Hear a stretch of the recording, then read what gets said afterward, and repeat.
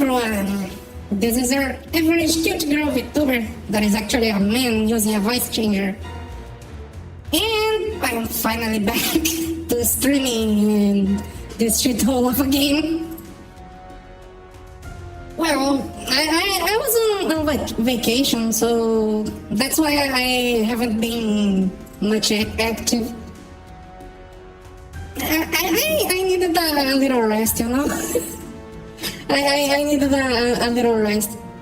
So I didn't do much content during my vacation. Anyways, hi, Jose Luis Diaz. I don't know. I don't know if I should use the Spanish or my pronunciation for your name. I'll use mine because my brain's gonna bug if I try using the Spanish one. So, hi, Jose.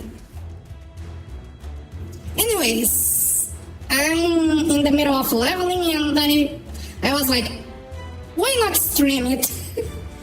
Why not stream my leveling experience? Why is the demon teleporting? The fuck?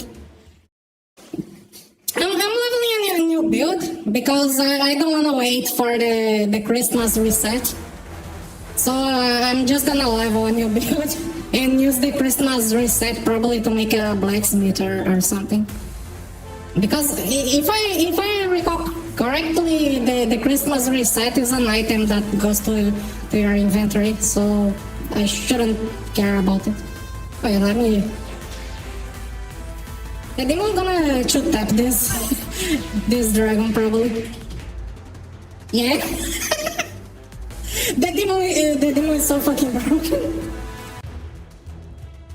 The demon is like actually broken. I'm so sad that I'm gonna have to sell all my weapons to make the reworked build.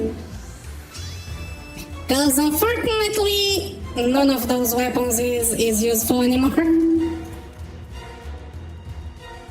But honestly, I will only buy like... Not buying, because I have to fucking stat my weapons, because nobody makes the same weapons as I use. But like, I'll have to sell those weapons, and I'm gonna make a regular... I'm gonna make a single DTE weapon for showcase, and then wait for the next anniversary to make the others. Yeah, I'm finally awake.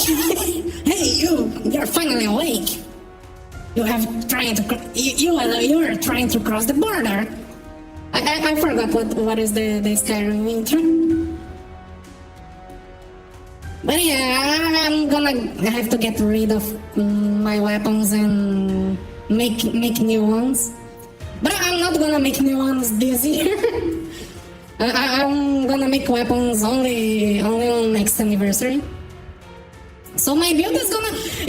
That's gonna be the fun part. My build's gonna be underperforming. And it's quite strong if you think about it, because it's underperforming because I have the wrong weapons, but I'm still dealing a decent amount of damage. Now, decent amount for Gunblade, because let's be honest, this shit ain't winning against a magic halberd or a two-handed sword. But I'd say the damage is decent now.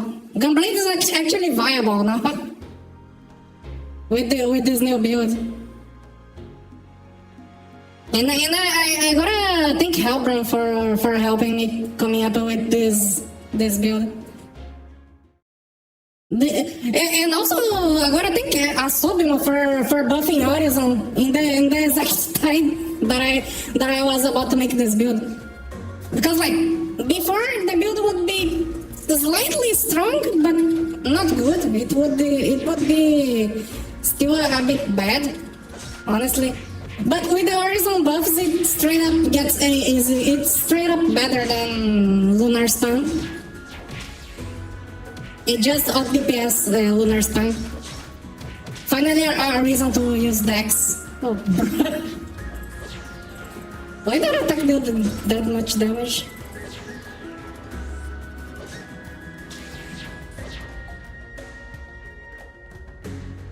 But yeah, I gotta cap my character. And I also I don't know if I am gonna be able to cap my character in this stream, because this is my first main quest, so I have to do it twice. I have to do it 2 more times to cap my level. And spamming main quest is annoying. Spamming the main quest is so fucking annoying. Like, it's faster than leveling at bosses, but it's still... I hate it! I fucking hate spamming main quest. Also, hi Rescon, welcome to the stream. By the way, I hate the new update on YouTube chat. Because now I see your username instead of your channel name.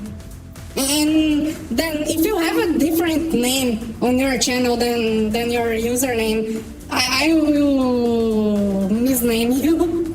I will like call you the wrong name because the username is not always the same name as the channel. I hated this update. But yeah, welcome to the stream. We're gonna be spamming the main quest while I yap about random shit. Let's go to everyone's favorite boss. You know what? I'm gonna do this one on the ultimate. Oh wait, I can't do ultimate because my level is too low. I'll do it on the highest level I can. Oh wait, it's normal. The highest level I can do is normal. But anyways, I have to go back to recover my mana. Bruh.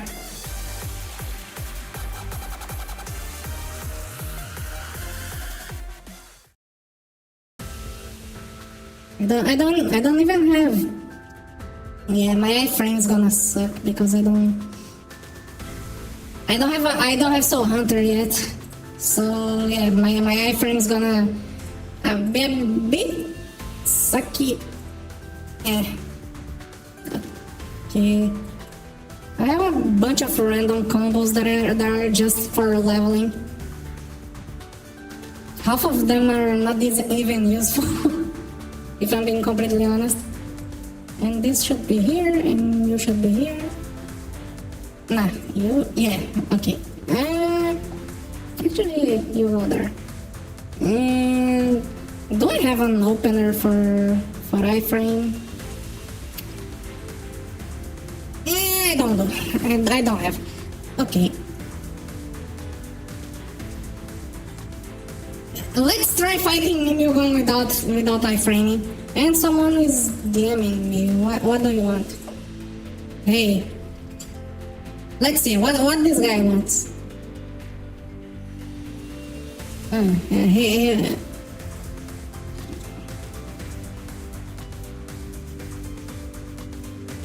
Nightmare. Why do so many people ask about the hat? Like, a bunch of people I see in every video asking, what hat is this? What hat is this? It's funny. Anyways, let's...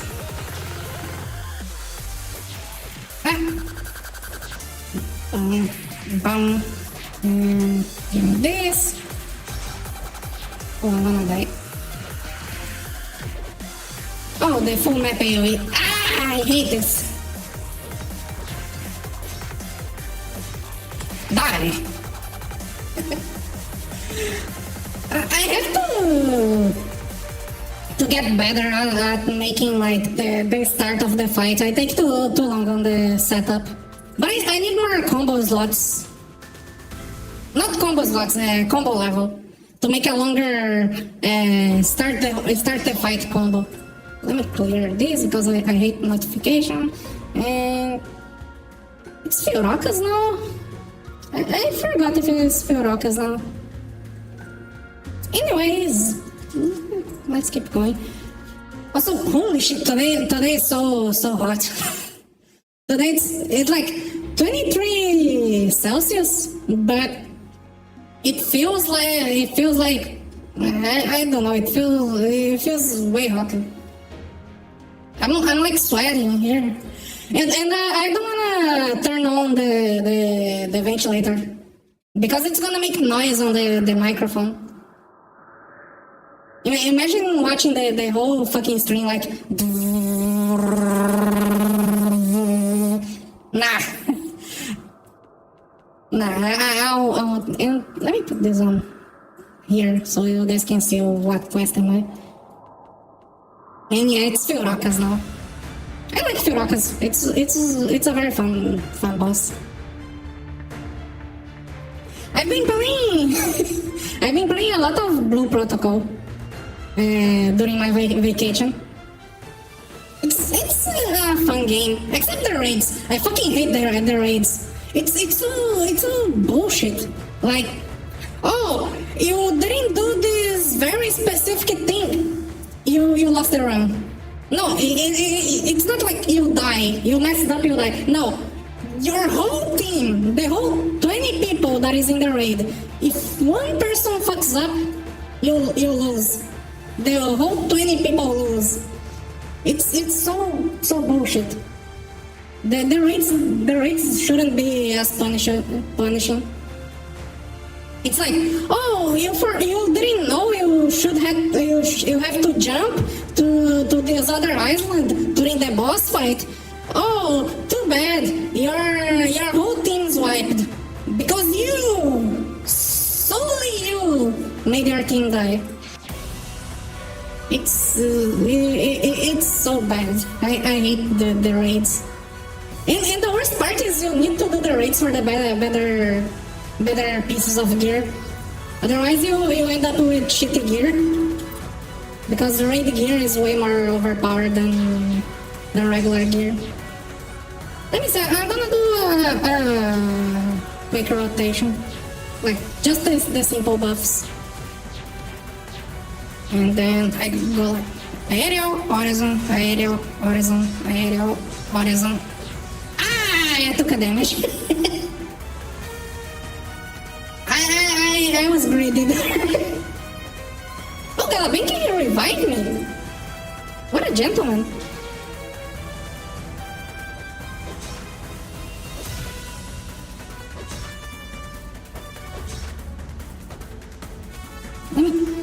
Oh, I'm gonna die.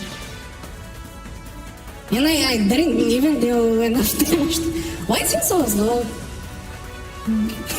Why is he so slow? Ow! Yay!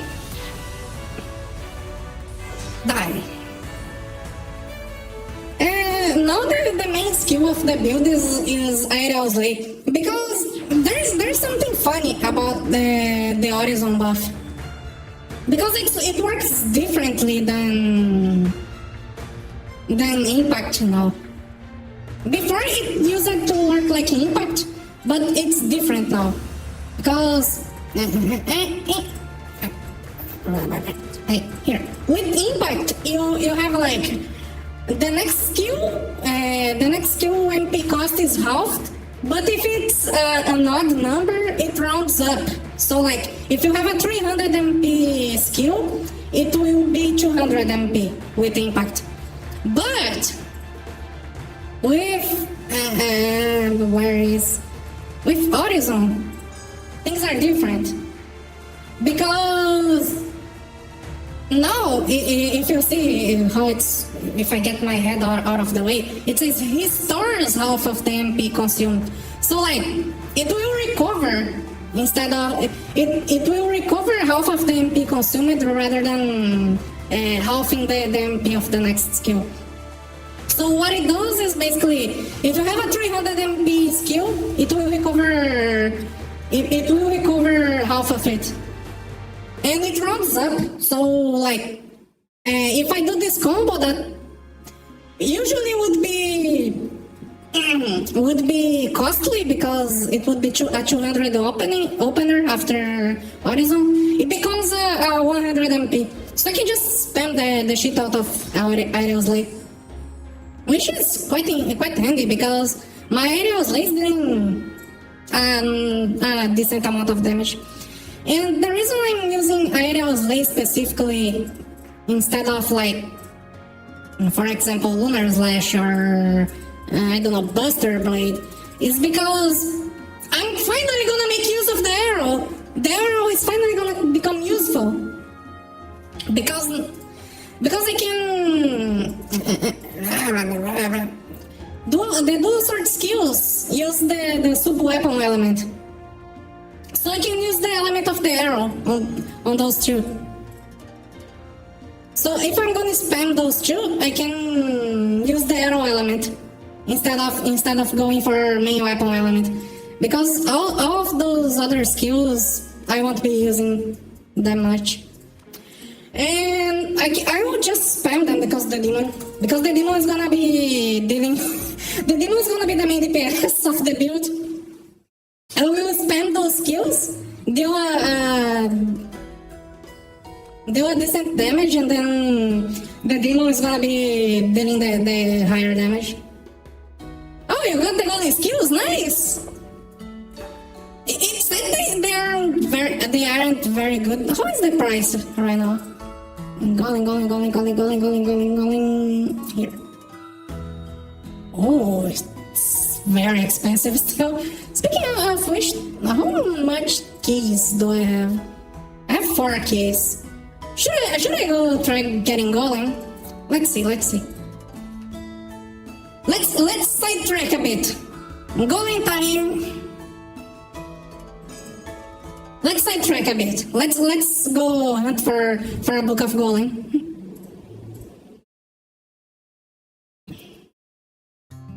I probably won't get anything. Oh, there's a chest right here. No golem. Okay, let's see. There's very few maps on this chapter.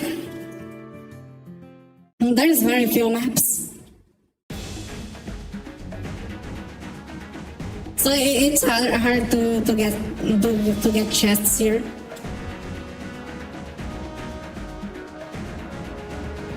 Greg!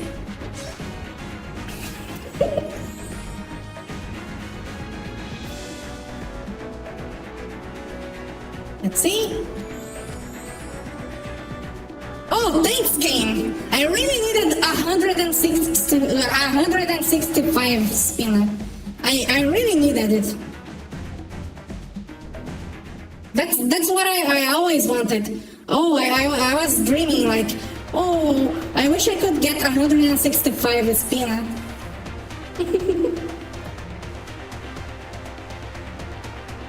Let's see. Okay, not bad. And any amount of orbs is not bad, honestly. Because our orbs are orbs. No, you can't complain about orbs.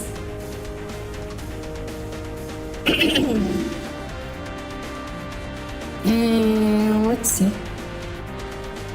That chest is available. That chest is. Oh, I'm burning. Oh no, I'm recovering my mana. I'm gonna be using Kaikiri on this build because this is one thing about the demon. You can raise its power with normal attack multiplier. So like Kaikiri and Berserk, and yeah, only those two honestly can raise the attack power of the demon.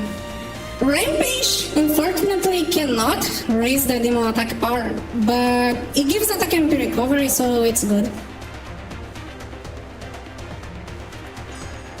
Also, I could be using Mana Trash. that's a fun thing. Mana Trash can double the damage of the demon if you have enough attack MP recovery. It can double the damage of the demon.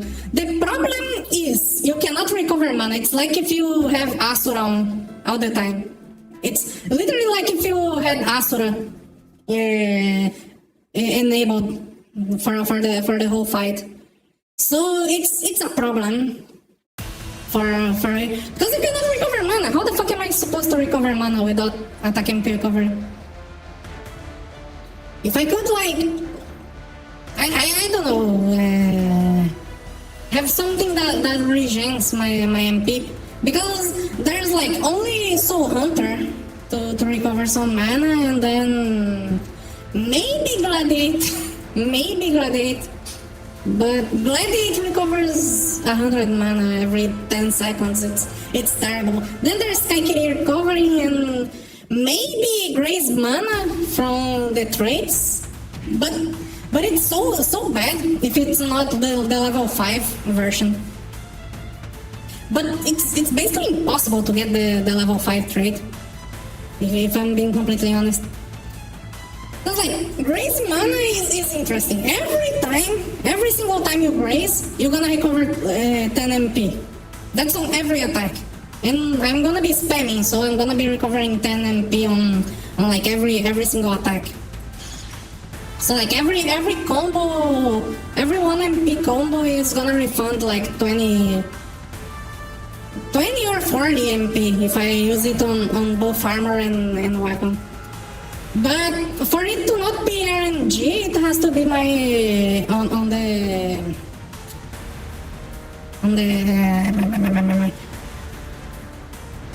it has to be level 5. And getting it to level 5 is impossible. At max I can get like level 4. I wanna try out, honestly. I'm gonna actually try out going double Grace mana and using mana trash. If Grace mana is enough, even at level 4, if it's enough to recover my MP, then I'm gonna gladly take the Regislet, because the demon's gonna do so much damage. But it's gonna be a problem if I cannot recover my mana well from this. Okay, the dragon is exposed. Oh yeah, one bad thing about the horizon thing is like I have to. Ooh, let's fall. Chuyo is on the same place. Ow.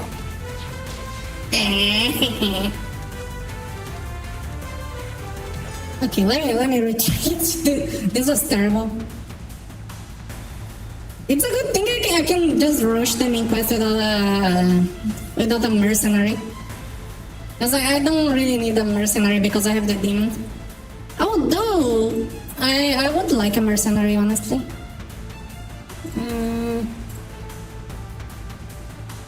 Two-handed sword mercenaries are now 30k power. That's impressive, honestly.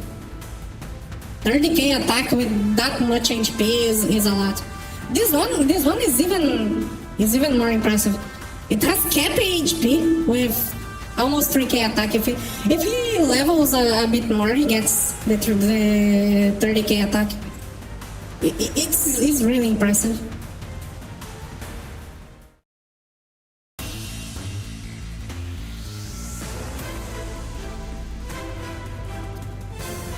I did some changes on my character. First, I got back to the short hair because I like it. And then, because I made the demon pact, she has now she recovered her vision.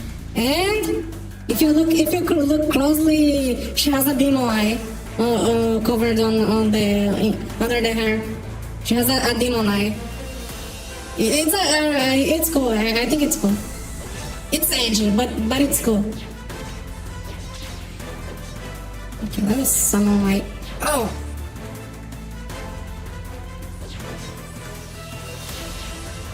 Ow! Okay, that one is dead. Go demon, attack the thing from. That's one thing as well. I can just send the demon to attack things when I'm not off range. The only problem is the demon hitting the proration, but I have ranged attacks, so I guess it's fine.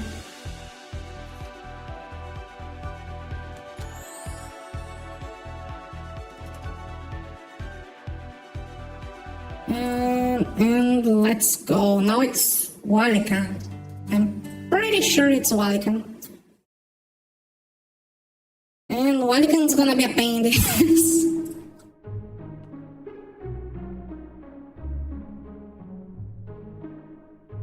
Holy dialogue.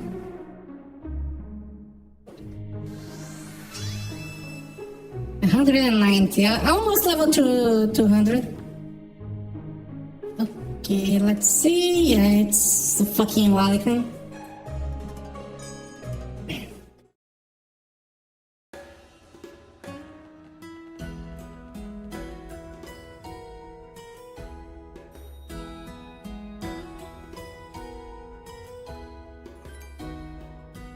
Collect components in Kabla Jabali. I already have the materials because I bought in. Let's see. Yeah. Let's bug the quest. It's really funny to do this. I'm gonna complete this and it instantly completes. Hello Alan, welcome to the stream. I love this glitch.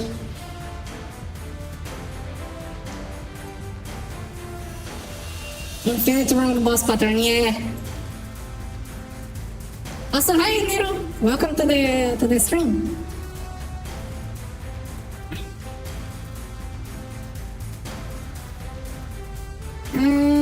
Let's see. I'm gonna. Oh, Walikan is. I hate Walikan. Can I kill Walikan with the demon? Can I just like send the demon to kill Walikan and just watch? That's gonna be funny if I can.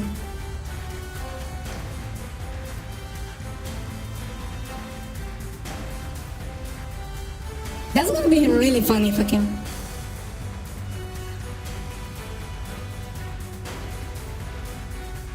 Also, let me drink some water. I've been yapping for half an hour without drinking a single sip of water. Of course, I don't forget my water this time.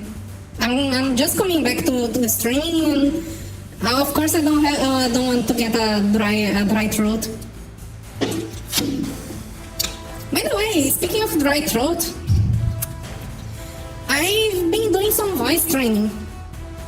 So I can stop using the voice filter and use my actual voice. Like I being able to actually voice act my character instead of using a voice filter for it. I've been doing some training, but it's a work in progress. I can get to a pretty close tone for what I want, but it's still a long road ahead for being able to ditch the voice filter. But maybe fun. Also, I actually can. Let's go. Let's see if I can just let the demon kill it. I'm gonna target it and then summon the demon. Is at 17 meters. I think the Aura Blade cannot hit it. Yeah, Aura Blade cannot attack it. Okay, let's watch the auto battle. Although he gets like a lot of resistance, but the demon is still doing a decent amount of damage, honestly. My HP is very low currently, so I cannot maintain the demon well. Look how much HP I lose because of the demon. Because there's a minimum HP that the demon takes. It's like 1200 HP, the minimum. So it keeps draining my healing needs if I don't have like a decent amount of... Oh yeah, I should increase my attack speed because the demon uses it. Now she's gonna kill the goddamn boss. He went for phase 2. I can just start killing it.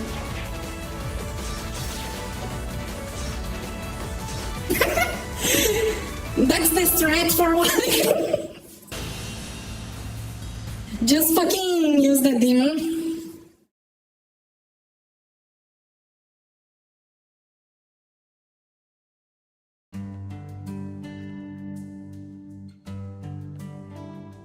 Okay, now it's Regita and Dominaridor, if I'm not mistaken.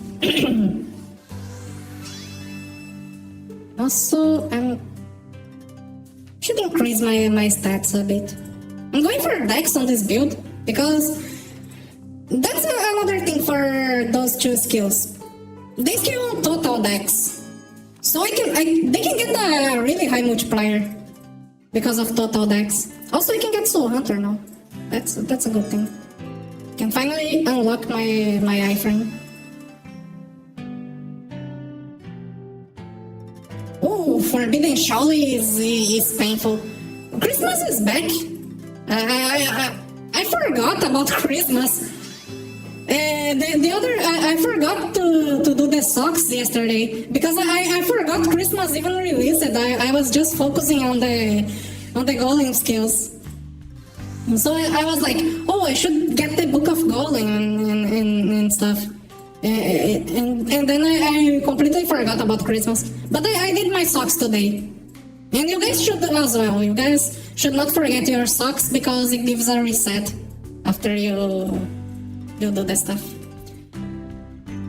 Let me fix those combos because it's getting annoying. Arcane Star. Yeah, I saw it. Honestly, it's really good.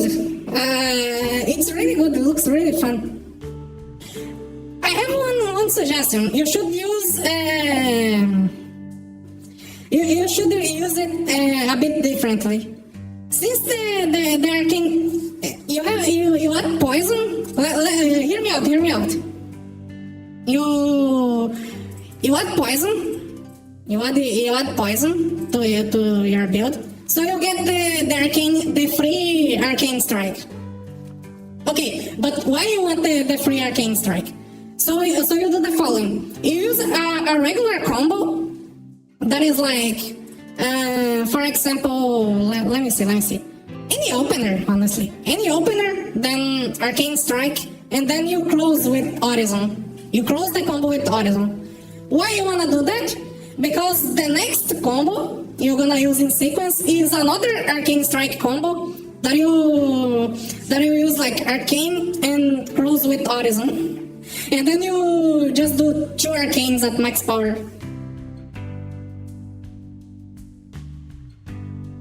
Yeah, it still gives back the MP, but if you have poison you can use it twice and still have mana. That's the fun part. You use it twice and you keep the mana. You keep half of your MP bar.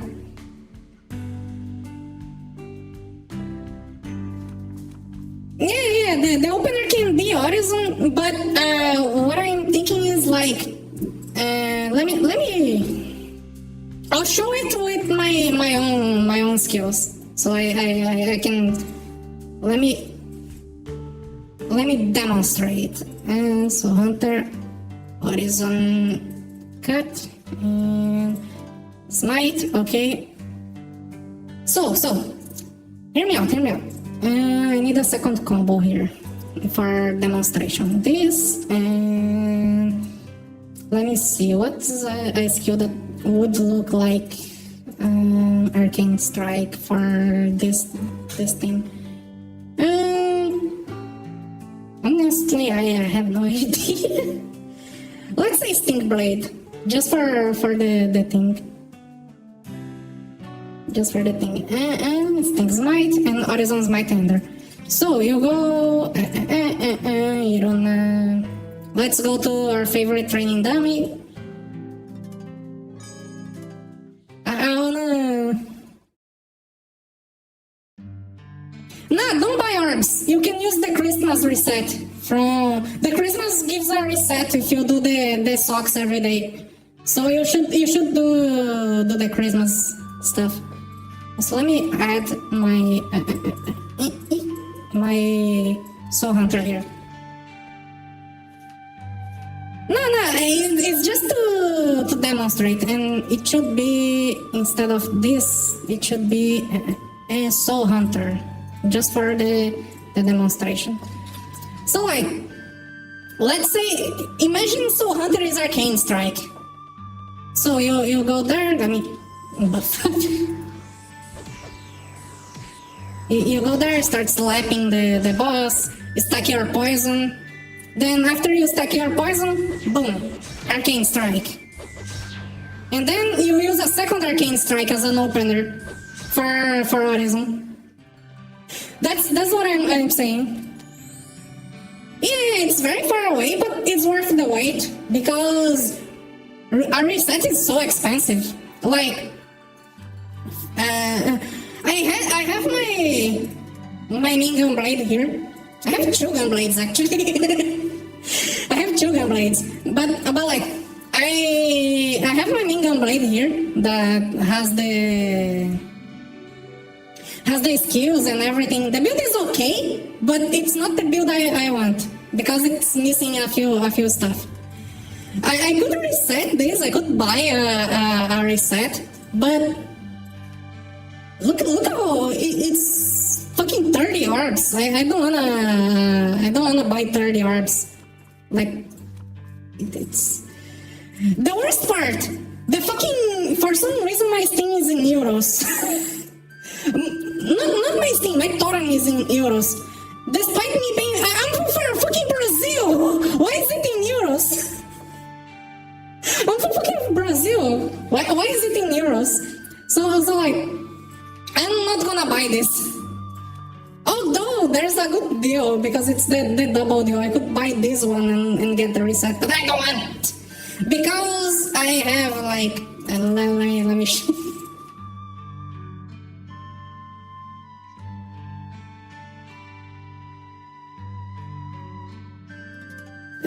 Yeah, use an opener. By the way, here's another suggestion. Use an opener that is cheap, but also do some damage. Like, for example, you are using Scroll. You can use cloning. You can clone. Also, hi, Rick. I think it's Rick. I fucking can't tell what are the people's names because of the YouTube update. But welcome to the stream. Welcome. Enchant Sword. It's not good. And the reason it's not good is because it scales on... It scales on strength. And I use dexterity. It's very slow and scales on dexterity. But yeah, I remember, you use cloning. You have cloning. So like, you go... Let me switch this for... Pretend this is cloning. Pretend this is cloning. Actually, this is too slow for the demonstration. Let me go with Grave Digger. It's like Rachel or Isa. Okay. Rachel. I'm gonna say Rachel for short if that's not a problem. But like, yeah, you use cloning, so you go like Kage Buchi no Jutsu. Boom, you have your clone slapping your... Pretend the mercenary is your clone. So boom, you do clone. The max mana thing.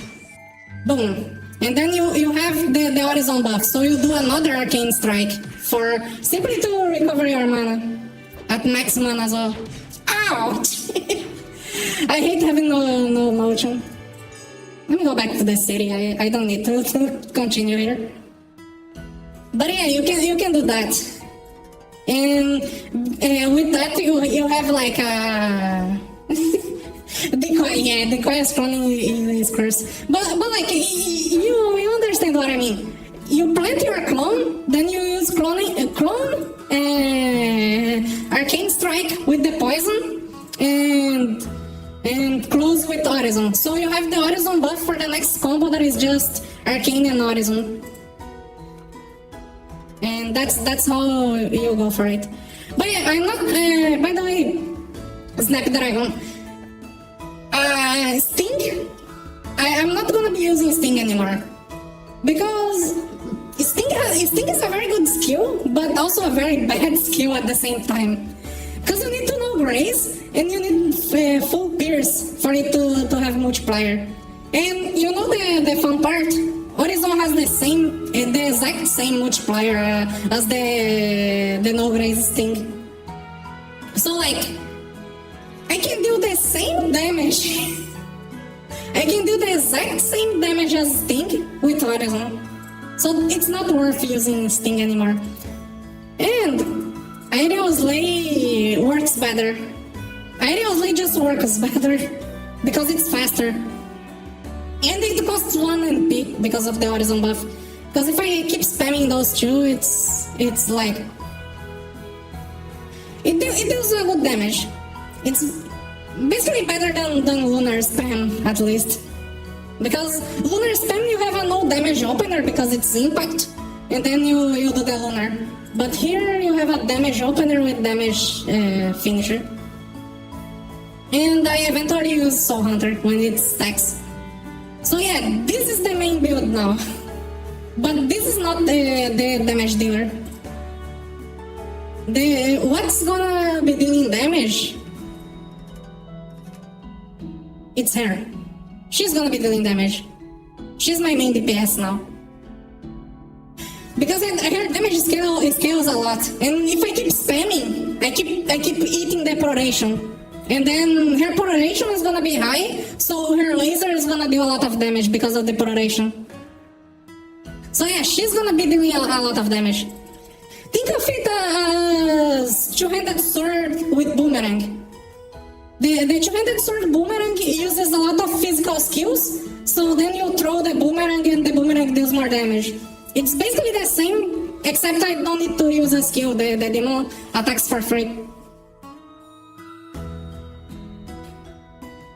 Yeah, it's not burst, it's spam damage.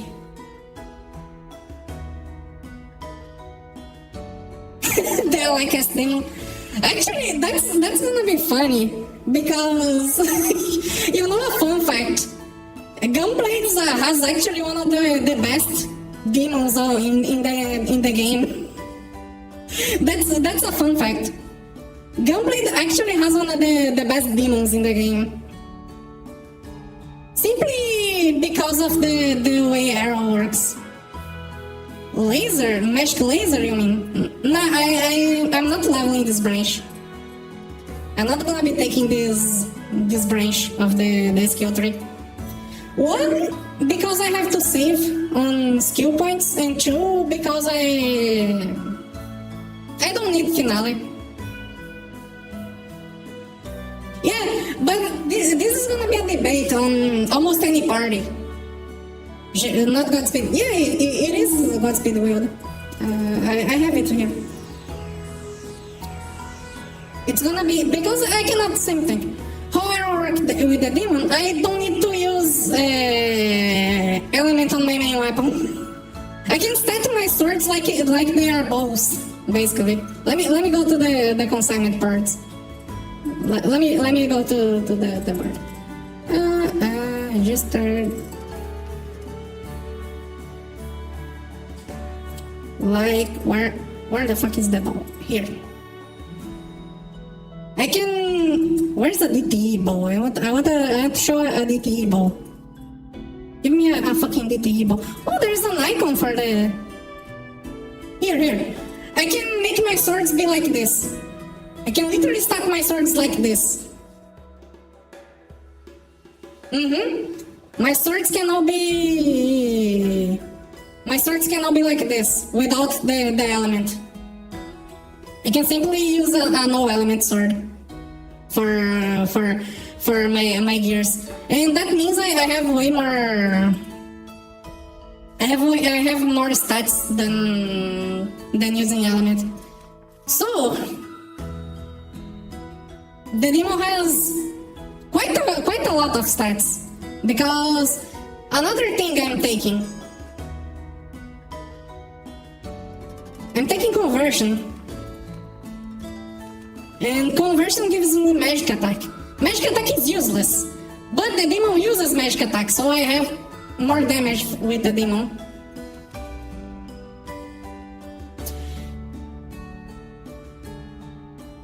Yeah, I know I won't be play. I play mostly solo.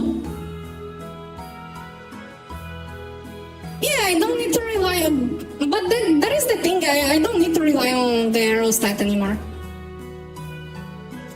Like, I don't need to rely on this anymore, because I can use my extra stat slot on the weapon for converting it up.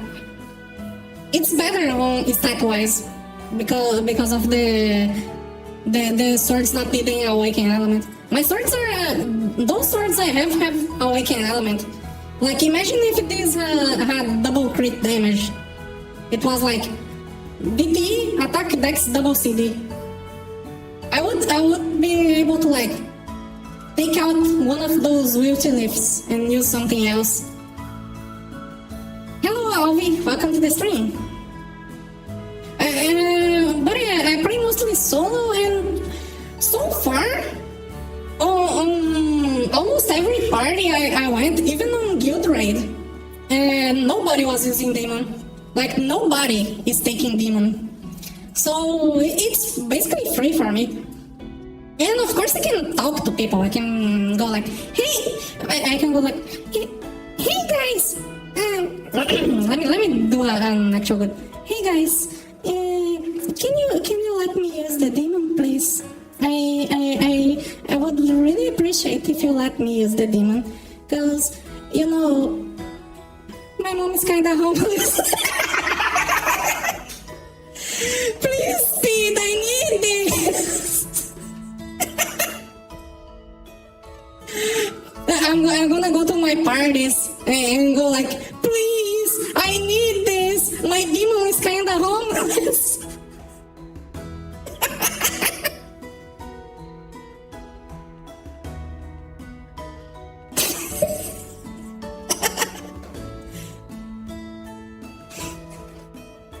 Anyways, let me continue the main quest. Yeah, Gunblade, on the literal sense, is literally this. Not this menu, this one. It's literally this. It's a sword that has a gun thing. So the arrow makes sense as it is the ammo for the sword, basically. The arrow is the ammunition for the sword. That's what makes sense to be. That's why I call it a gunblade. Because honestly, what I wish we had in the game was bowgun sub weapons. Like, the same way you can equip a knuckle, you have a bowgun sub weapon. It would be cooler. But yeah, we are stuck with arrow, basically. By the way, I want to show you guys. I want to show you guys. This is a spoiler. This is a spoiler for our next video.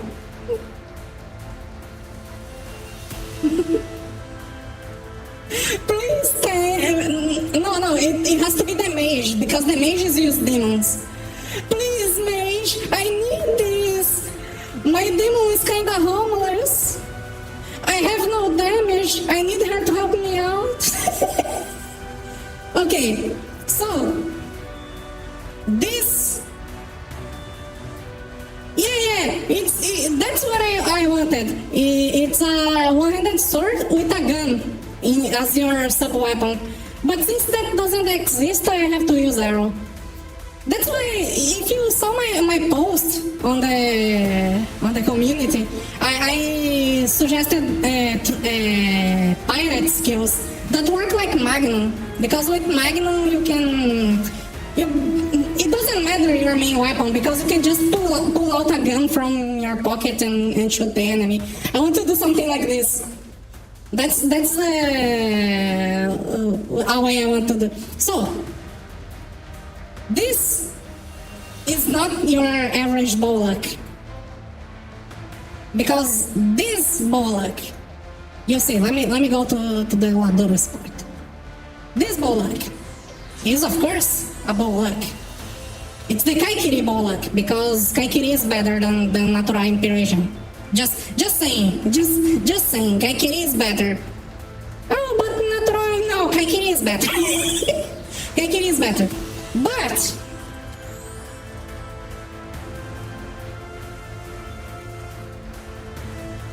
I am also a mage.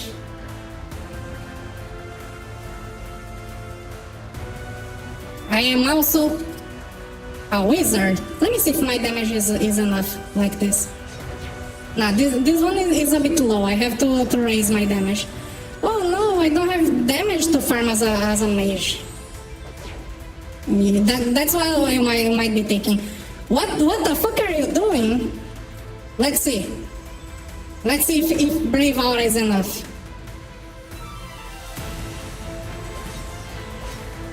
Brave Aura is still not enough, but that's where I bring my secret weapon.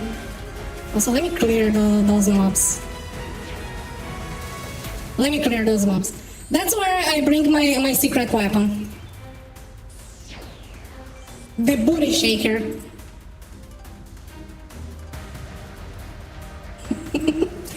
Now that's the funny thing. I forgot I have to use the combo instead of the pure one. But I can one shot Laduro. That's the highest mob I can one shot with the mage mode. Done. Now I can one shot Laduro. They sneaky farming mage. That's the sneaky farmer mage.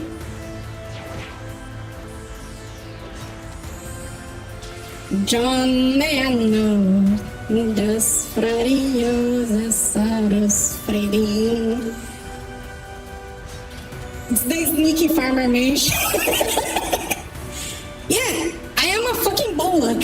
Look at this. I am Dex Int, because it's like dexterity. It still gives you magic attack. If you don't know.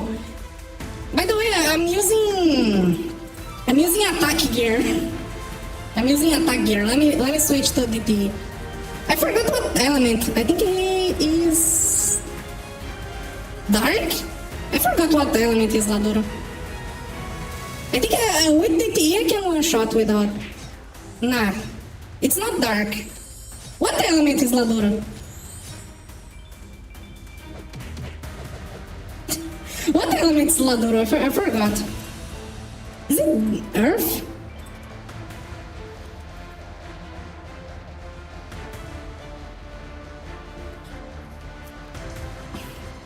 I forgot what the element is Laduro. Oh, it's Earth. But I don't have enough damage with... Oh, I actually do if I stack the thing.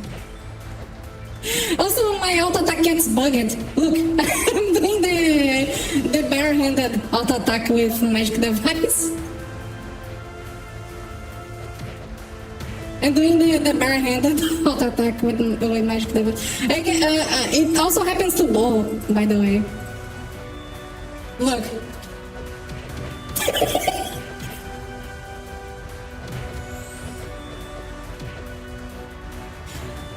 Combo do not need the high attack speed.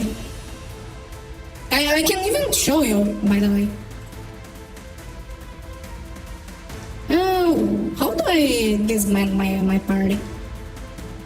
Oh, here. I can even show you, by the way. Let me shot. Let me try getting a party.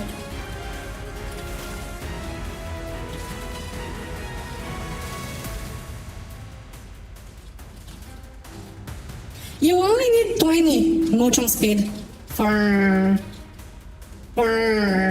combos in a bullock. You only need 20 motion speed. You don't need more than 20 motion speed. I want a fucking party so I can show what I mean. Here. Oh, bro, it's one person. This guy's leveling. What the fuck? I want a mage party.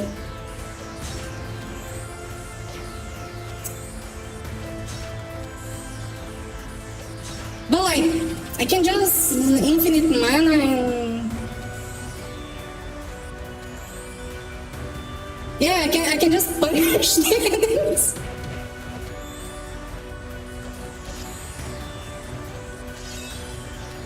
What the fuck? Where's the people farming here?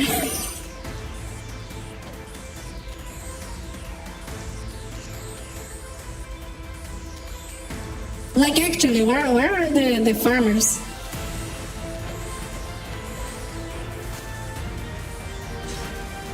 Okay, let me leave the party. I'm gonna go to another spot. I know a good spot to do this testing, to showcase what I need. Let me go to Nemiko. Oh yeah, true. They're doing the guy from Winking Gingerman.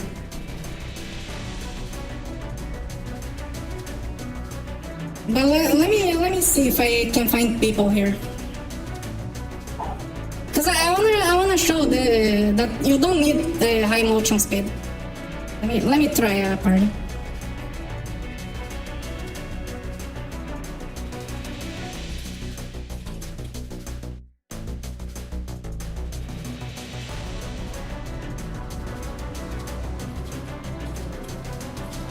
Yeah, they're farming the Winking Gingerman.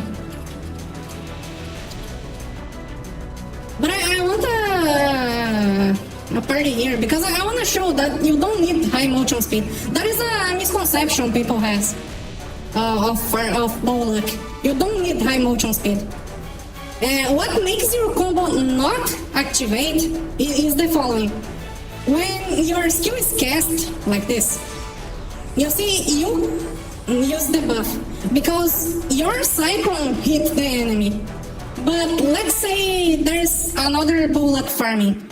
If their cyclone hit the enemy before yours, the combo is cancelled. So that's what's happening. And of course the cyclone speed, the speed of the projectile is based on your motion.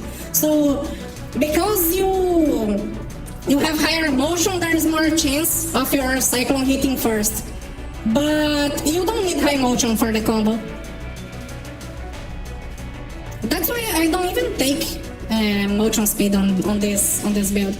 I don't even have the halberd 3. In fact, I don't have any motion speed buffs. I only have Brave Aura and stuff. And yeah, there's not a single person inviting to party.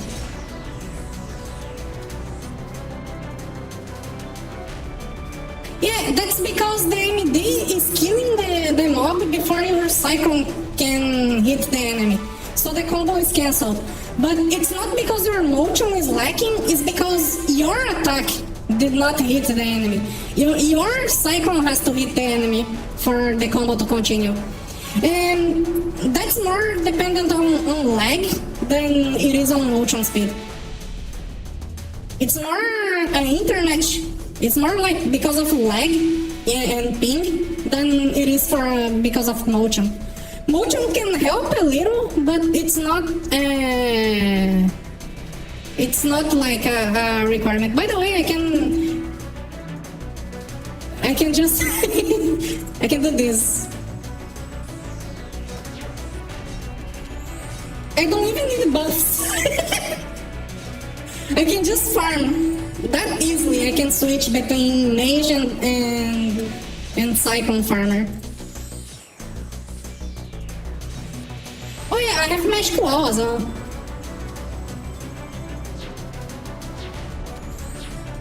I can do this.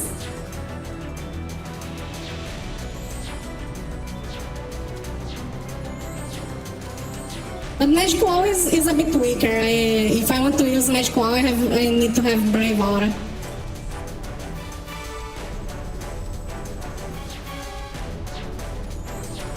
Hello, person with the Japanese name I cannot read. Welcome to the stream. I'm gonna say again, I hate this YouTube update. But like, I can just farm just fine. That's a bow luck. So yeah, you can have the single best. This is the single best farming class in the game, and you cannot prove the opposite. Because I can just switch between them whenever I want. And boom, I'm now bow lucking. Oh, by the way, I get the motion from this thing. You see, I'm kind of slow here, but if I stand here, I'm faster. Vortex? No, I don't use Vortex. I use just Magic Wall. Because Vortex is kinda bad, honestly.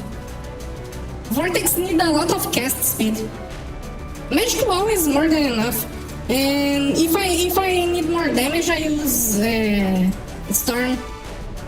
By the way, this is not just a magic device farmer.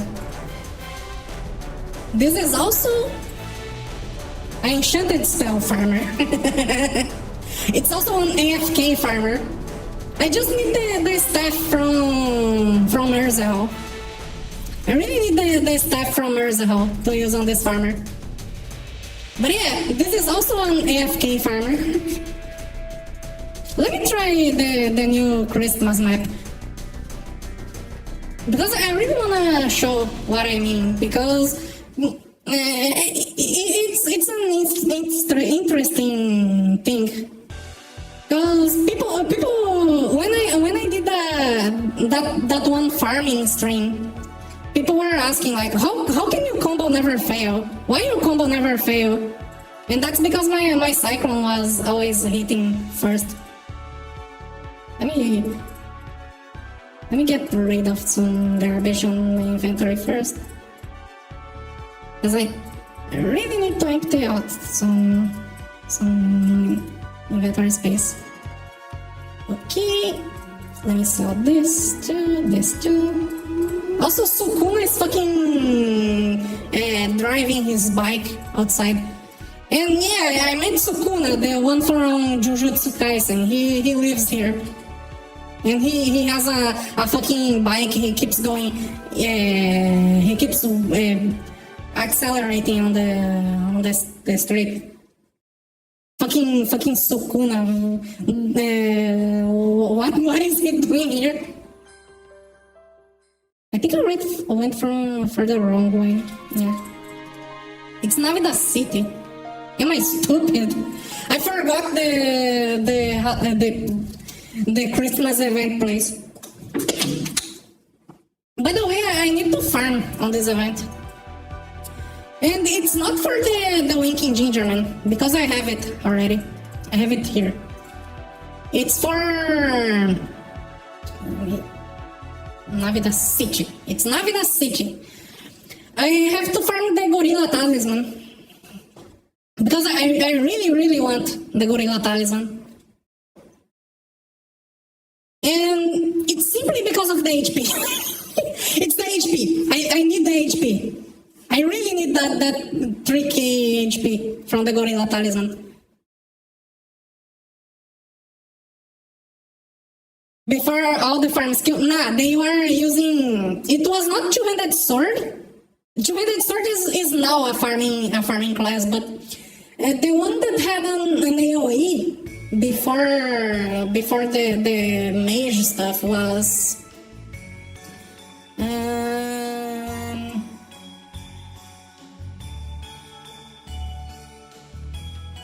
it's not here.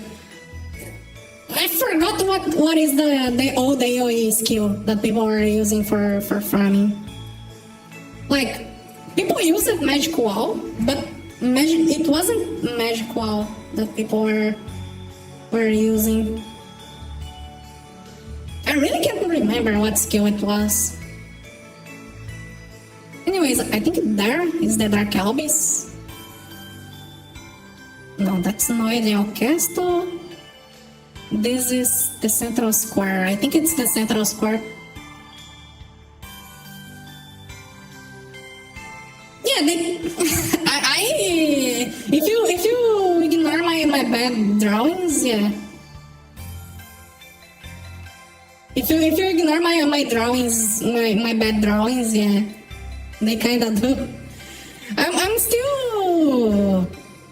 Okay, all those at forest. I'm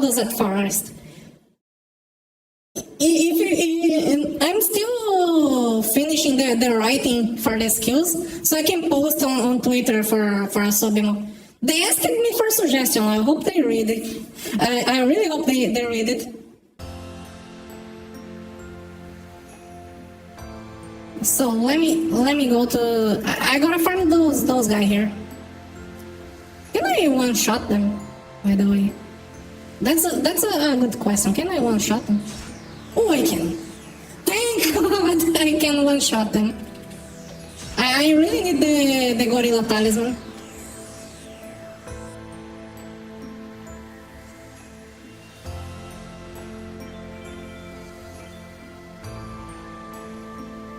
I didn't remember the difficulty. I think it's the highest one, right? The one with the promos.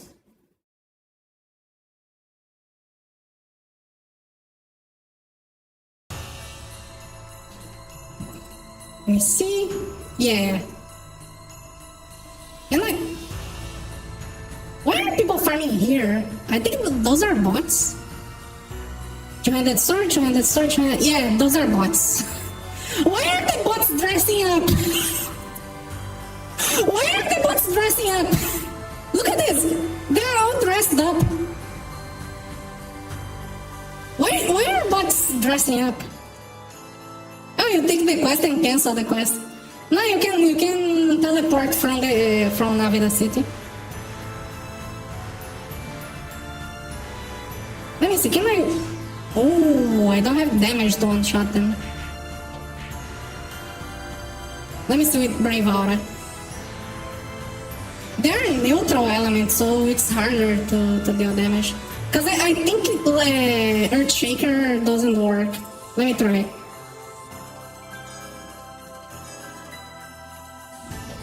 Oh, never mind. Earthshaker works.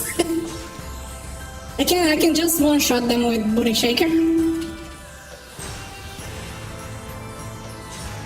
But yeah, there's no people farming in this spot. I think they are farming inside.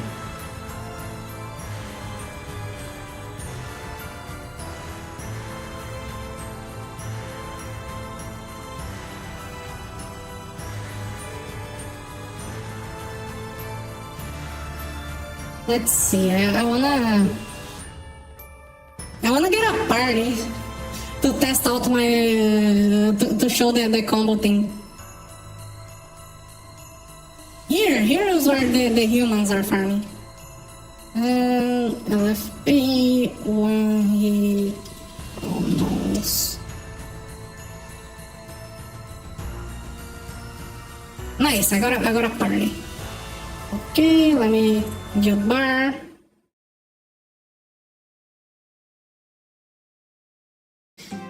Oh, the bear hunt book is cheap now.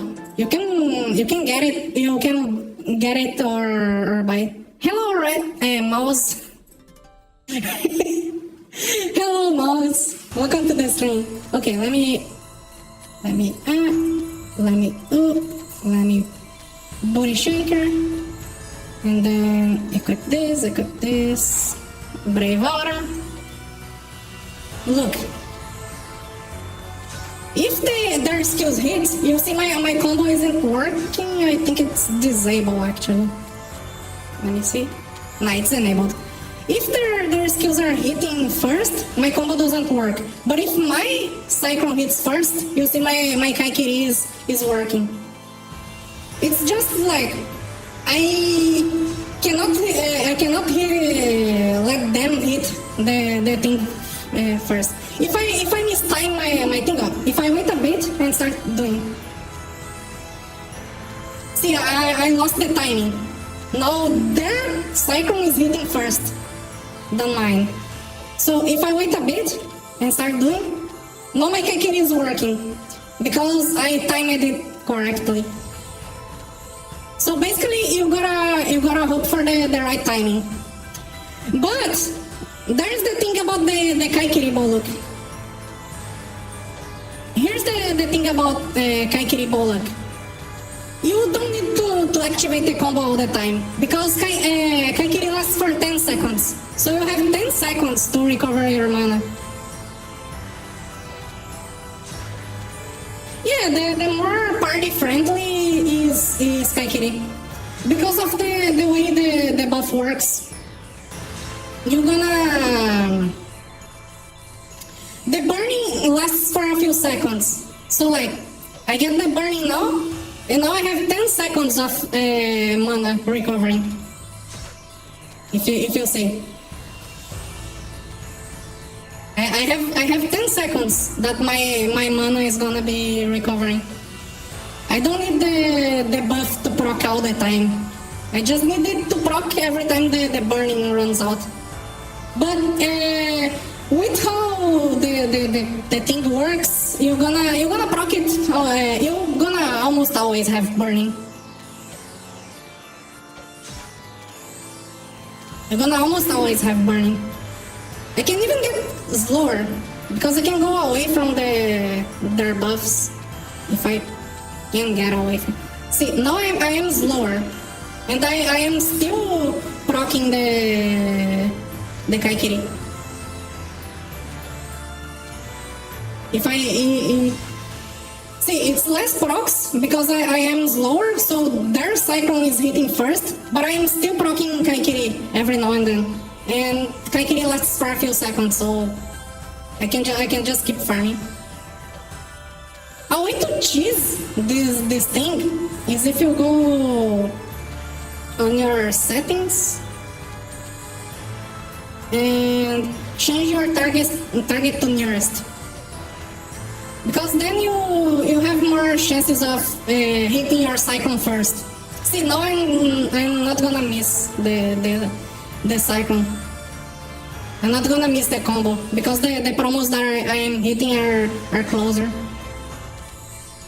If they spawn close to me, because they just started spawning far away from me. But if you see, if they're close to me, I proc the skill.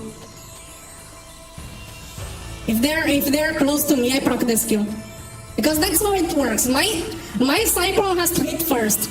If their Cyclone hits, then I don't activate the combo.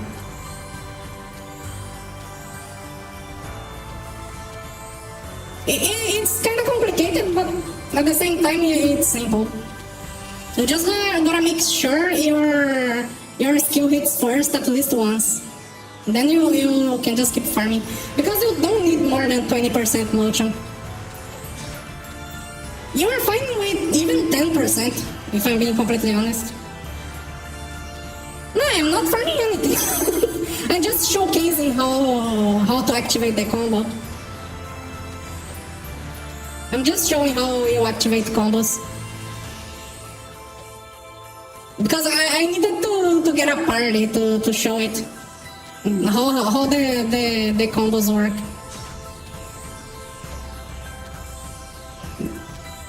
And let me finish now.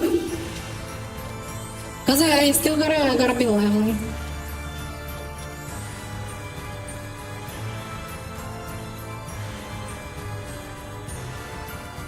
How much spin? Let me think. 0. Just kidding. I'm gonna actually count the cost to build this. So let's go. My bow, untradeable. So it costed zero spinner to make. The trait you can farm for free, and it's not that useful. You can ignore the trait. So I'm gonna ignore the trait. The Excel. If you have to buy every single upgrade, it's around, I think it's around like 8 million, I think. So 8 million just for the Excel. Arrow. Free. Armor. Let's say just the neutral armor, because I can just use it, honestly. The neutral armor, I started myself, so it only costed the armor. So I can even push this further, honestly. Let me actually no. I can push this further. No armor. Do you guys believe it? Do you guys think I can farm with my tank armor? Let's go to the newer mob. Oh, a power outage. Glad you're back, Joseph. Okay, let's go. Do you guys believe it? If I say my bullet needs no armor? Let's see. Okay, the damage is not killing. So it's time for the funny stuff. It's time for the fun stuff. Because you need no armor in this build. Because I can just Brave Aura. And let's see. I actually don't know if this is enough damage.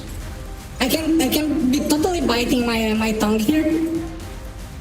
But let's I hope it's enough damage. Let's see.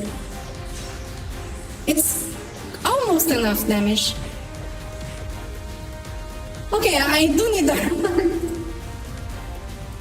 I do need at least a DPS armor.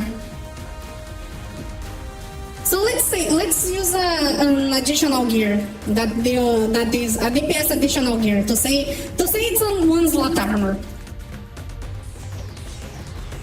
Oh, I didn't crit because I don't have crit rate. Let's see. Now I deal damage. Okay, I need at least a 1 slot armor for it to work. So basically, let's recap. Bow. Free, it's untradeable. 8 million on the Excel. Arrow, untradeable. Armor, doesn't matter. Any 1 slot player armor. Let's see how much is a 1 slot player armor.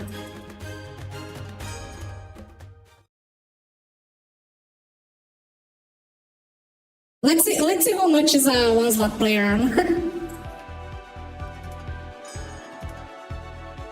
And let me go back to this pin back. What does that Earthshaker do? It gives 50% DT. It gives 50% damage to all the elements, including neutral.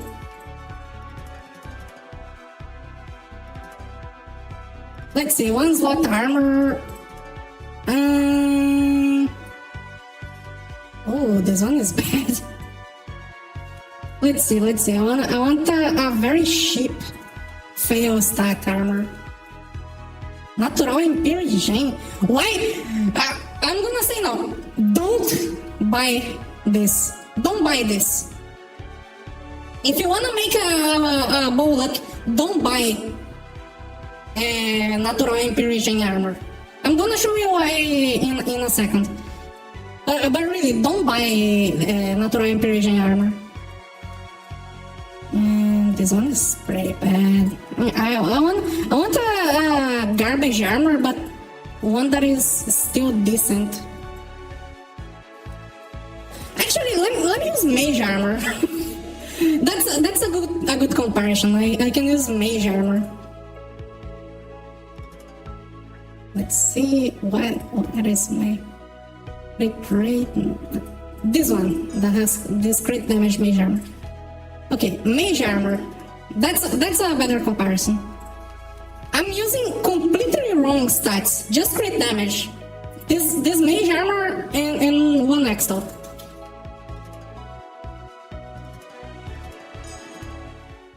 Halberd shield. Yeah, it's gonna. I think it's gonna come soon. I think after the minstrel rework, it's halberd shield. Let's see if I can farm with just the mage armor. Let's see if I can do it with just mage armor.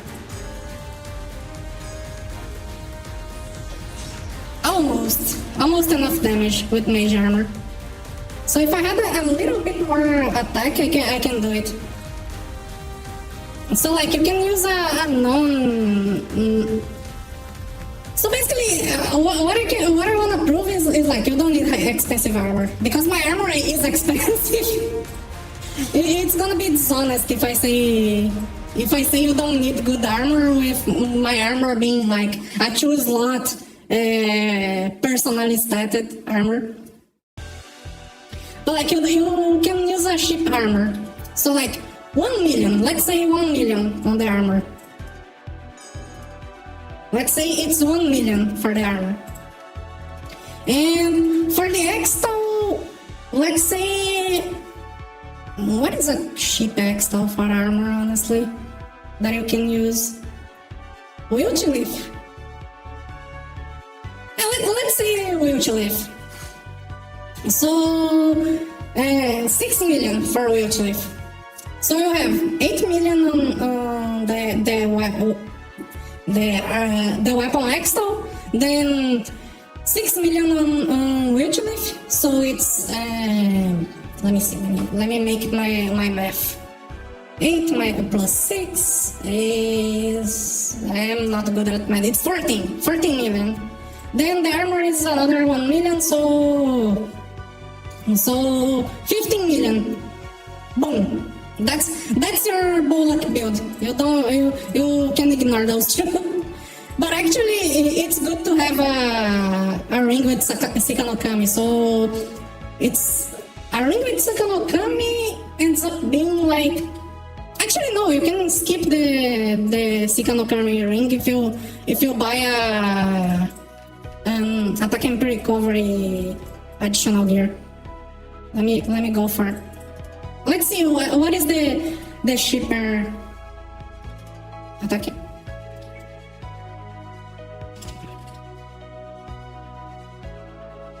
Yeah, you can take a picture with me. Let me just see. Those are way too bad. Let's see, ribbon. Okay, dragon helmet. You can use like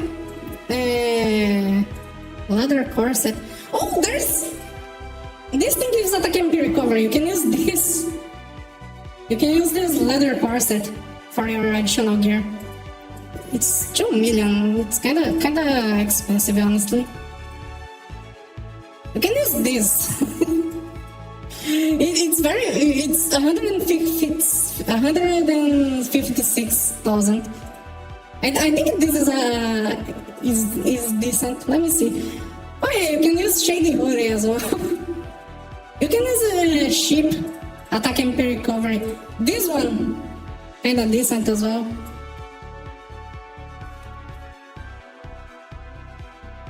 Gift head. It's kinda expensive, honestly. But yeah, as I was saying, it's basically free. But as I was saying, you don't need much investment. I will say it's like 20 million investment to get this build running. Let me adjust my position, and I'm gonna do a cool pose. Now, yeah, this one. Let me just go to the right place. And here, now that's a cool photo. That's a really cool photo.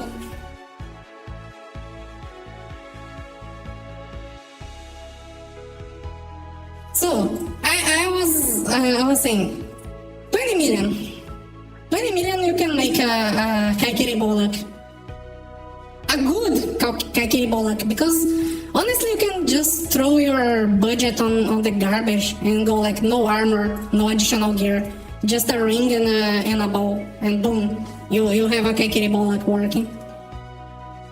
Then the cost, you have an extra cost, that is the barehanded skills to get Earthshaker, and that's it.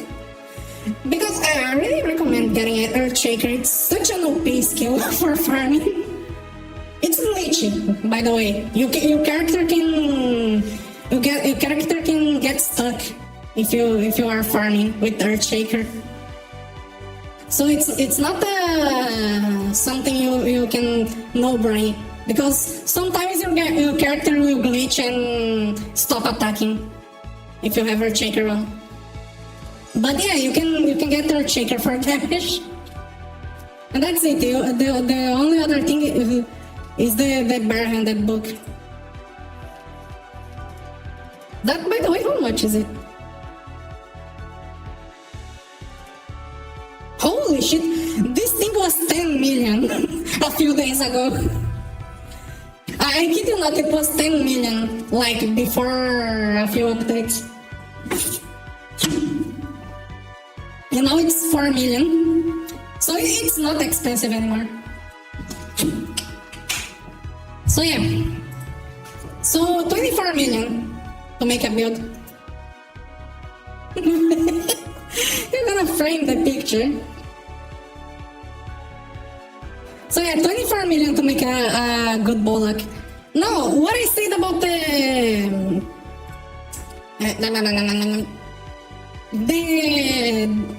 Natural Imperishing armor. Never buy Natural Imperishing armor, because let me explain one thing. Armor is expensive. Yeah, basically that. Armor is expensive. Because armor, you only need to swap your armor every like 2 or 3 years. Because it's like once every, I think, 20 levels that the DT increases. I think it's something like that. It's like once every 20 levels. And level caps don't come so fast. They don't increase the level cap that much. So yeah, you don't need to replace your armor for a long time. And that makes the armor very expensive to use. So like, armor is one thing you're gonna take a long time to swap out.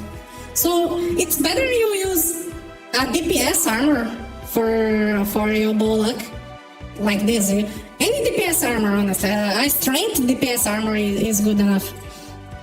But you share your armor with our main DPS, and then for your bow, if you really need more damage, you make a bow like this. You make a bow like this. Element, DT, Natural Imperishing, and the form is as the extra. But why? Why should you make this bow specifically? Because it's easy. It's simply easy to start this. It's a gamble, but it's very easy to win. It's a very easy to win. So yeah, you can have this bow, this type of bow, that is better than, I'm gonna say it's better than Shadow Bow. Kinda better, because Shadow Bow has attack speed to compensate. But like, it's better than Shadow Bow to recover MP, and has a very good amount of attack because of the furnace. The furnace gives a lot of attack and recovery, so it's very good. And this bow, here's the funny thing. Why you want the element on your bow for farming?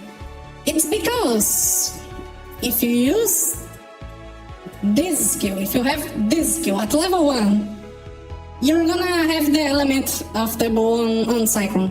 So because I have this skill and my bow is fire element, my cyclone is fire element.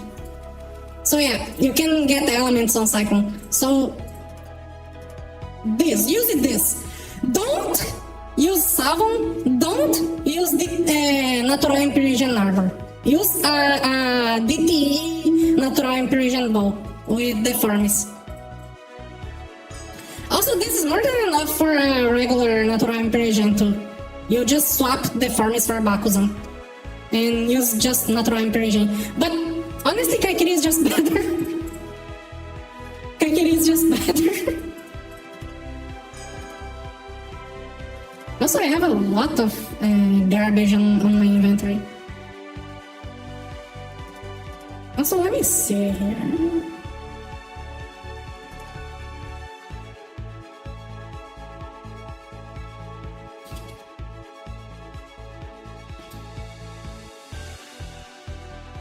Okay.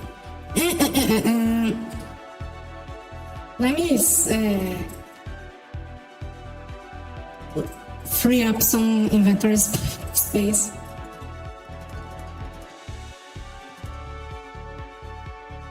Yeah, a lot of people build Bolak wrong. After the Adlib going... After Sobimo announcing the Adlib nerf, people really forgot how to build a Bolak. Or like, people never knew how to build a Bolak, honestly. So yeah, I'm gonna make a video showing all those things and how to build that Bolak that is also a mage. A Bolak mage. That's gonna be. I don't know what to put on the title of the video so people click in on it. Like, what? This Bolak can use magic? That's actually a funny title. What? This Bolak can use magic? Holy shit! But yeah, let's go back to what I was supposed to do on this stream, that is farming. EXP this time. Leveling. Bomaconda. Entrance.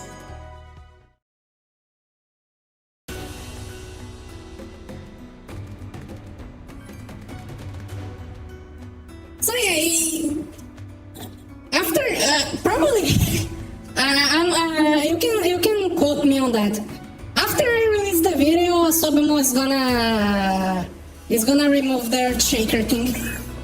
Sobimo is 100% removing their shaker thing after I post the video. So yeah, because it's easy to abuse us, like botters can abuse it on their two-handed sword bots. They can pick the bot at level 1, learn your shaker, and then actually no, you have to actually level to unlock your shaker. Yeah, maybe bots cannot use it, but the Sobimo is gonna remove anyways because it makes you artificially increase your damage. But that's gonna be only after I make the video. Before I make the video, they ain't gonna nerf it. But even if you lose our shaker, there is the DTE balls. The DTE balls can still work well. With the DTE ball, I could already one-shot those mobs. But since our shaker works, I can just use our shaker and never need a DTE ball. I'm not gonna fight this boss on normal. I am not falling for this shit. I am not fighting this boss on normal. No way in hell. No way in hell I'm fighting this boss on normal mode. Because of that fucking ailment. That fucking ailment attack. Let me just shut this boss and move on. Because Dominaredor is also gonna be a pain. But By the way, I hate this guy. I hate Zyanga because he fucking uses a bow and a sword. He has a fucking bow and sword. I want to have bow and sword.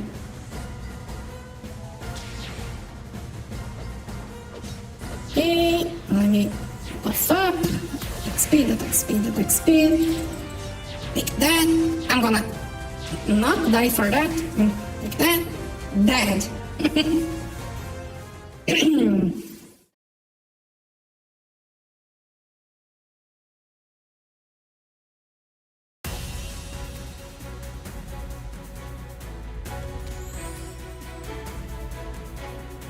Yeah, it's kind of fun, but the full map AoE that inflicts every single ailment in the game is I hate that. I don't like that attack. I really don't like that attack. So I just do easy mode. And now I have to fucking fight Dominator. And Dominator is fun to solo if you have the tools for it, but why bother myself soloing Dominator? With an incomplete build, by the way.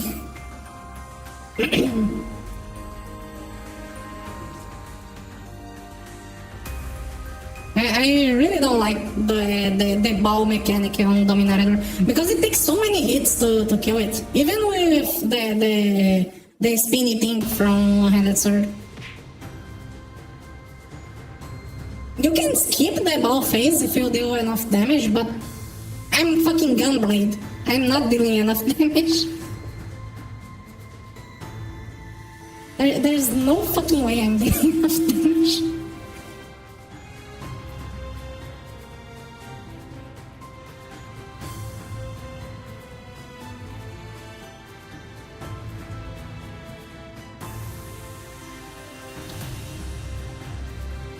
Also, what? Exto has this. Oh, Supreme. Okay.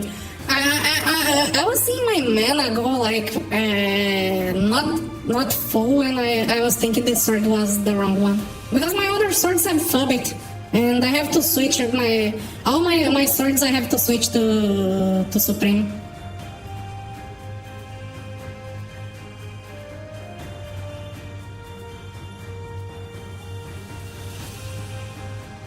And I think I'm gonna use for showcase because I've seen people on Reddit and on some YouTube comments. People complain a lot that people only do DPS showcases on the usual bosses. That is fucking Pusto, fucking Mimiogon, fucking Menti. Although I like to do DPS tests on the farmies. Because the farmies, if you don't do DPS tests on the farmies, you should. The farmies is a very good boss to do DPS tests. It's basically Autoblepus if it was a boss. No, Autoblepus has too low HP. That's why the farmies is literally Autoblepus but boss. And you can use DT on it. Because, look, Autoblepus attack. It deals 3 dashes and then a laser. The farmies, it deals a dash and then a laser. It's literally Autoblepus. The farmies is literally Autoblepus. So like you should do test your DPS on the farmies. It's also a good boss for that because he moves away. So like you can test like it's a real fight. Unlike Custo, motherfucker Custo that doesn't move. He just stands there and takes the damage. Like the farmies is, in my opinion, the best boss to test damage. The only bad thing about the farmies is that there is no teleport near it. If it had a teleport nearby, it's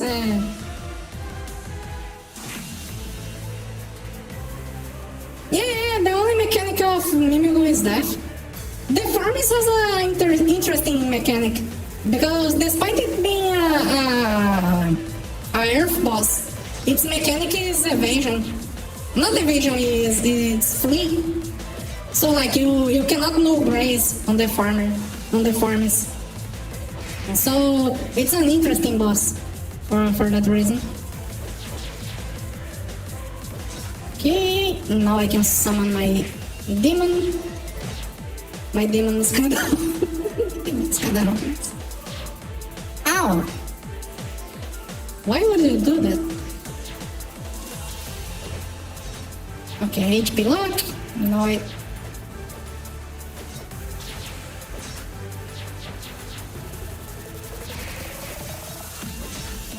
I'm still debating getting the dodge recharge skill because it's a lot of skill points to spend. They didn't just deleted the boss. But yeah, I wanna the sword I'm gonna make for my showcase is probably the dark sword. Because I wanna do the showcase on Mugun and Arachne Demon. Because they're okay bosses to do damage to do DPS showcases. They move a lot, so I can show like not Mugun. Mugun it doesn't move. I'm talking about Arachne Demon. Arachne Demon moves a lot, so it's a good boss to try out, like test out the mobility of the build.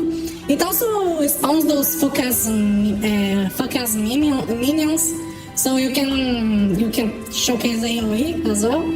And then there's Mugun that is also a good showcase for AoE and continuous damage. Because Mugun has a lot of HP, but not a lot of defense. So it's a very good boss to showcase like continuous damage. That I can just keep spamming my aerial things call. So where is the next quest? Erva Trunk. Why the fuck Erva Trunk? Oh yeah, after this quest now I have to go for the Rana place.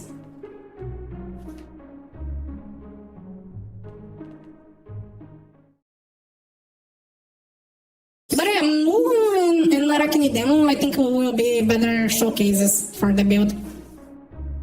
Because I'm only gonna make a single sword because I wanna wait for the next year for making a new DT cert. Because it costed me so much to make those swords. I don't wanna sell them right now at least. I don't wanna throw them away. Because I'm not gonna recover all the money I spent on those swords. Where am I going? Oh yeah, I want to go to the last area for this. Okay. But yeah, I'm just gonna make a single sword for showcase. And I'm gonna sell all those swords because on next year, near the anniversary. So yeah, my build will be basically running on low power because I'll have less stats because of this, because those swords have element, and I don't need an element on my swords anymore. I only need a single sword with element for guild raid. Like literally a single. Actually, I don't know about guild raid. I'm probably gonna use Bogan for. I'm gonna use my Bogan for guild raid from now on. Because that's the single problem about this Gunblade build. It's not suitable for guild raid. Unless I use a neutral sword with element. Could be a good way, but yeah. It's gonna be. I'm gonna do less damage and just for using Gunblade. I'd rather stack some Bowdens for that. My Bogan as well, I'm only gonna make Bogans for next year. By the way, I never showed you guys my Bogan character, because it's my blacksmith as well. I never showed you guys my Bogan character, because that's my boring meta character to do meta stuff. meta because I use knuckles instead of dagger. But knuckles is not that far off from dagger, honestly. People say, oh, but dagger has Gatling and the assassin dash and whatever. Fuck it, I have this. This also buffs the. This is also a good vanquisher thing. But yeah, I have a Bogan character that is also a blacksmith for Bogan and one-handed sword. It's a very basic gunful build. Like you have Twin Storm, you have Brave, you have the Brave Aura stuff, and I just do Crossfire and Vanquisher, and that's it. Because it's literally just for meta. It's just for actually farming bosses and doing raid.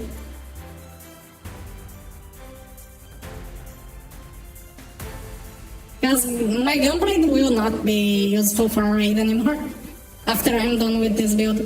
This build will be literally for like... Actually, honestly, my gunblade will still be good for boss farming, but it's mostly for content now. Yeah, Gagner was crazy expensive. I actually want a Gagner for my tank armor. I actually want to use Gagner on my tank. But for now I don't need it. Because I would use Gagner if I had a second slot on my tank armor. But for now I don't feel the need of getting a second slot. I do. There's one thing I want. I want to get a tradable Water Priest robe. I really want to go to farm Zappo until I drop a tier 3 armor on him, so I can have it tradable. Simply because if I ever wanna sell the armor, I can do it. So it's worth choose slotting. But it's annoying to get tier 3 trades from bosses. I'm trying to get as well on Rondini, because I want to make a true slot bird sword. A true slot eerie bird sword. Because the eerie bird sword, I'm gonna be completely honest, I think it's gonna last until like the 12 Aniv. Most probably.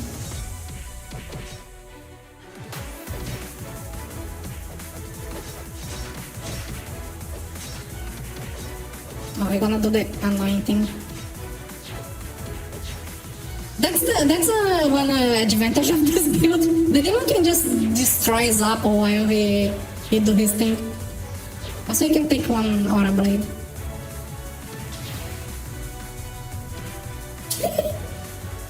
Your tornado means nothing to me. Go, demon! Kill him! Kill him!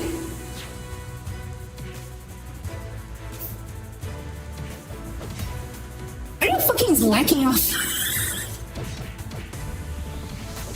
Yeah, let's go.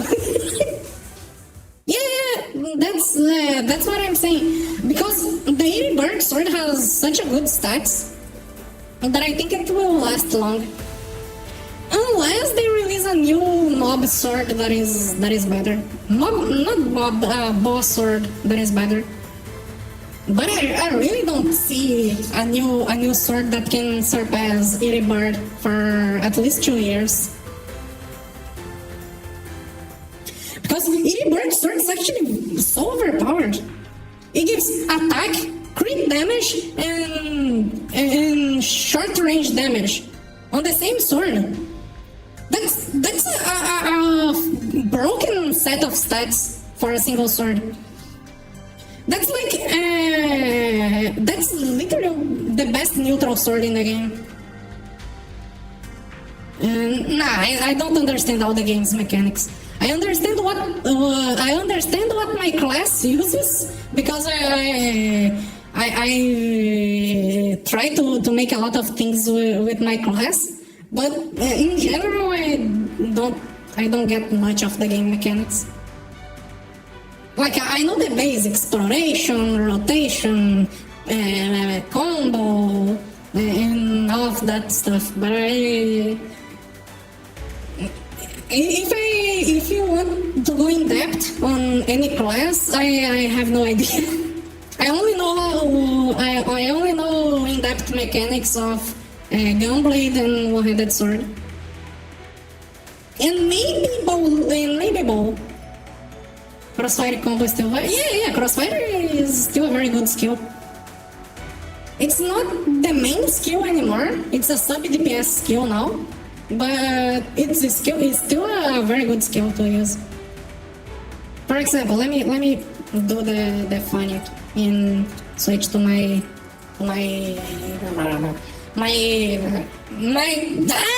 bowgun. I have this combo for casting crossfire. Why do I have smite on the crossfire cast? Because then I can do a double smite combo on the crossfire release. I can do a double smite. Because that's one thing you can do if you use crossfire that way. Like, you have crossfire here, so now I can do a double smite. If my dog don't kill the enemy. You know, I'm Brazilian. I'm Brazilian. Let me show here. Double smite. Let me just get a bit of motion speed before I do anything.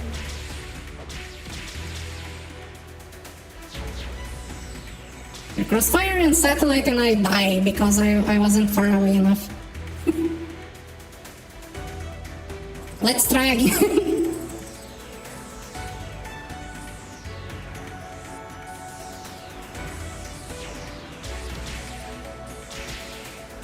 Let's try again. Let's not be stupid this time. Here.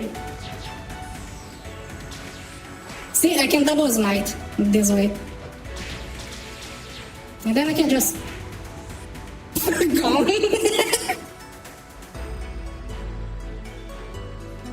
Yeah, but people recently are just using smite on the crossfire cast instead of using on the cross, not cast, on the crossfire release.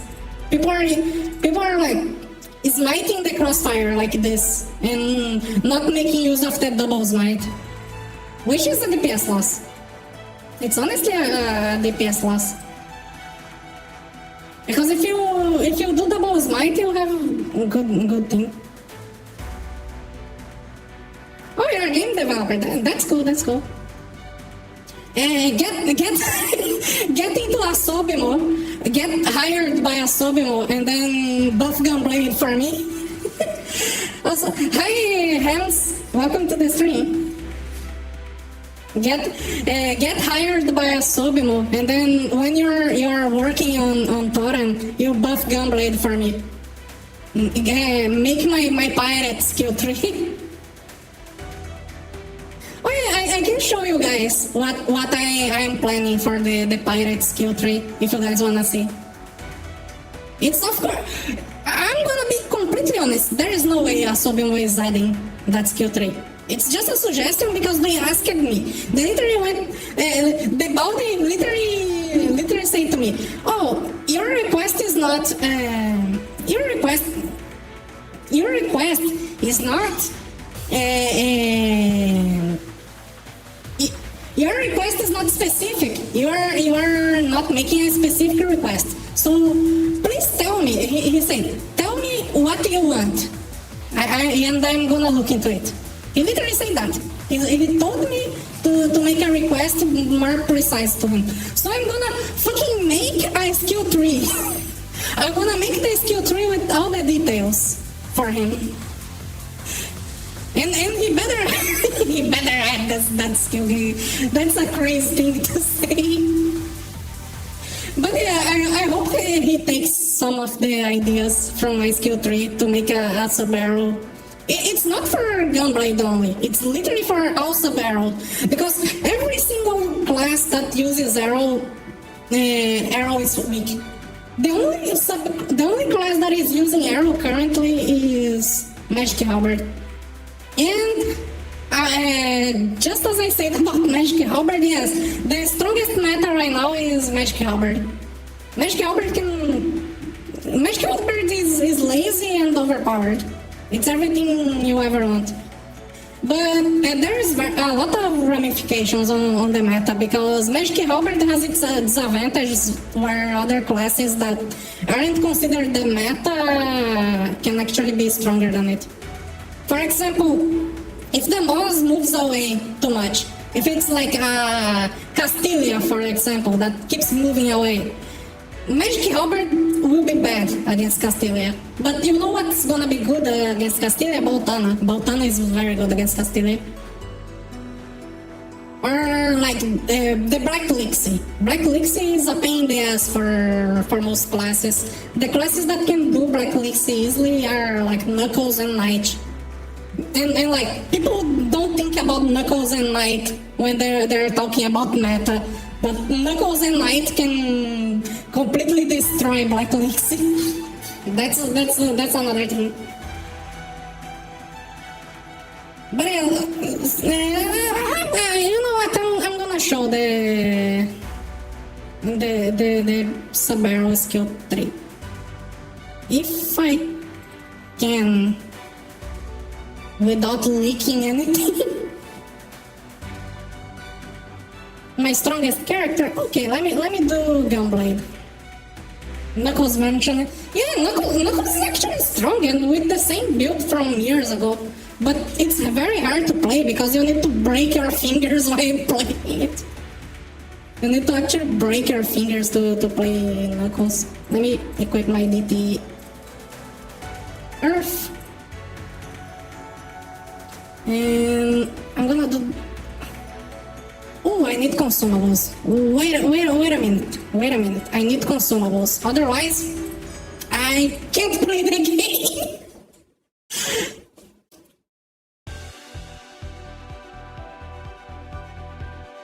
It's not that bad. I can actually run without consumables. But if I want to do a proper solo, I need consumables. How much is that? No way! How I'm buying this?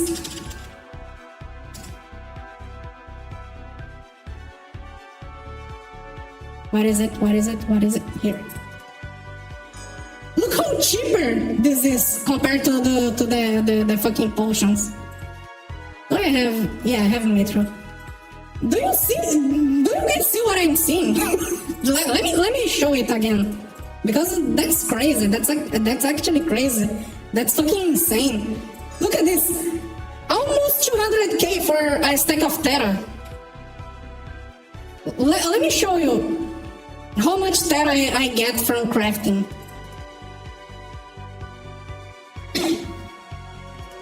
Yeah, it's 66 million. I've been farming a lot. I'm not gonna reveal what I'm farming, because if I reveal what I'm farming, people are gonna start farming it as well. And it's a very easy to farm item.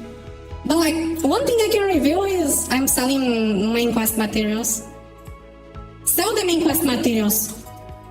Please sell the main quest materials. You go here, you open your stall. Boom, people will gonna see you selling the main quest materials. Also, let me collect this. How to make spina quick? Craft items. Don't farm materials, craft. Because bots can farm materials. So you are gonna be competing with bots. And you cannot compete with bots. Bots can farm 24/7. Bots can be farming 24/7. But you can like, let me get one of those here. Okay, and let me favorite this. You cannot ult farm bots. So like, don't sell materials. You craft things. You go here, you make a crafter, then you, for example, Terra speed potions. Farm those to materials and craft your potions to sell. Farming P20 first things.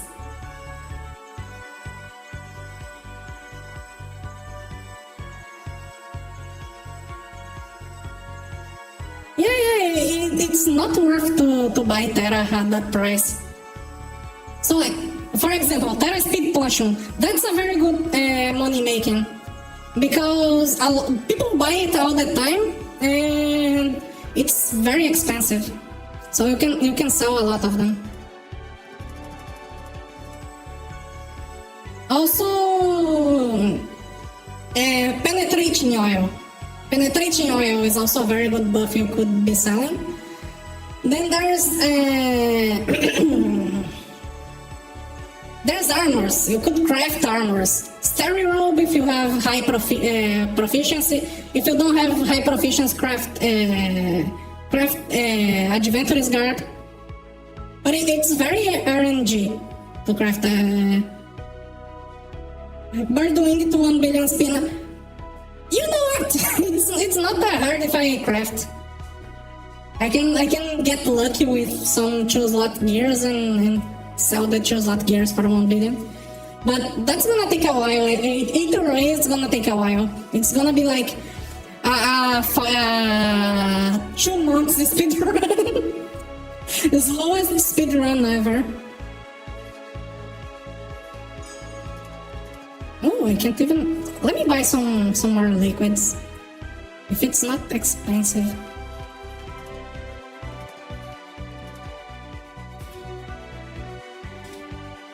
Oh.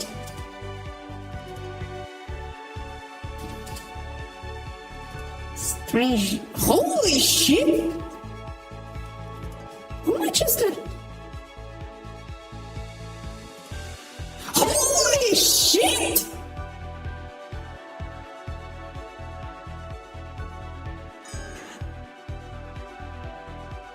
What the fuck?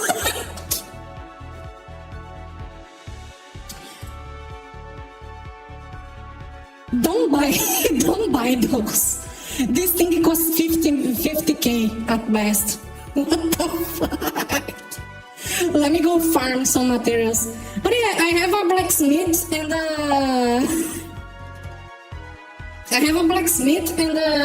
and crafter on the same character.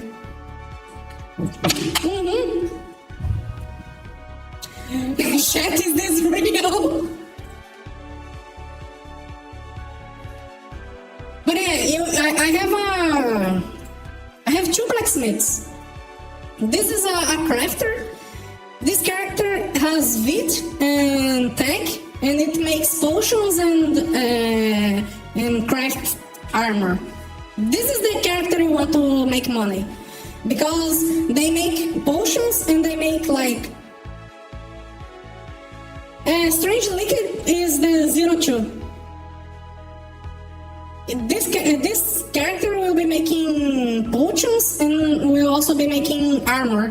So you can get a lot of money by making armor from bird wings and potions. That's the money maker. If you wanna really make money, you make a Vit Tech blacksmith. And you level it with main quest. You don't build it for tanking or anything. You just max all the professional skills and don't build it for tanking or anything. And you always level with the main quest. You'll never use the SP for class skills, basically. Okay, let me go to Barbaros Corridor. Cracked Halo. Cracked Halo is still ship. And I have a lot of Cracked Halo. I still have a lot of Cracked Halo. All I need is Strange Liquid from those guys. The problem is Strange Liquid has very bad drop rate.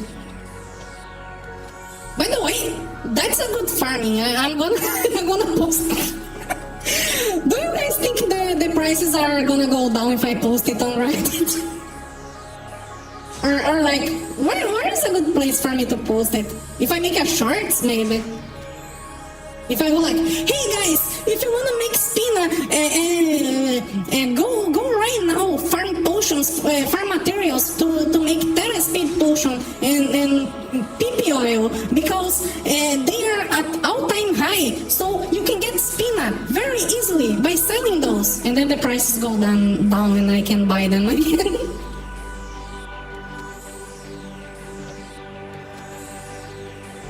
Terra speed cost 10k. Honestly, those items, I don't understand why they are so expensive, because they are so easy to make.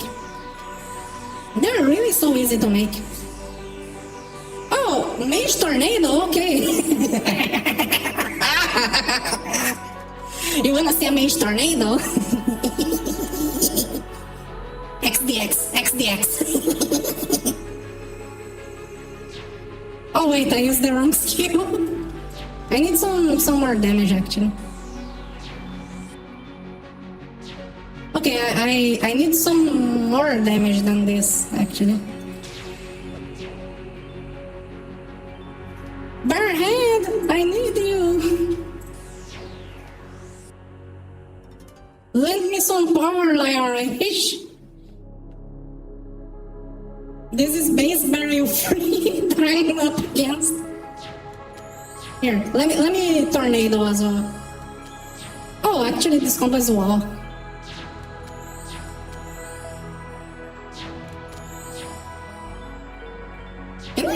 Holy shit, my blizzard deals a lot of damage.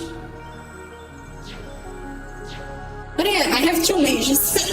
Not two mages, two farmers in the same character.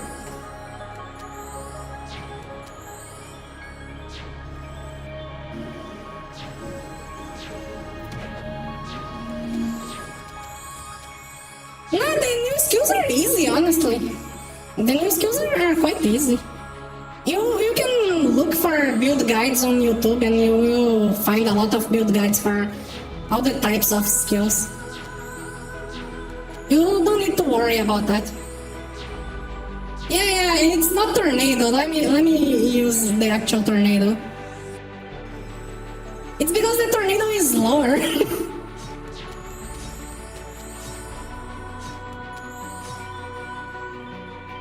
The tornado is lower. That's why I'm using magic wall. But yeah, I have a Bollock mage. Have you ever seen?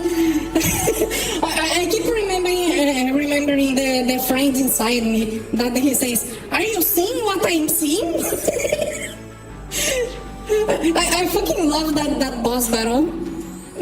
You have to distract him, so Susie takes the bullets out of his gun. So he goes like, "You're seeing what I'm seeing?" Impact tornado. Yeah, impact. I can use just tornado normally, honestly. I like the impact tornado because it deals more damage. But magic wall is just better because I have the... Where is it? The register for magic wall. Also, by the way, the amount of star gems I have to use in this build is crazy. It's actually crazy the amount of star gems I have to use on this build. You know why I have to use so many star gems? This build is not a 3-in-1. It's a 4-in-1. It's also a starter. So, I'm a staff farmer.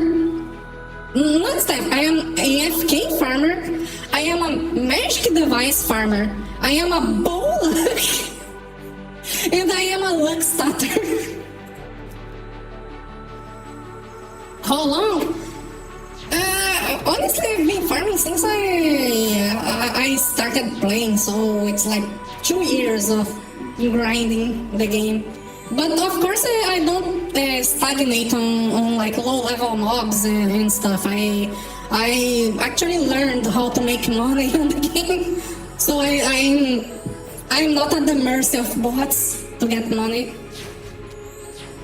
Not there. That's the funny part. There, not a single character is max level because there's a new level cap. It's 310. I don't have a single max level character. I have to actually level them. Not my farmer though. My farmer doesn't need it, but the other characters do. So yeah, this is the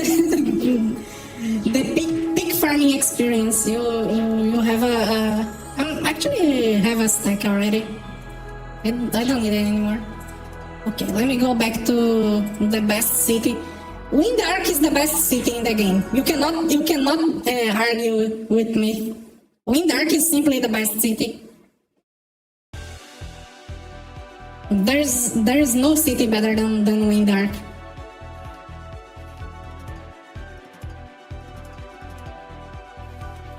I love Windark. Like, you have the consignment board here, you have Pelulu shop, and then on the other side you have a blacksmith and a synthetist. You don't need to wait for loading screens.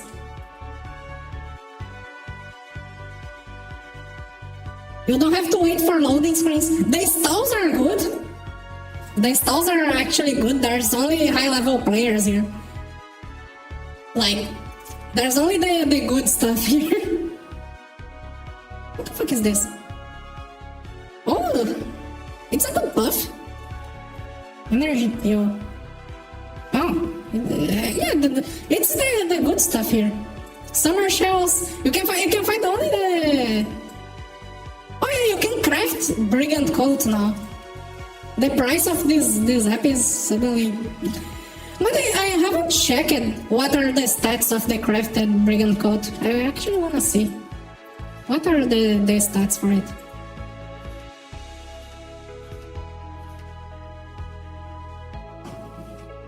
Yeah, damn. Those are some good stats actually. A lot of crit rate, a lot of attack speed, and attack MP recovery, max mana.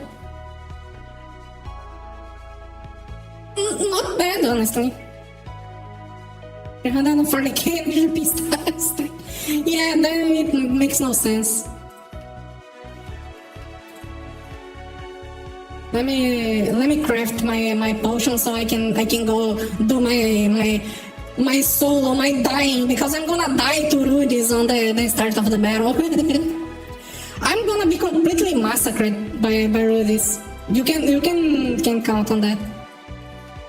Because Rudis is ruthless. Rudis is not playing around. The Xmas items, they are very OP. The Xtos are very good. You have look at the Xtos you have on this event. Gagner, Dutanen,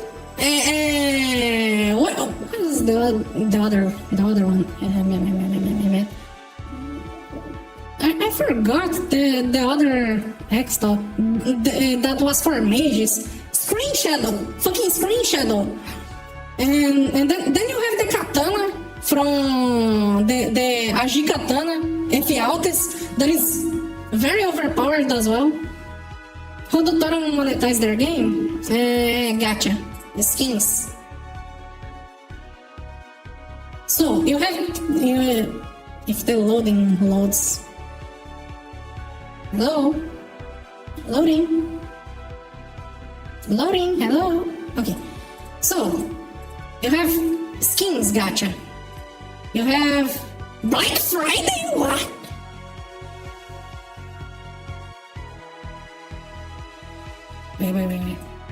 Wait. What the hell? Nah, that's not worth. It's basically a piercer pack, but it has nothing. Actually, any prime would be good, honestly. I think it's worth, actually.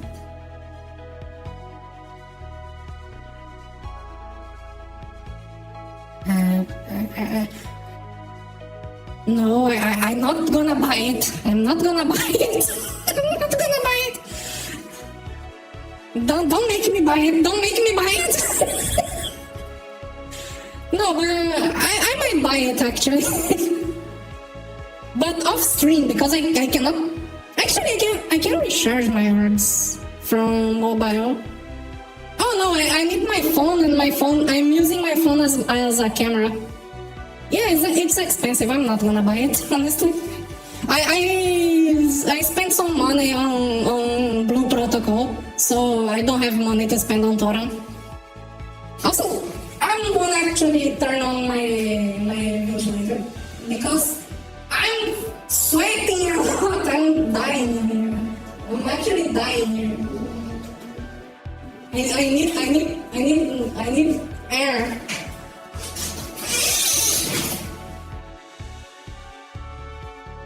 I'm sorry if the ventilator makes too much noise, but I'm actually dying here. Can you guys tell me if the ventilator is making too much noise? I'm gonna hear to the stream a little. Wait.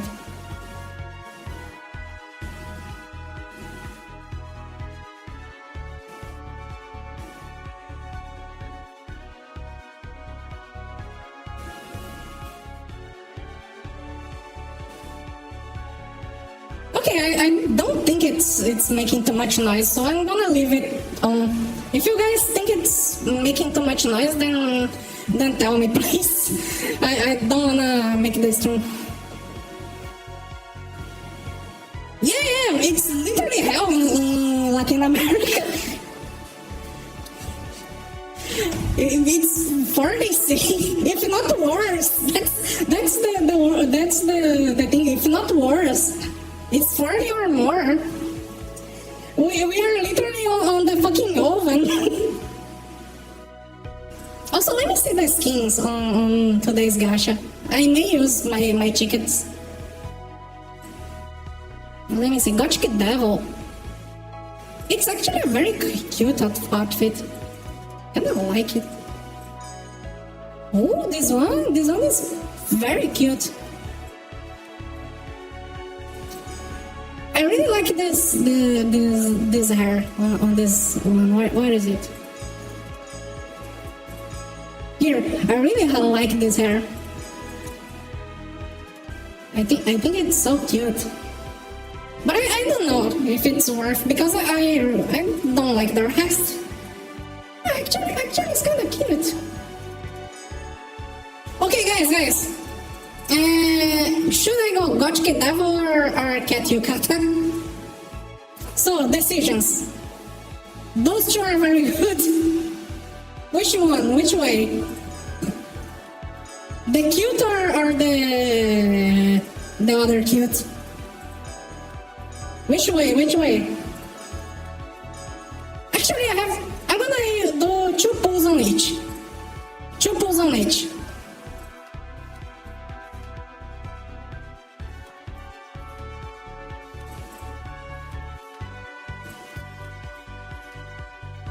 Wait, let me. YouTube is bothering me to do this.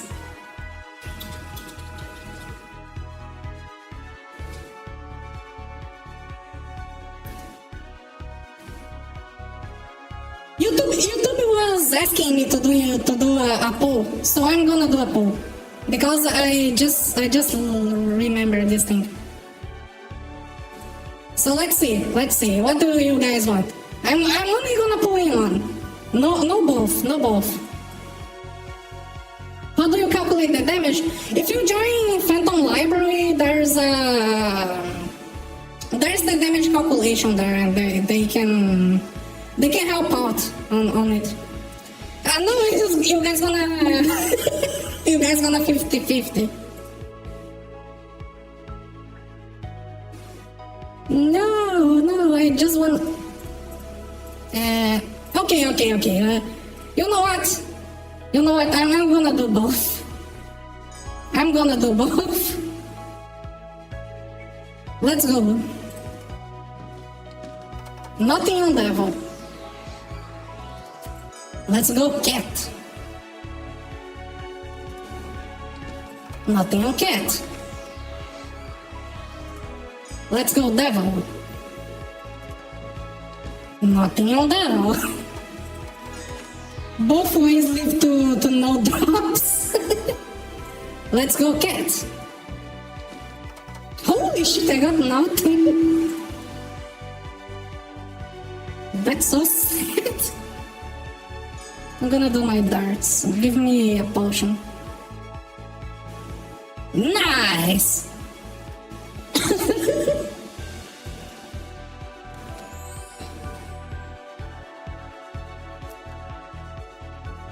Yeah, the gacha is painful.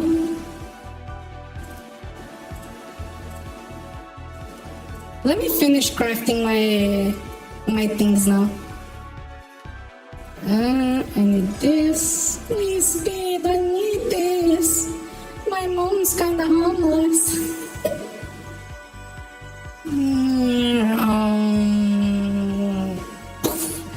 I think this is so funny. The thing is spinning, then it stops like the rock meme. It goes like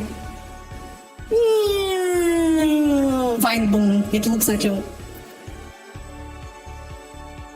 Vine boom.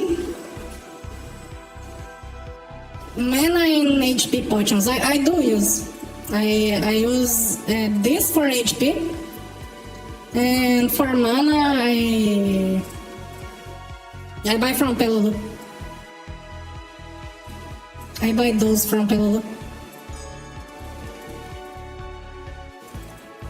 We missed the vote, but we didn't get nothing on any banner. It doesn't matter. It didn't matter at all. I'm just doing this prep because Rugis is a pain in the ass. I also need to buy Bambarak and the DT, the other DT things I don't have as well. Burn Black and Zombie Cake, because I also don't have zombie cakes. Because I'm really missing those two, and I really don't wanna not have them. Okay, now I have pets. Yeah, I do have some pets, but since I'm a solo player, I usually don't use them. I wanna make an auto Blepas pet. I wanna recolor this to be literally the mini boss. I literally wanna do the mini boss. Because imagine how funny it would be. I join the battle and the mini boss is helping me. I really wanna do auto Blepas. But I need to level my pet first. And for that I need to raise the skills as well. So I'm gonna have auto Blepas as a support pet. It's gonna be really funny to always join the battle with auto Blepas. So let's go. Now I forgot to take my baths.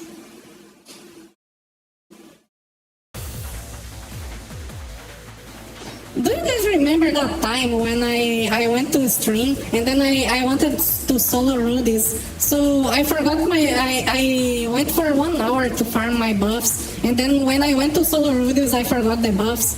Was such a funny time, you know? That time. You know, I'm glad it doesn't happen again. Test run? Yeah, I can do a test run. I have to actually aggro Rudy's before anything. Because it do that. Now I can... Oh. You gonna auto-attack? No. Okay. Now he wants to auto-attack me. Yeah, I didn't dodge. I hate this auto-attack. It's so hard to dodge. Veneno was the worst boss in the game. Yeah, Veneno is still kinda annoying, but she's fine now, mostly. Let me actually buff this time.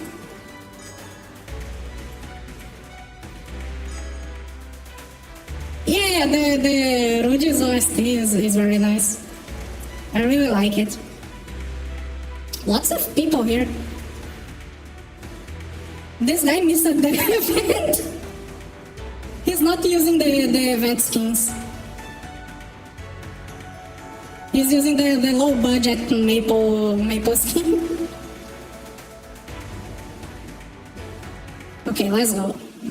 This time I actually didn't forget the buffs and stuff, so I can actually fight. But I can die still. He's gonna auto attack me. No, he did this attack that is also annoying. Okay, I'm gonna full buff, and now he's gonna kill me. Why is my dodge not working?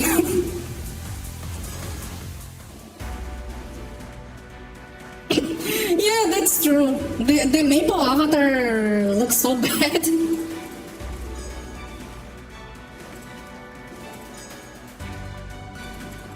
I don't know why they did it in that color instead of making it look with the Toram color scheme. It actually looks better than the avatar. No, I was targeting. It's because you have to use the dash in a very specific timing. And if you miss the timing, Rudy just kills you. It's very hard to dodge the second auto attack. I targeted. No, I was targeting. I dodged the first attack, the second one that hit me. Look, I am targeting at the start. Boom, I targeted. See, I was misdodging.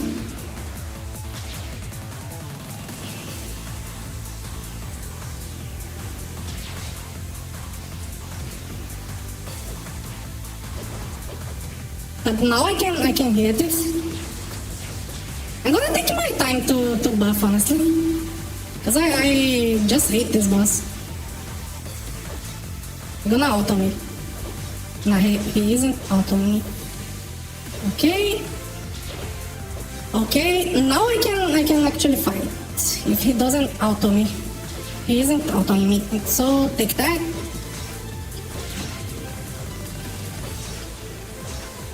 I'm gonna die. Nah, he didn't use the attack that could kill me.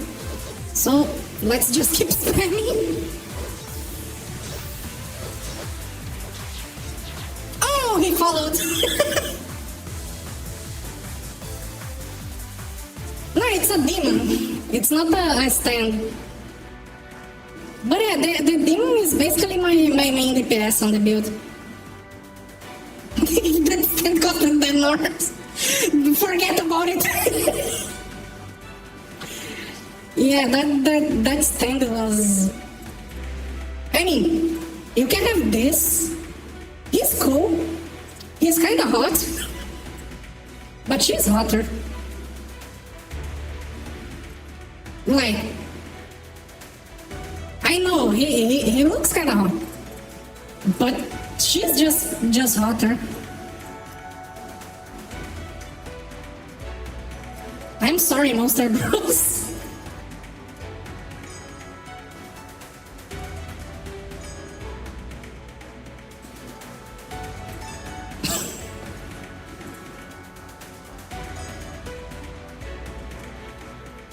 But yeah, let me wait my HP to recover. This time I don't think I can kill Rudis. You saw the damage is not lacking. I just need more brains. I need to actually dodge properly. Because I went for a very risky Soul Hunter and I ended up dying.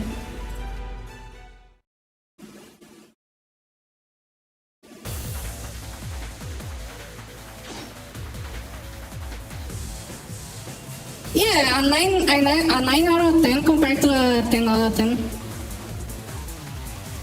Let's go. Oh. Okay. More buffs.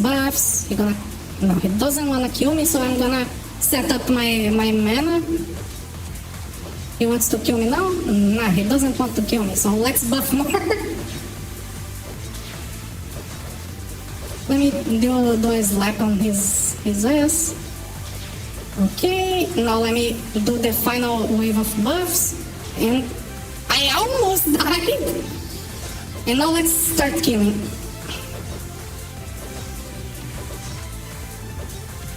Oh, actually, I forgot Aura and Buster. Now I can start killing.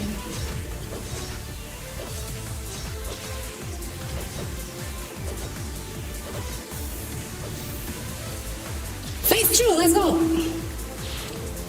Oh, I think I mistimed. Yeah. Ow, I mistimed so bad.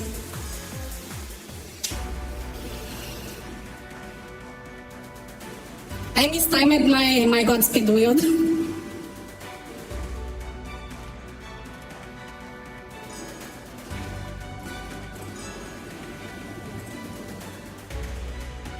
Nah, Godspeed wield is necessary for the build. I cannot hit the max motion without... Yeah, I should have Soul Hunter. I cannot hit the max motion without deleting my damage from the game. I do need Godspeed wield, otherwise my build will suck. My build will be actually terrible. In the future, when they release something that makes Godspeed wield not necessary, like that one skill they say they're gonna release for one-handed sword that is like Godspeed wield but in reverse, then I can go no Godspeed wield. Are that supposed? Yeah, it's Humida. It's Humida. It's 100% Humida. There's like no description. It's just Humida. Although I'd argue Black Elixir is not that far off. Black Elixir is also very hard. But for whole other reasons. Okay, I didn't die because I wasn't on Godspeed, but that was bad. That was really bad, honestly. Let's see, he's gonna auto-attack him. You see how to dodge it? I have to do it a bit early. I cannot dodge at the same time of the animation. Let me recover a bit of mana.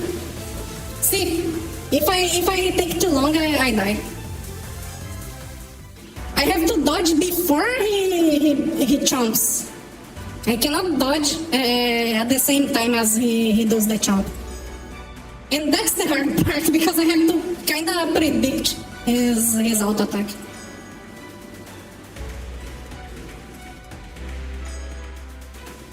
Rudy is kinda annoying to solo. Nah, stacking motion speed is not a thing because those skills are not for Gunblade. Those skills are for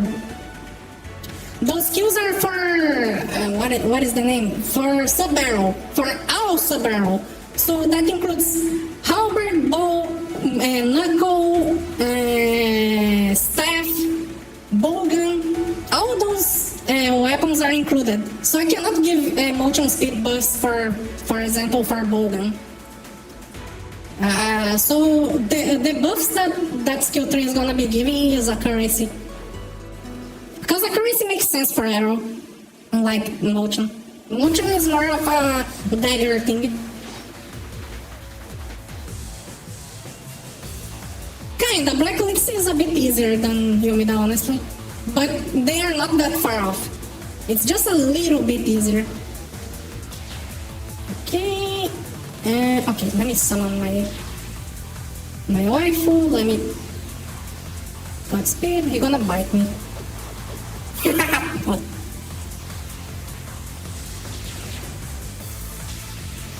Okay, let me plant my decoy. I thought I was about to die there. Okay, now I free Brave Aura. Now I start attacking.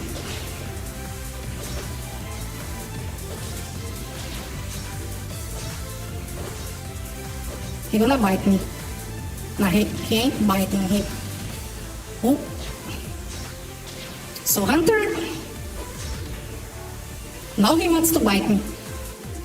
He went for that again. Okay, 3 damage for me.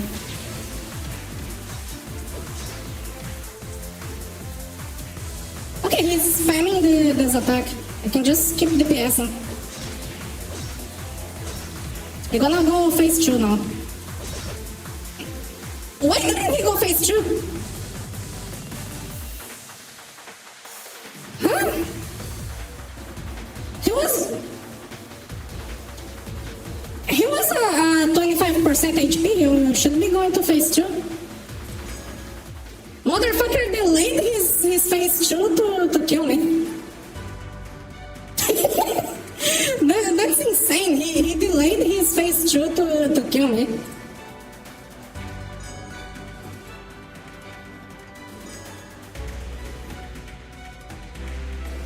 Does your dog bite? No, he gives me brain damage.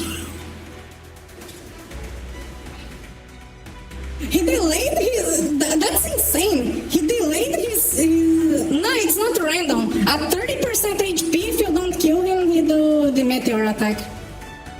But... Motherfucker delayed his phase 2 to kill me. I wasn't expecting the auto attack. But now that I know he can do that, I'm not falling for this shit.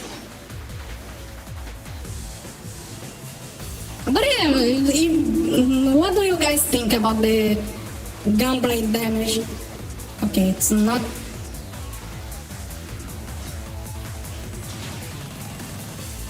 Okay.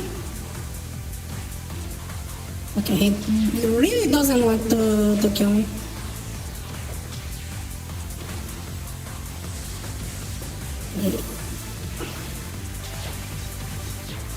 He gonna do the spin. Nah, it's this. He can bite me after this. Nah, he went for the spin. Okay. Now he can bite. Motherfucker! I know he was gonna bite me.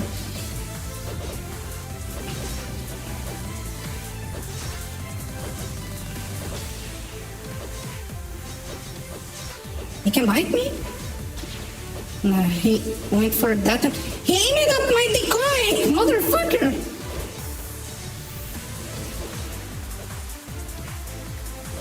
Okay, he's on phase 2 now. Now he doesn't bite. I think. And my damage is also way higher now. Because he loses his defenses. Okay, he's gonna do the... I could have interrupted him! I forgot I have interrupts! I forgot I have interrupts! Damn, I am actually stupid. I forgot I have interrupts.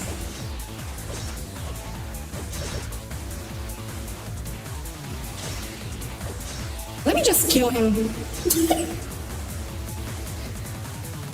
Mini version of the boss's aspects. Yeah, it would be cool, honestly. Holy Grace. Yeah, I should have got Holy Grace on my DPS for not losing my... You know what? If I had the skill points, I would get Holy Grace on my thing. Just so I can save up on consumables. Although this buff is not long lasting, it lasts for 1 minute only. I would totally get the Holy Grace if it wasn't for the cost. It's like 5, 10, 15, 20, 25, then 35 SP for Holy Grace. I really wish I had the skill points for Holy Grace. I would be actually... So that was the gunblade run. I fucking... It's not bad, the damage actually. Let me disappear here for a second. Okay, wrong thing. Where is me? Okay, look. It's not bad, honestly.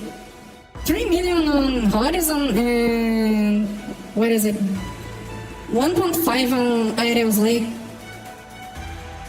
It's It's a really decent amount of damage. And the demon damage, let me see. The demon damage is kind of low on this build because it's not the demon build. It's like 600k. Yeah, the demon damage is weak, but that's not because the demon is weak. Yes, when the level cap is 500, I can get Holy Grace. It's not because of the demon, not because the demon is weak, because she's actually pretty strong. There's 4 reasons why the demon is not strong on this character. First one, I don't have Berserk. Berserk increases the demon damage. Yeah, it's not the demon build, it's the regular gunblade. Berserk increases the demon damage, and I don't have Berserk, so demon deals less damage. Then, I don't have Kaikiri. Kaikiri increases the demon damage. The demon build is basically that. It's spinning job for demon. I'm gonna be prorating for the demon. It's the whole thing of the build. I'm gonna prorate for the demon. But yeah, I don't have Kaikiri, so the demon deals less damage. Not only that, I don't have Power Wave. So the demon deals less damage as well without Power Wave, because there's the Hedge Slap. With the Power Wave Hedge Slap, I do more damage with the demon. And if that's not all, I don't have that skill tree on this character. Let me quickly swap to Gunblade Demon. Aside from all those modifiers for normal attack damage, I also need conversion to give me magic attack, because the demon scales on magic attack and attack and magical attack. So I have more attack for the demon if I have conversion. That's another thing. So yeah, the demon is very weak on the other build. On this build, the demon will be dealing as much damage as Horizon. Just straight up, as much damage as Horizon.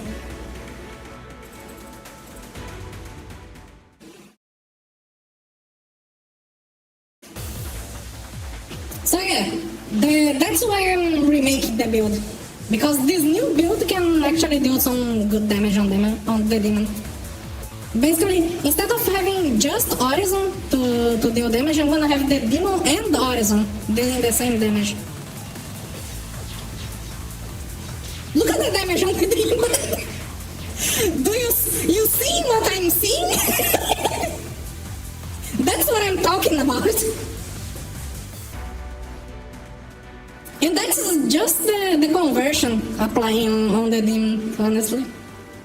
And also the boss defense. I'm gonna be real, the boss defense is also lower. Yeah, because it was on easy mode, but I have high physical pierce, but not 100% anymore. So yeah, the boss is gonna have. I'm gonna deal less damage on ultimate, but you can see how much damage the demon can deal if I'm on the right conditions.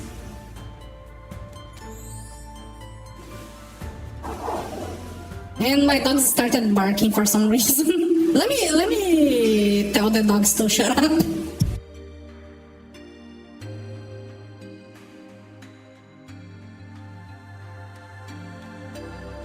Okay. It's okay, guys. I'm not electrocuting my dogs. I just told them to shut up. I just bark back at them. I actually bark at my dogs. Because, you know, it's better to talk on their language so they understand you better. So I bark at them.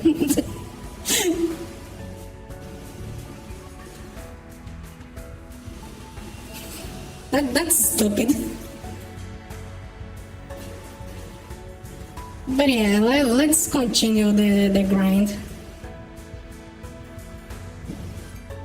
When I have when this build's complete, it's gonna be like horizon and aerial slay is gonna be the same damage as I'm doing on the other build, but the demon is gonna do more damage. So like I have higher damage on the two skills while having the demon damage. So it's way more DPS. The only thing that makes Gunblade not be effective with this build is the lack of a nuke. Literally a nuke skill. Like, for example, Heavenir. If Gunblade had any sort of nuke skill, I would be basically... Gunblade would basically be meta if I had any sort of nuke. And basically that's one of the things I'm gonna be suggesting on the pirate skill tree, a nuke skill. Oh yeah, Dawn is annoying.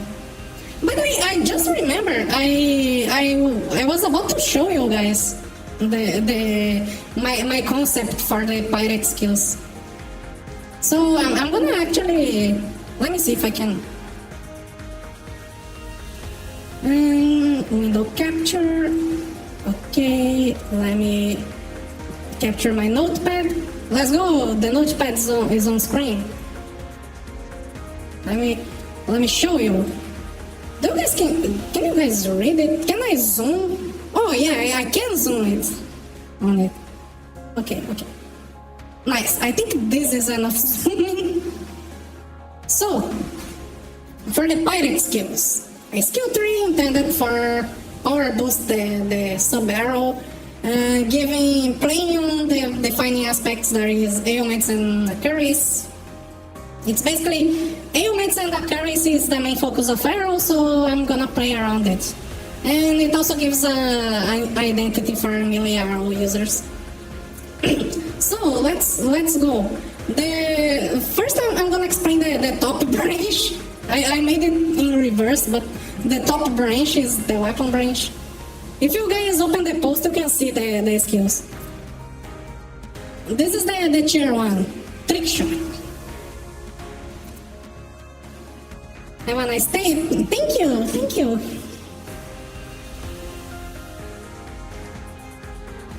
And so, let's go. Trick shot, bowgun and arrow only.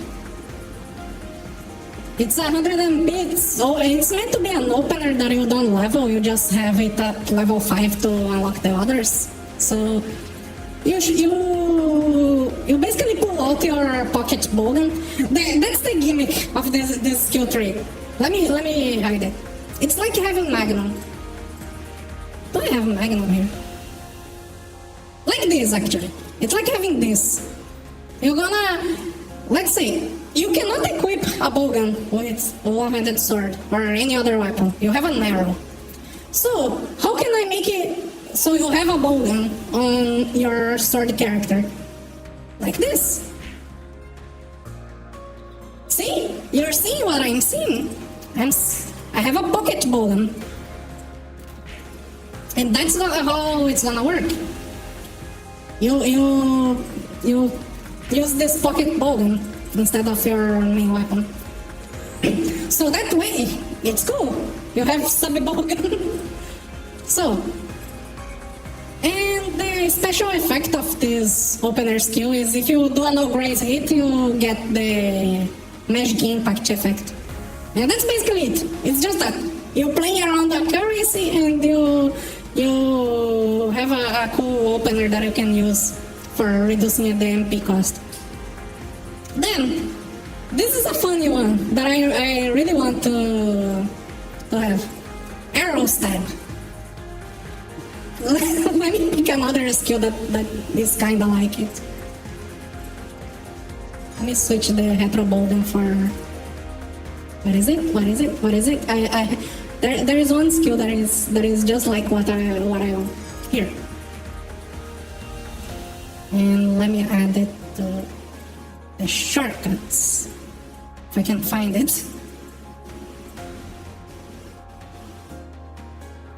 Where the fuck is this? Okay, from flash stab. This arrow stab. You just poke the enemy with the arrow. That's gonna be the other thing. Oh, the thing was on screen. My bad. So you just poke the enemy with your arrow. That's gonna be the thing the skill does. It's just a poke with the arrow. But of course, it's not just that. No, it's showing. My bad.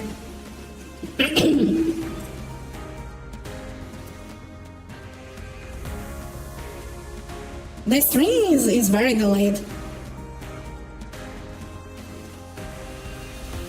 So, it's basically just a stab, but it has a chance of inflicting an ailment based on the arrow. Which is basically, it's just a flash stab, but with an ailment chance. But it has a passive effect. When you inflict any ailment, be it from this skill or another skill, you're gonna gain a stack that gives a bit of accuracy. And that's it. You gain this stacking mechanic that gives accuracy, and you can stack to 5 times. So you can get like 250 accuracy. It's a decent amount of accuracy. It's not much, because those stacks are gonna have another use on the other thing. And then with bow and bow gun, since they are ranged, they get extra range, and that's it. And those two are the skills that gonna use those stacks. We have the tier 3, that is the Captain's Hook. So, this skill has a lot to unpack. It's like Heavener, so, but for sub arrow. It's basically Heavener, but for arrow. Why are you attacking me? Why there's a fucking fish kid trying to kill me? The fuck? Well, it's like Heavener for sub arrow. You attack the enemy with spot, and you can consume up to 3 stacks to increase your physical pierce. And if the physical pierce is higher than 100%, you get it as skill multiplier. It's basically Heavener. That's literally Heavener. But with physical pierce instead of additional hits. Now here's the cool part. With arrow, because this skill is for all the arrow users except bowgun and bow, they are only for the melee users. This is the melee focus skill. It's basically for all the melee users. So then with arrow, because you can use it on any one-handed sword.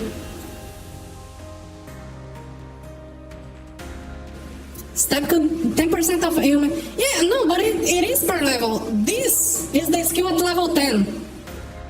Look at those skills as if they were level 10. And it's not 100% because this skill is supposed to be spam. It's supposed to be a spam skill. So if you're gonna be spamming it, it cannot be 100% if it's a spam skill. It's like, it deals a bit of damage, so you want to use it, and the 80% chance is to balance it out. So, and let me...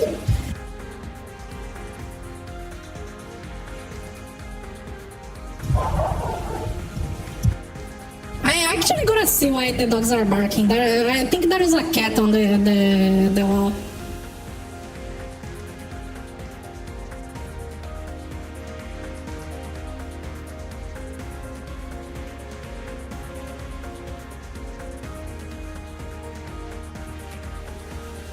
Fucking cats keep going on the walls and making rage baiting the dogs. So like,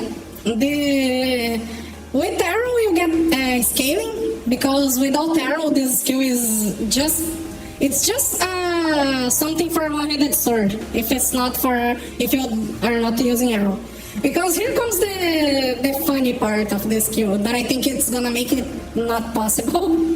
No way I was subbing was adding that, but I can try my luck. If you have a one-handed sword, if the enemy is bleeding, you're gonna remove the ailment and perform a divine slash. Not really divine slash. It's like just an extra attack that deals more damage. It's like it's more like poison explosion. It's more like poison explosion, but for bleeding.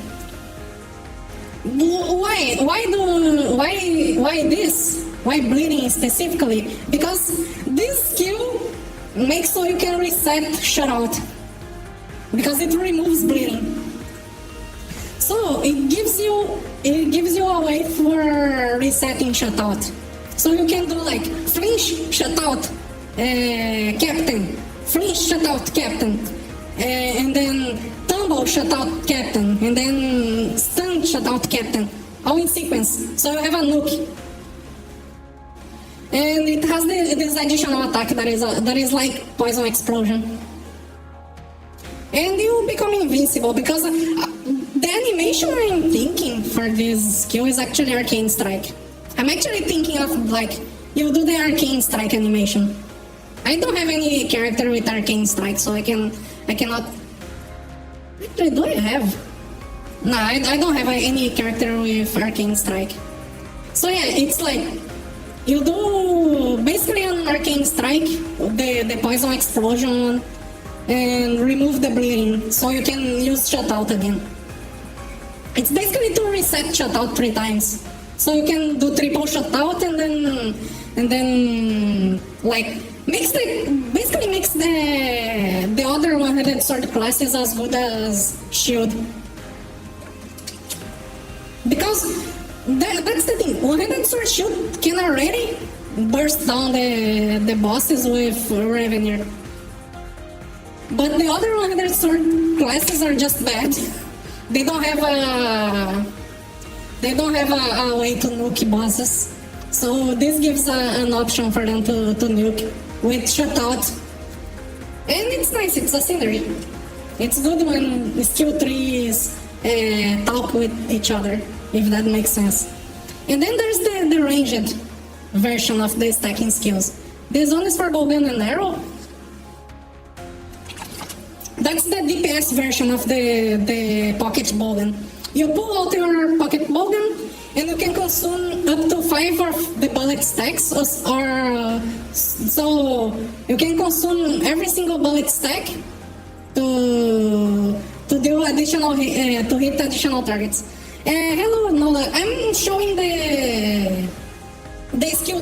This is a skill tree I'm gonna show to Asobemo. So, because on the last stream that, let me give the context. On the last stream that Suzuki was reading the Toram requests, I was asking for more skills for Sub-Arrow, but he literally said, you have to be more specific and tell me what kind of skills you want. So I made a skill tree to show him. That's basically it. He said like, make a request with some specific skills and I'll give a look. I'll look at it. So yeah, that's what I'm doing.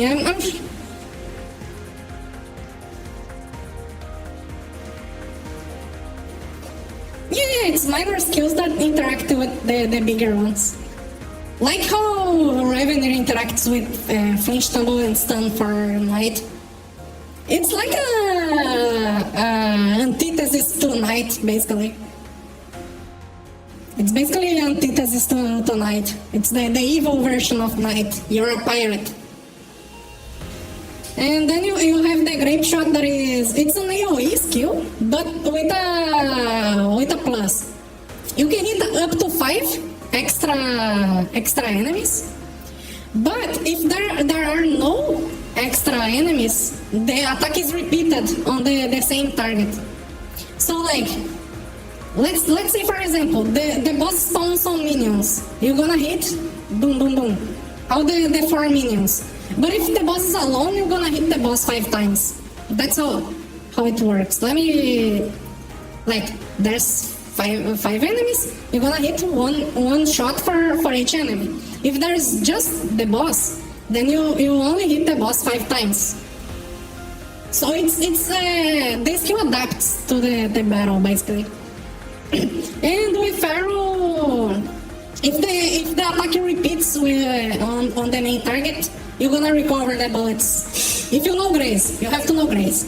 Because this skill tree is around no grazing as well. So if you know graze, you basically can spam it over and over again. So you can go like, grape shot, boom. It deals 5 hits on the boss. You recover the bullets. So you can grape shot again. And you can continue doing it until you stop grazing. Until you start grazing, actually. And the part that goes for grazing is the bird branch. It's not a summon, because the game is getting like a bunch of summon skills.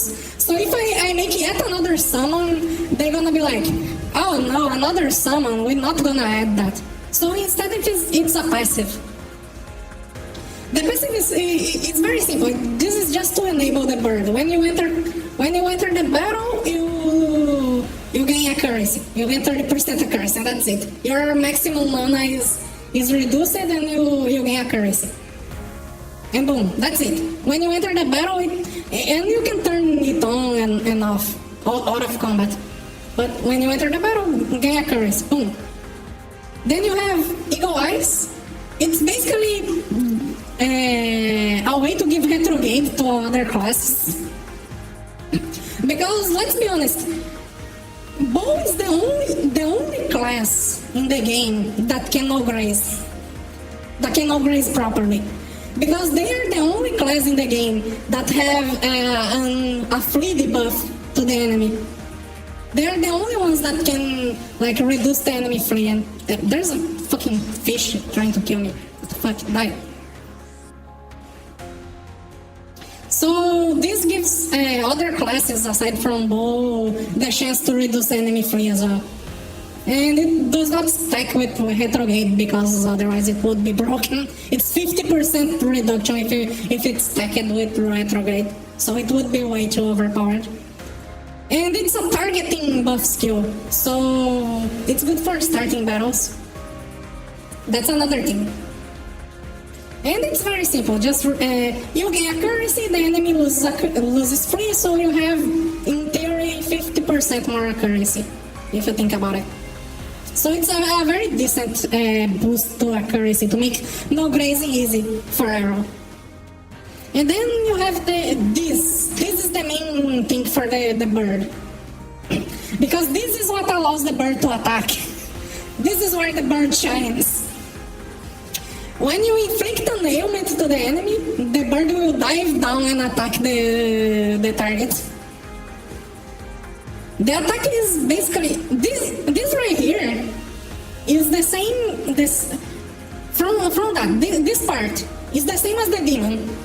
Actually, this part is the same of the demon except for the magic proration. The demon uses normal proration, but this is kind of like the demon. The attack doesn't miss, won't inflict proration because it's meant to be like the retrograde extra hit. And the reason it uses magic proration is so magic halberd cannot use it. Because if it used physical proration, magic halberd would fucking be dealing a lot of damage with it. And it is always long range damage. And of course scales with dex, because if using magic proration isn't enough to keep magic halberd on check, scaling with dex will keep magic halberd on check. So it has two, you know the lines I have to go to make this skill balance to magic halberd. I have to make 2 countermeasures for magic halberd. That's how broken magic halberd is. So it has to use magic proration and scale on total dex. So magic halberd cannot use this skill. And if they try, then it's gonna be weak. Otherwise, imagine that magic halberd dealing 90 million damage with Thor, and then another 10 million with the fucking bird. That's stupid. You cannot allow that. So yeah, it has 2 countermeasures against Magic Albert. And if your weapon is not bow or bow gun, the skill is short range damage. Because by default, it's long range damage, but if you have a melee weapon, it's short range damage. That way, you don't have to use long range damage on sword and shit. So yeah, it's kind of that. You have an additional attack every time you inflict an ailment. And the additional attack is basically...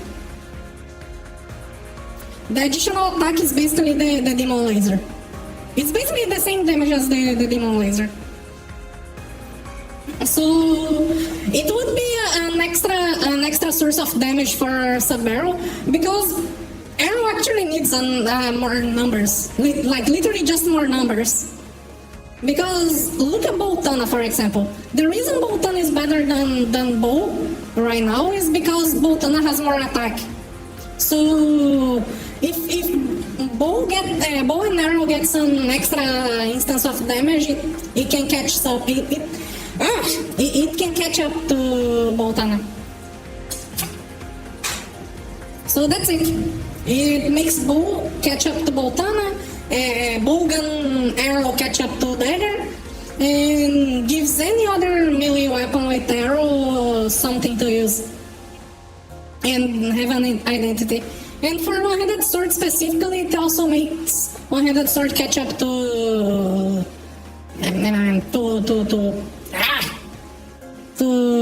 shield. Catch up to sub-shield. So yeah, it basically just evens out between those classes. And also gives a playstyle for... Because like, of course Captain Hook is meant to be the one-handed sword skill, but Grape Shot is a very good skill for the other main weapons, because of the reset mechanic. So like, one-handed sword will be using shutout plus Captain's Hook to one-shot to burst down the enemy. But if you want a DPS style, you go for Grape Shot, because you can keep resetting the stacks and spamming Grape Shot. And let me not fight down normal, because this is gonna be painful. Because of the auto attack. The auto attacks are crazy.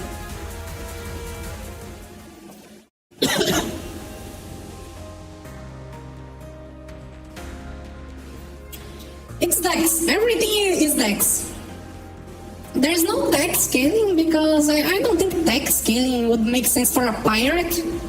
It's just to give something that is... It has the pirate theming, but it's more for sub-arrow. Because, yeah, there's nothing much you can do. You cannot equip bowgun as a sub-weapon. So arrow has to do it.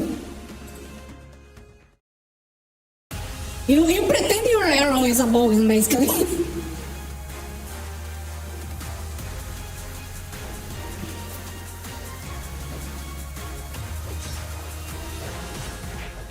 I hate this auto attack. Okay, let me aura, and I forgot my demon. Ooh, I'm gonna summon the weaker demon. Go, demon! Destroy them! Please! Please, I need this!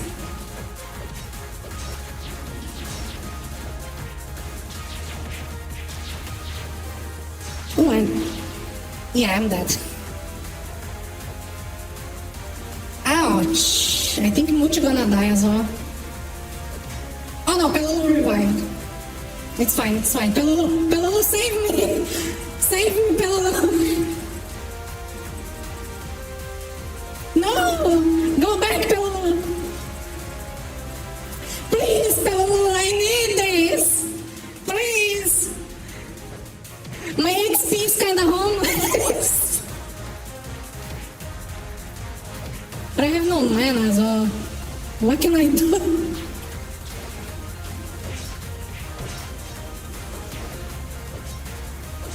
Oh, where's my... Oh, I forgot my combos. Bro, I'm dumb. Die. I forgot to make my combos. I'm playing this whole time with without combos. I only have the main DPS combos and no support combos. Holy shit, I'm so stupid. Wait a second. Let me make my combos. Okay, I sting with where are you? Rampage. And what's a good skill to follow up so I don't, because I don't have finale. I won't be using finale, so I cannot close my combos like normally you close your combos. Let me see. I could aerial slay just to move away. Cover mana mid battle. Yeah, it's kinda attack and recovery. They have also some other sources of other ways of recovering mana. But I think I'm gonna go decoy. I think it's a good one for decoy. Yeah, it's mostly attack and recovery, but some have other sources of mana. For example, Halberd has Infinity Dimension, Katana has Cloning, and also Kaikiri. And let me see, who else has? Mage can Maximizer. Magic Warrior can Maximizer as well. Let me see, who else has extra MP recovery? Bogan is ranged. Bow is ranged. Knuckles has Asura. Asura can actually recover a lot of mana, even if they don't auto attack.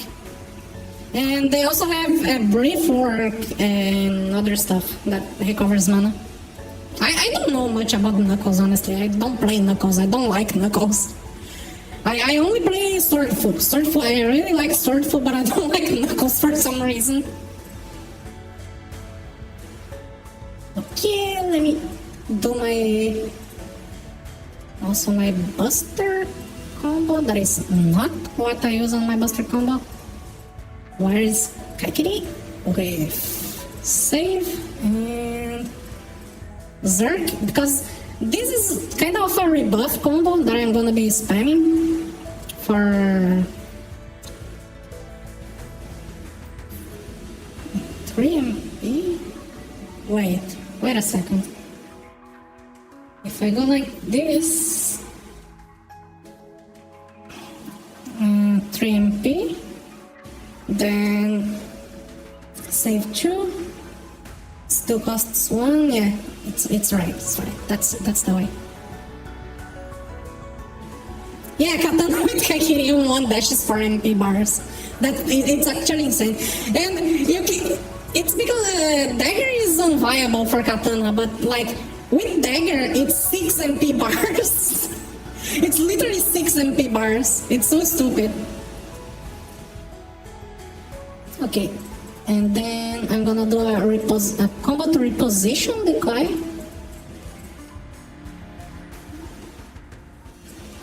Because repositioning the Koi is kinda useful. I'm gonna use Kaikiri with Smite to make the cost. Although I would prefer something else, but I think Kaikiri is the best option I have. Yeah, I don't think I have any other good option for a reposition decoy. I could go Berserk, but I'm already spamming Berserk here. And Berserk is 30 seconds, while Kaikiri is 10 seconds, so Kaikiri is... I want to spam Kaikiri more than Berserk. I just don't know about this, because this combo can kill me. This combo can get me killed. I might remove Decoy and use whatever other skill, like even Meteor Breaker, just to save myself from dying. Why do I have 2 of those? And let me see.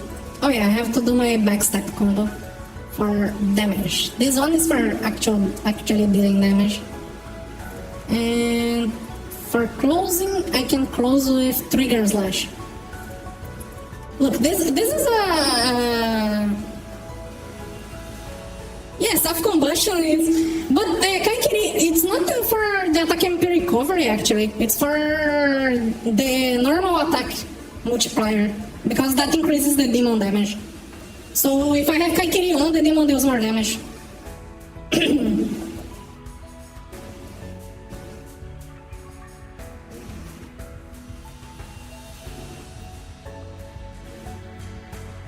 One level.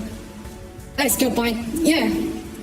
I'm gonna be putting trigger slash here because the idea of this combo is I go away from the boss. So this is not going to activate. But if it activates, then I get extra attack MP recovery, so it's good. But it can get me killed as well. So I actually have to put some thought when using my combos. That's the funny part of this class. I have to think about what to use. For now, I'm gonna do my iframe combo like this, but I actually want to get the fucking sword throw for using this as opener. Because the sword throw is a very good skill for this. I only have no idea what to use as a lander. It's kind of hard to choose. Actually, what I should use as a lander here is what?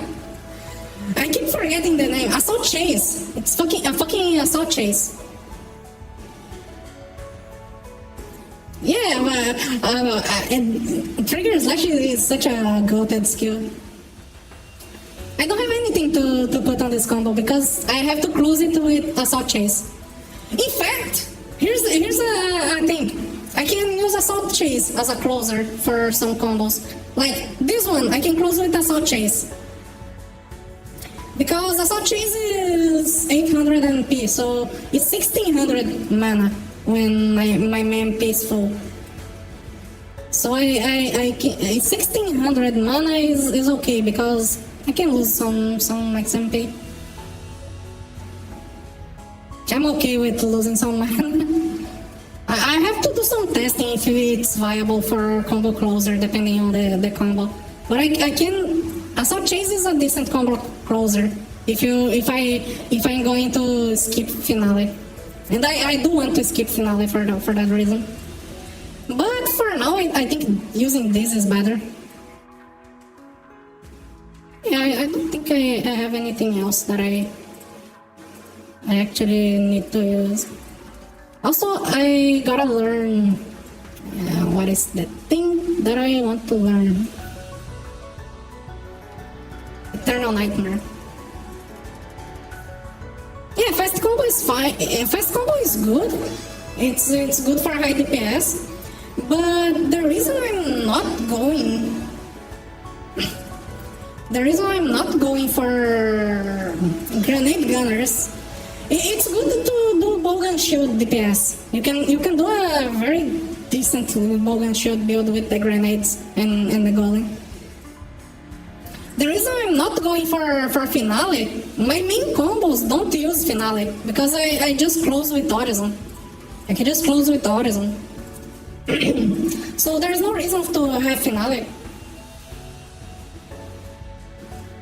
The fucking bird that I hate! The fucking bird that I hate! The fucking bird that I hate!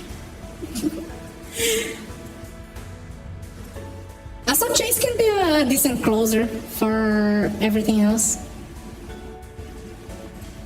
Yeah, it's just Meteor that is on a weird spot because I really need a that's the biggest SP sink of this build, this skill, cause I need this for fucking Meteor. If I don't pick this, I I have basically no option for Meteor because, for example, Sting. You see the windup for the skill. You have like I raise my hand and then throw the sword.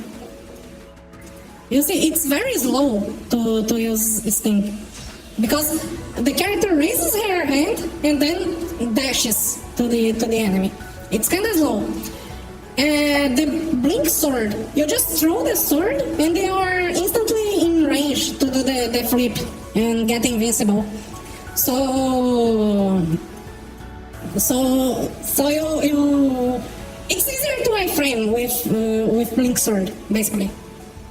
Meteor, using blink sword as the opener for Meteor is like the best opener for Meteor.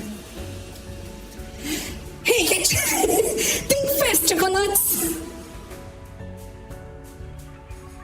Yeah, it's very versatile, but the viability of most skill trees is what's kinda homeless. Get out of my head. The viability for most builds is what's the problem. Because like you have a lot of options. And then you look at what options are viable, and there's like 3. You have sword shield, magic warrior, dual sword. It's over. No other one-handed sword build is viable. And I think every single one should be on the same level as shield. I think all of them should be on the same level as shield. Because it's weird. You have all those options, but you cannot make use of them when they would be useful because they just don't have the same tools as the others to deal damage. They have like a lot of fun stuff, but none of the useful stuff. Take Gunblade for example. You have the hybrid range, you have the arrow elements, you have the ranged stuff, you have a lot of fun stuff to use on Sword Arrow. But you don't have damage. You don't do damage. So what's the point on having the mobility, on having ailments, on having range if you don't do damage? It's okay. It would be okay if it's like, oh, you have low mobility but you have range. That's okay. That's a balanced thing. But you don't have damage. Then you have bow and bowgun that deal damage and have range. So it makes no sense. Nah, as good as katana is impossible. I want at least to be as good as one-handed sword shield. Because one-handed sword shield is pretty damn strong. You guys like probably never seen the good, how good can be one-handed sword shield, but it's low-key on a better spot than Magic Warrior. A good one-handed sword shield can out DPS, not out DPS, out burst, because that's the thing of one-handed sword shield. Once it's low on mana, it's over. It's like two-handed sword. Once it's low on mana, it's over.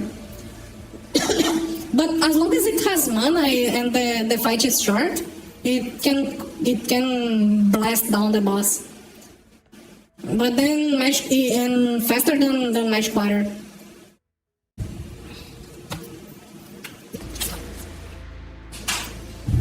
Now it's what is the name of this boss again? The guy from the depths. Vatudo. This boss is fun to fight as Gunblade because he's meant to nerf he's an anti-melee boss, and I'm ranged. So I just watch the boss do AoE for melee while I can just burst him down from range. But I'm gonna try normal mode, but I think I won't have DPS to kill it fast. Because that's the thing, my build is very incomplete. And speaking of incomplete, I should do a combo. Yeah, Paladin is the single best class for mini-boss farming. Magic device. Yeah, magic devices. I was really hyped for Fox, but the hype quickly died out when the skill was revealed to be magic instead of physical. Because that skill would be very cool if it was physical, because physical magic device is actually very cool. But nah, it's magic. So you have to build magic on a skill that scales with agility. And guess what agility is? It's a stat for physical magic device, not for magic. Why the magic skill scales with the physical stat? It makes no sense. So my hype completely died. Yeah, one-handed sword shield is the best, the single best class for fast kill mini bosses. Literally, the single best fast killer for mini bosses. Because you can do a 1 MP combo that stuns the boss and kills it instantly. I like the music on this boss, by the way. I really like the music in this boss. Okay, let me target and spawn the demon. There's a... Okay, let me get my motion. Let me get this. Let me target. And now I can just do this. Actually, I need to get closer to spawn my decoy, and then I can go away. And I can just burst down from range. Ow, I got hit by the tornado.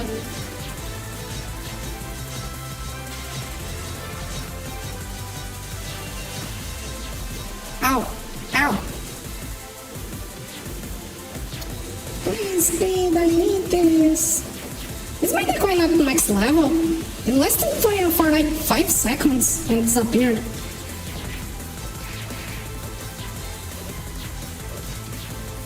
My aura is not hitting. For some reason my aura blade is not hitting. Don't know why. But you see, this boss is so easy when you have range. By the way, I hate this bug on aura blade, on the range strat. If the boss is on a different elevation from you, you don't hit the boss.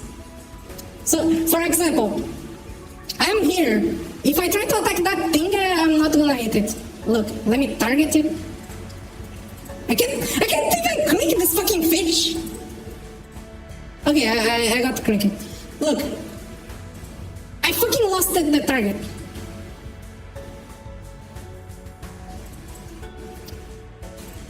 What the? What the fuck? Okay, look. Ah, he came near, right? Don't come near me. Ah.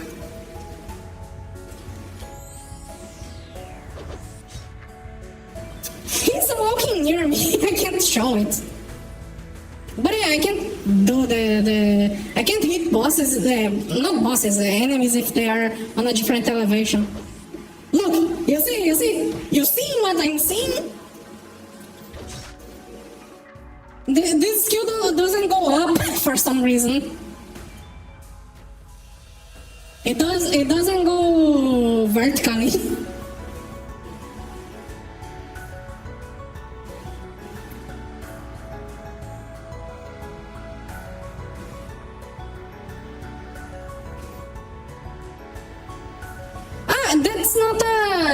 That's not a skill. It's a registrat.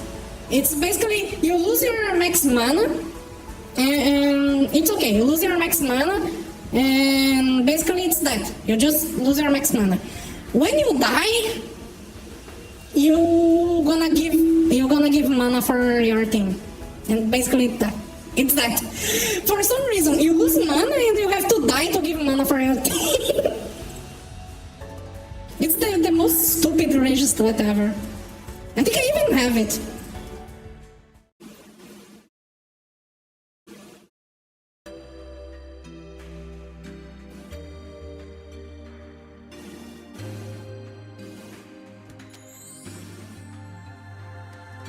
It's not a skill that exists. It's just a range strat. It doesn't work exactly like that, but it's basically that you give mana to the party when you die. Let me see if I can find it here. I know I have it because it's good for reducing your HP. Let me see. No, that is monophobia. No, it's not final resistance. Savior. No, it's not savior. Transfer. This one. This one. You lose mana. You lose your fucking mana. So when you die, you give your mana for your party. Why? Why is that registered? You have to die to help your party. But if you die, you're not gonna help your party. It's worse if you die than staying alive. In any case.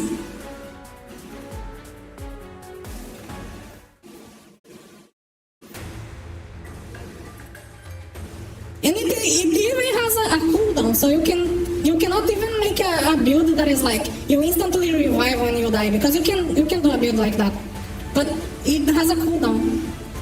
Yeah, some register make no sense. If it was like you, I don't know, you increase you lose your let me see. You increase the attack and recovery of your team while you are alive, and if you die, you recover mana to your team. That's good. It's positive on both sides, and both sides have a arguably good advantage. But nah, you lose mana, and if you die, you have to die to help your team. It's literally a debuff to your build. It's literally a debuff to your build as long as you're alive. But if you die, it's a worse debuff. It's an even worse debuff for your team. He wants to auto-attack me. He wants to auto-attack me. No, he doesn't.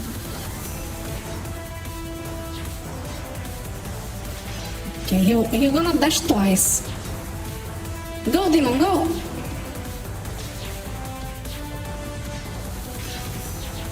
Ow!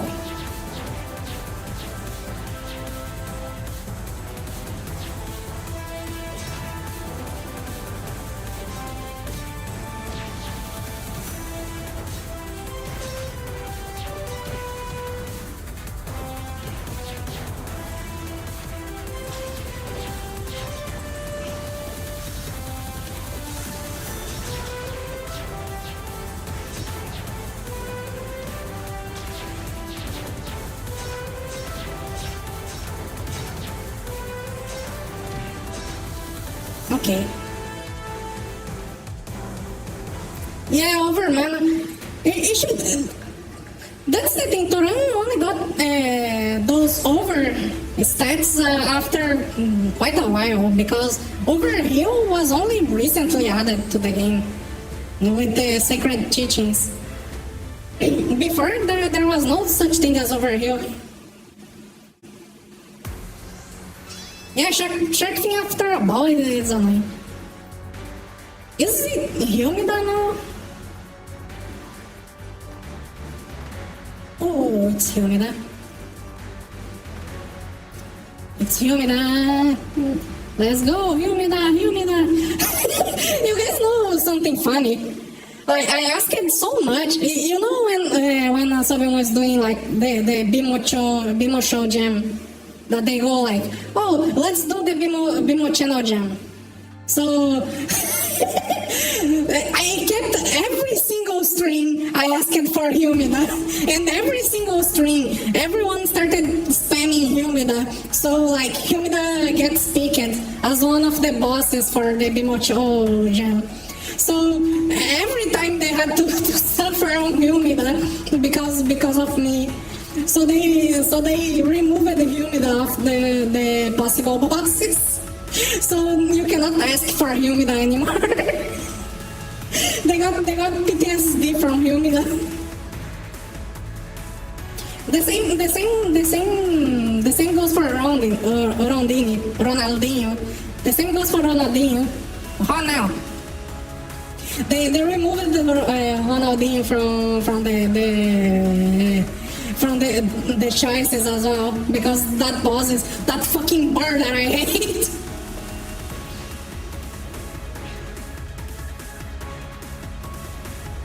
Because Humida was constantly wiping the parties, and same with Ronaldinho. so they removed it from the choices. But I know a new boss that can be a pain. I know another boss that can be a pain in the ass. That fucking bird that I hate. The fucking bird that I hate. The fucking bird that I hate. I know another boss that can be a pain in the ass. No, our good old friend Dominator. Dominator is still a pain in the ass to fight. So if you guys can spam Dominator on the Bimo Show stream. So they pick Dominator to do the fucking balls mechanic. And actually there's a lot of Vlam. Nah, Vlam, in my opinion, Vlam is not hard. Vlam is annoying with the fractional damage, but it's not hard. You just circle around the boss and he cannot ever hit you. Like, I soloed Vlam with my old ass build, but like one of the very first builds I made for Gunblade, that was like terrible. I had terrible gears, terrible stats, terrible gameplay as well, but I could solo Vlam by just circling him. I just went around the boss in circles and the boss was dead. But yeah, you can ask for Dominator.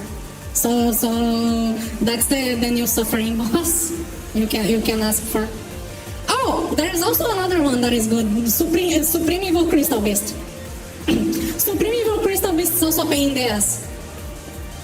You can also ask for Supreme Crystal Beast.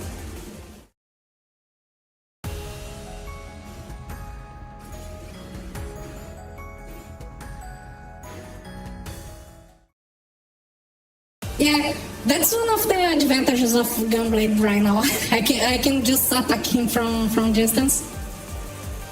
And by me, I mean the demon. The demon can just walk there and kill the fucking boss. Okay, let me...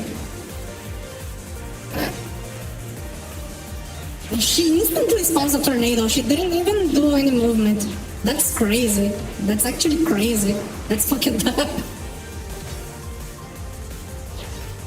Look at the boss. Ow! By the way, she turns. She always turns. It's stupid. Oh, already phase 2. I wanna die. I wasn't expecting the phase 2. I won't be continuing the boss. I have to be alive for phase 2 to kill the other. Okay, I'm just gonna target the boss with my demon and stay at that corner. I think that's the strat.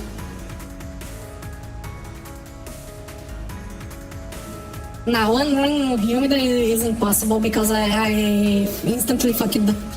Also, why the stream so delayed? The stream has like 5 minutes of delay for some reason. Delicious fillet. What is this? 3000 HP. Not a very good consumable.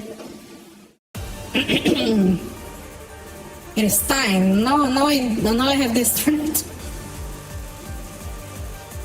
It's actually better to do Humida with Pelulu. No, don't use a mercenary on Humida if you're doing it. Use Pelulu. Pelulu is better than a mercenary on Humida. If you are doing the main quest, go for a mercenary. The instant tornado.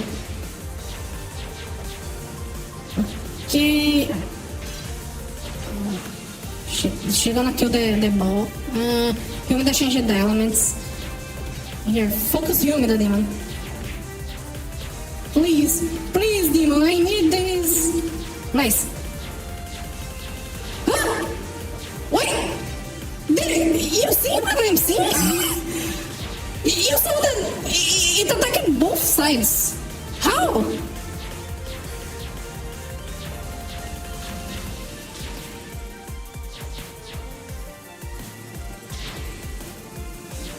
Look at this bullshit. I can't even revive here. Look at this.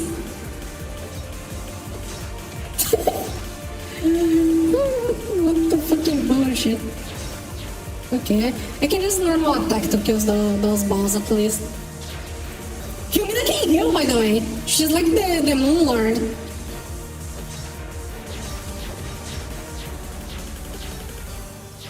She's like the fucking Moon Lord.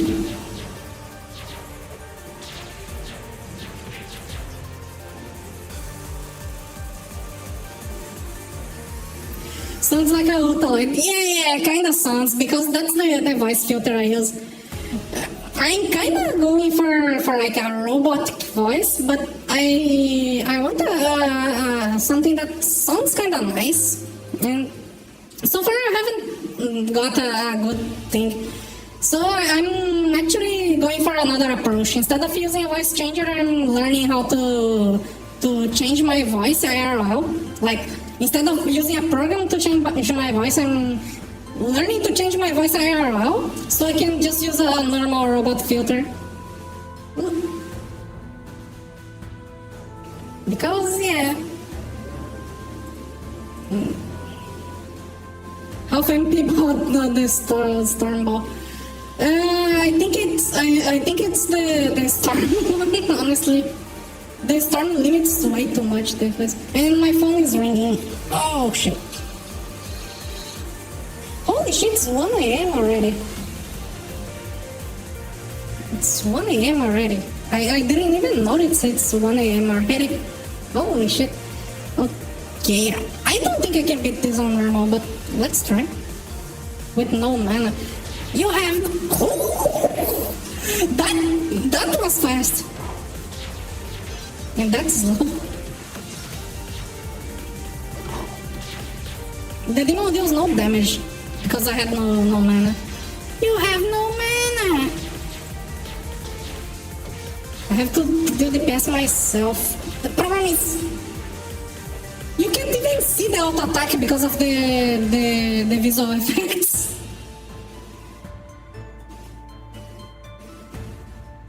Yeah, that's diabolical. You were thrown into the other boss fight instantly. You have no time to recover. It's so stupid. Also, the dogs are...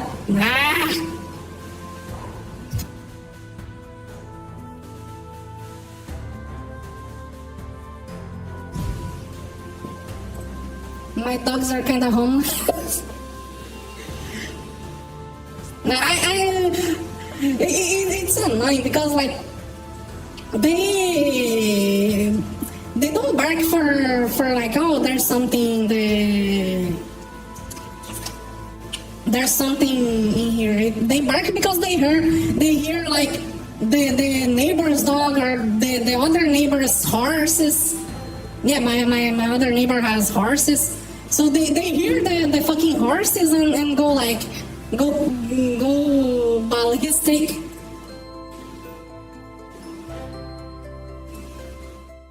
Sing with that. What? Let me see. Sick. Holy shit! I did it so bad.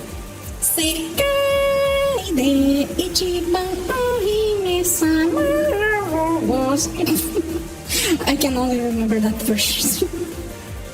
I can only remember the MC Negoban version. I cannot remember the normal version. What the fuck was that? The fuck was that? I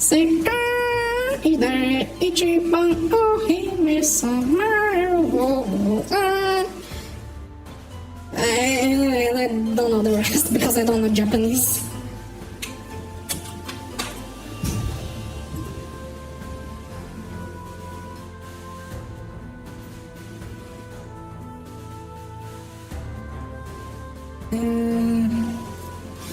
my mana regens very slowly because I don't have sunbath.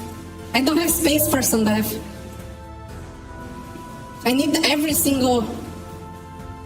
Yeah, shark. It's fucking sharks between sharks. I have no space for.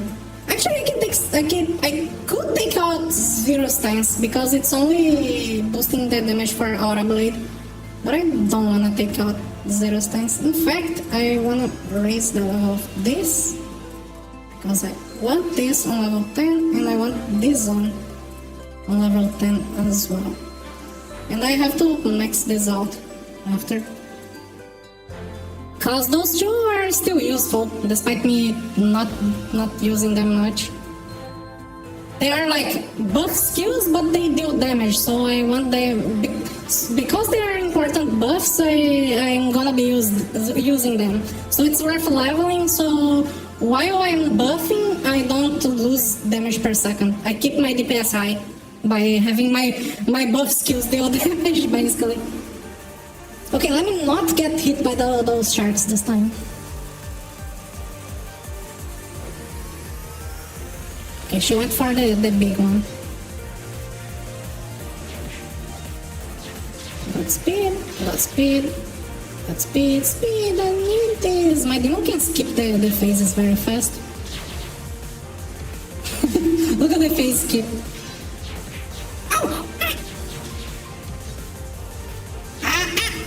Too fast. If I dodge, I would step on the shark, on the spikes, and if I stayed still, I die. That's rough. But the NPCs can insta revive me at least. Why? Why is the AOE larger than this boss? Is as badly designed as Humida, honestly.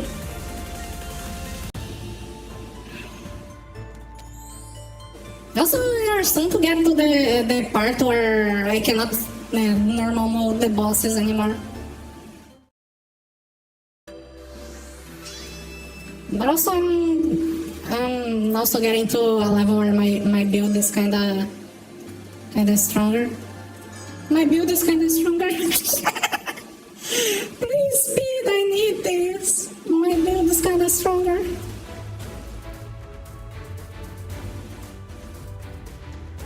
I'm gonna try normal mode Mugen. Just because I have no reason not to.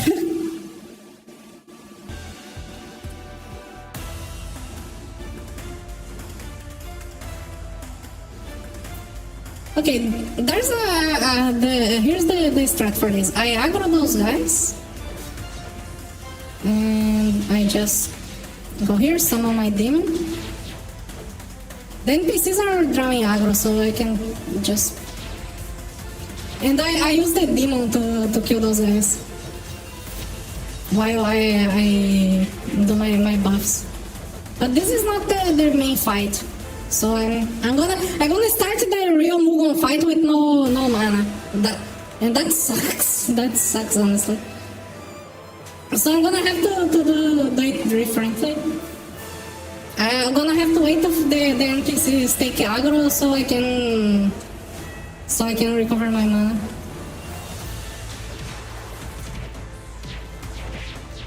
Okay. They took aggro. Now I have to wait them. Oh yeah, this tornado is not an enemy tornado. It's from Xianga. I'm stupid. I'm actually stupid. The tornado is from Xianga. Okay. Now I can do the thing. I can. Oh, I'm gonna die. Going with no mana sucks. I don't know why they have those battles where you waste your mana, so you go into the boss with no mana. It's so bullshit. It's just so you waste your time. It's very stupid. Why go to the boss battle, lose your mana, and then have to go back to the battle with no mana?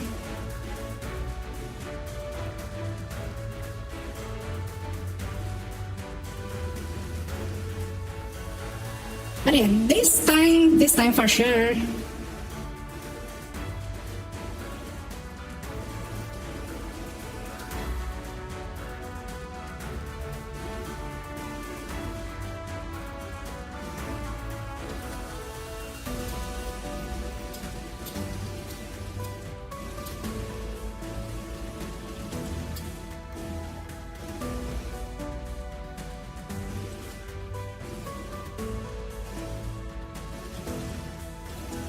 Okay, I was just answering some DMs. Okay, I'm gonna try normal mode. Why not?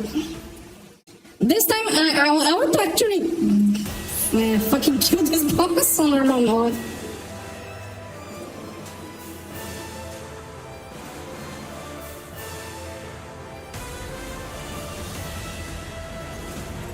Okay. Oh yeah, I don't have any PCs on this battle. Let's go, solo battle. I can show you the strat I do for this was. So I bait them here, and then I get some distance to summon my demon. And then the demon go like killing one by one.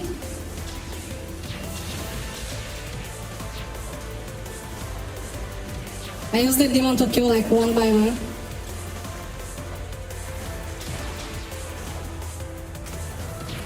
Cause the demon can just one-shot those guys. The Mughal...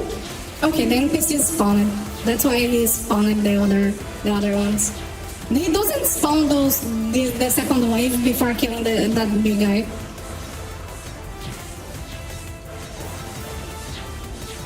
But because the NPC spawned, he spawned another wave.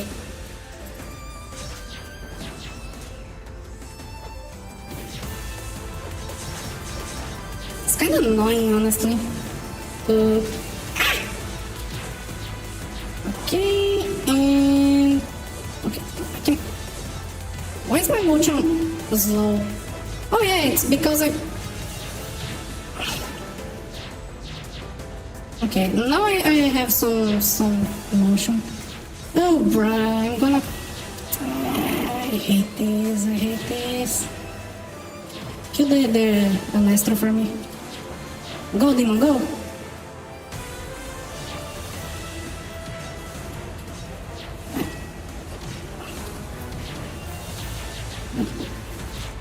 Okay. Decoy planted. So hunter. I don't have the combo to cast it. Oh shit.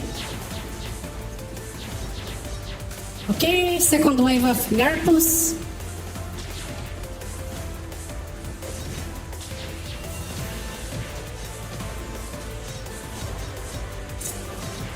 That's a lot of dodging and I don't have.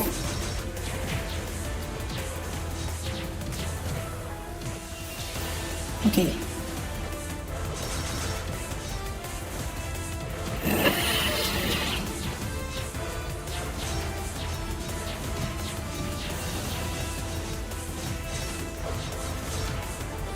Going without the... Ooh, that was close. Okay, let me target this one. Let me reposition my decoy so I can recover my mana. And slay. Ooh. Yeah, there was no way to dodge that. Because of those fuckers. I hate them, actually, on this fight. Because of this thing. They split and fucking get me killed.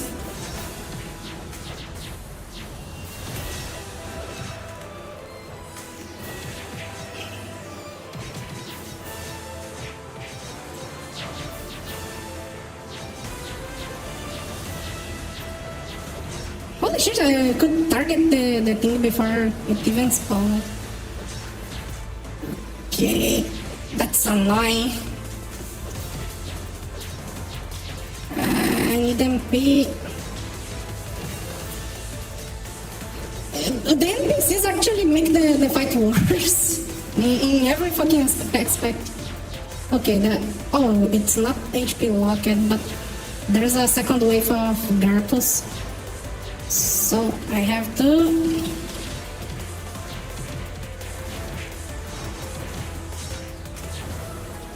Ow, I couldn't... My backstep didn't target. Ah, that sucks. My backstep didn't target.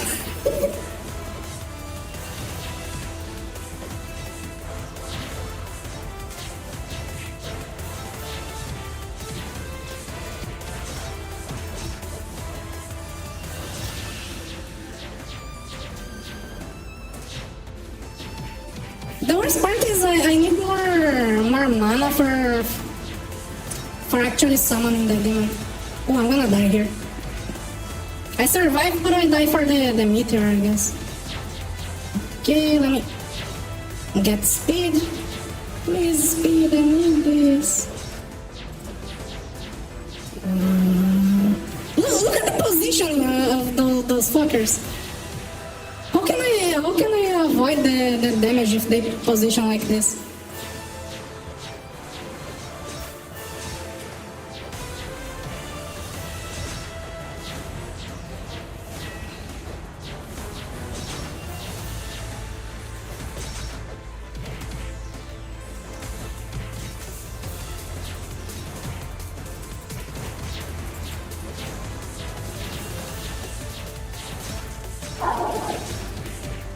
I think I'm just gonna ignore the summoning the demon, honestly.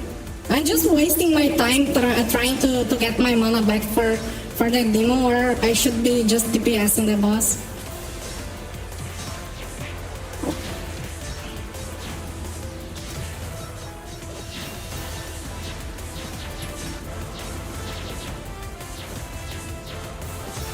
And what's my god speed?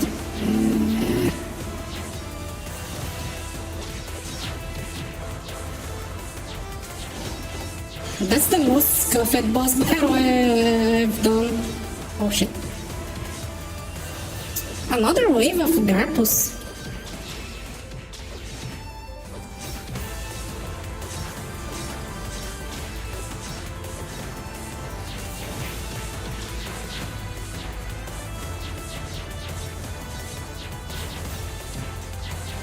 Okay, let me... Sohanta. Horizon Slay, I'm gonna die. Oh, I was barely out of range to avoid that.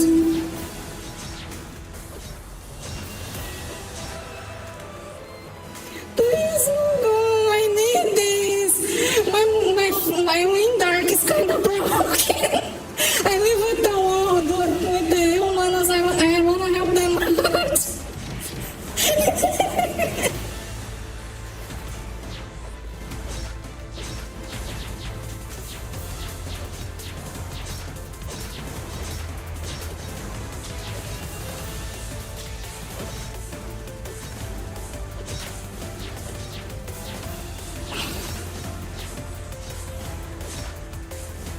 I can actually summon my demon now, but there's no point to summon the demon. I can just DPS down this thing.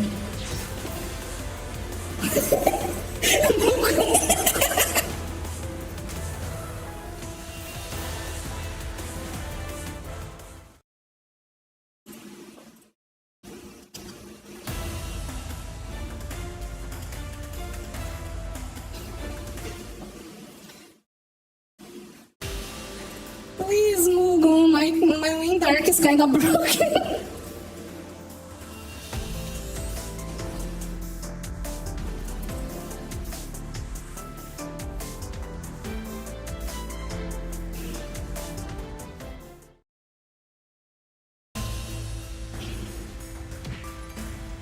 Now it's the now it's the fun boss. Now it's the farms. I actually like the farms. Actually, I really like the farms.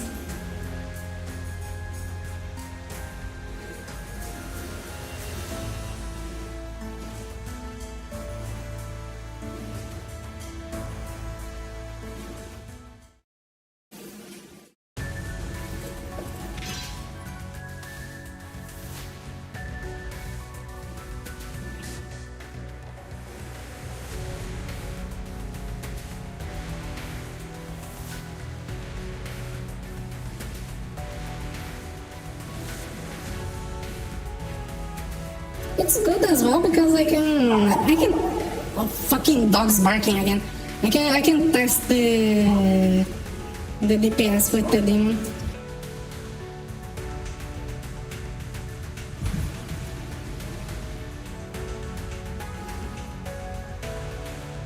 The farm cinematic. Oh, okay. I never paid much attention for the farm cinematic, honestly.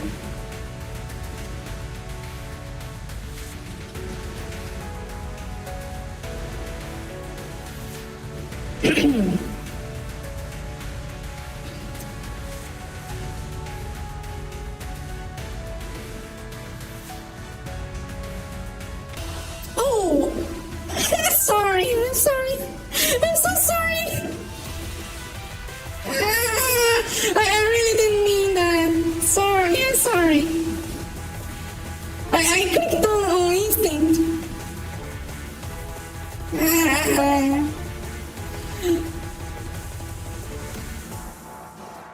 I'm gonna leave the battle out of shame.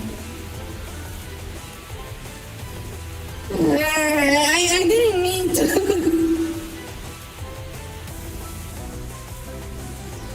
Okay, let me do this stuff.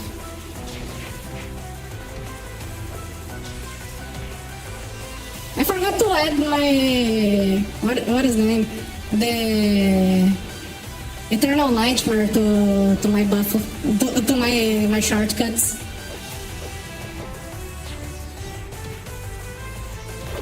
Oh, what a bad timing to use Aura. Let me retreat. I actually wanna do a proper fight on the furnace. Bruh, I skip it on Nah, I didn't mean to.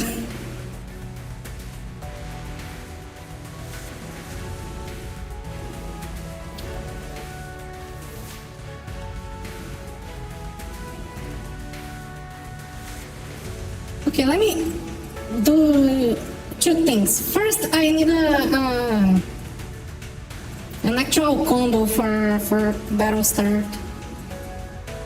Do I have any targeting skill that I can use for like opening up the fight? Like after I summon the demon, some kind of opening skill that I could. That's a hard choice. I think I don't have because I should have instead of this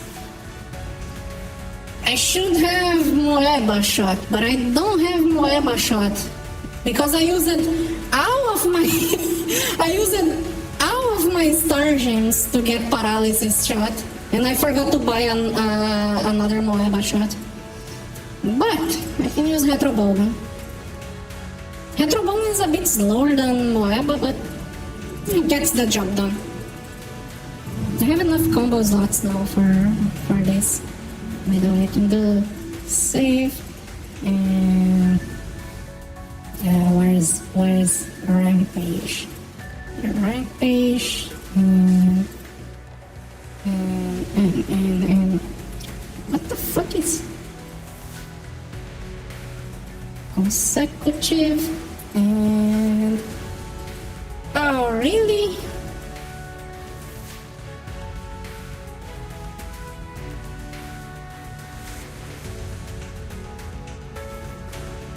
No, actually, no. Oh yeah, it doesn't work because no, yeah.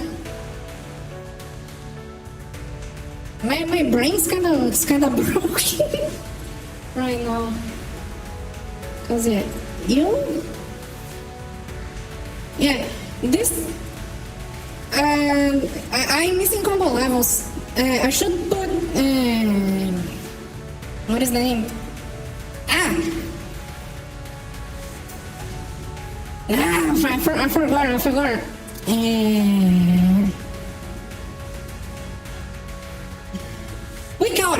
Quick aura. I should put quick aura here. to have another slot, so this costs less with consecutive, and then I can Swift Eternal Nightmare. But I cannot do it now because I don't have enough combo points. Oh shit, I have to do this like this for now. It's gonna be slow as fuck. And let me add retro bowling here. Please, speed, I need this.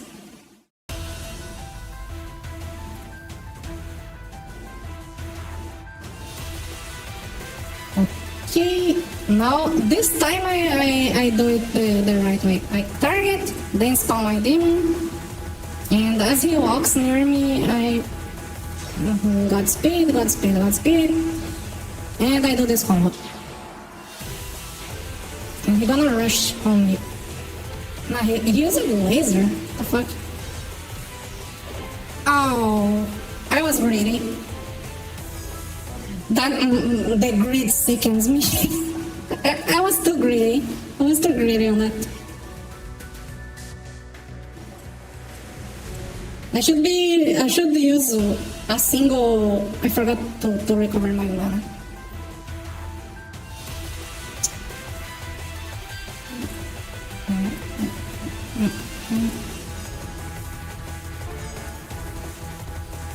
Nobody saw that.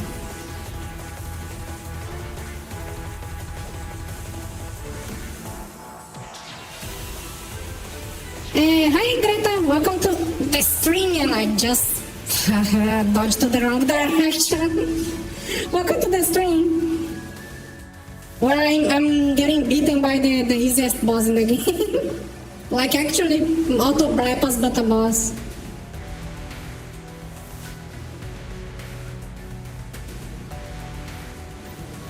Oh, you're here. You're literally here in front of the furnace. Okay, let me not die to the furnace this time. And also let me use this so I stop consuming all my healing herbs. Because those things are expensive. This is the most expensive consumable that I use. Because it's the fastest heal over time. So I kind of have to use it, and it's very expensive to buy them. I could farm them with my farmer, but I'm lazy, so I buy them. Don't ask how much they cost. You really don't wanna know.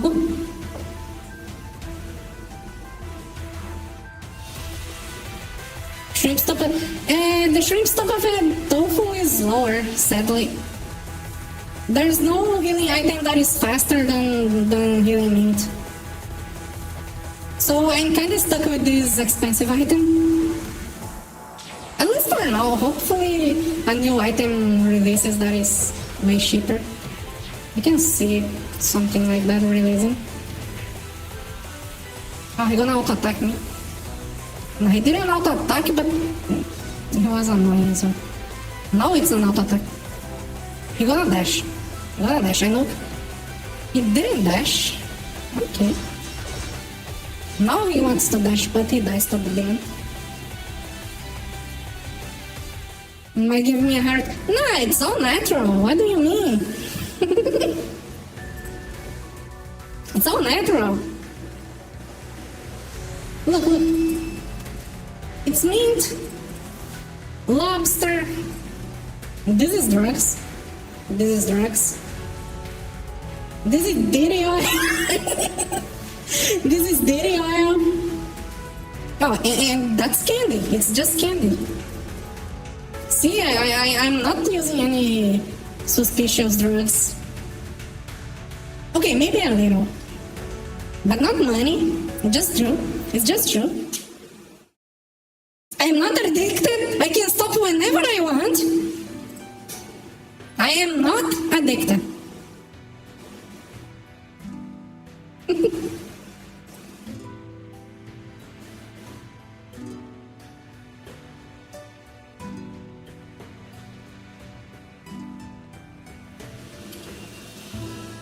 Okay, let's go to Menti. Menti.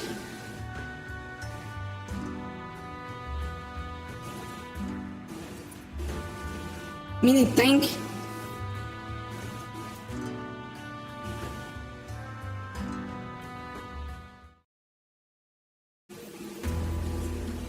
Oh, you mean on consumables? Yeah, tank consumables are expensive. Those are the actual expensive consumables. It's like the critical with DT resistance. It's so expensive. Or like the attack and recovery ones. Holy shit! Tanky DPS. Yeah, those use a lot of consumables as well.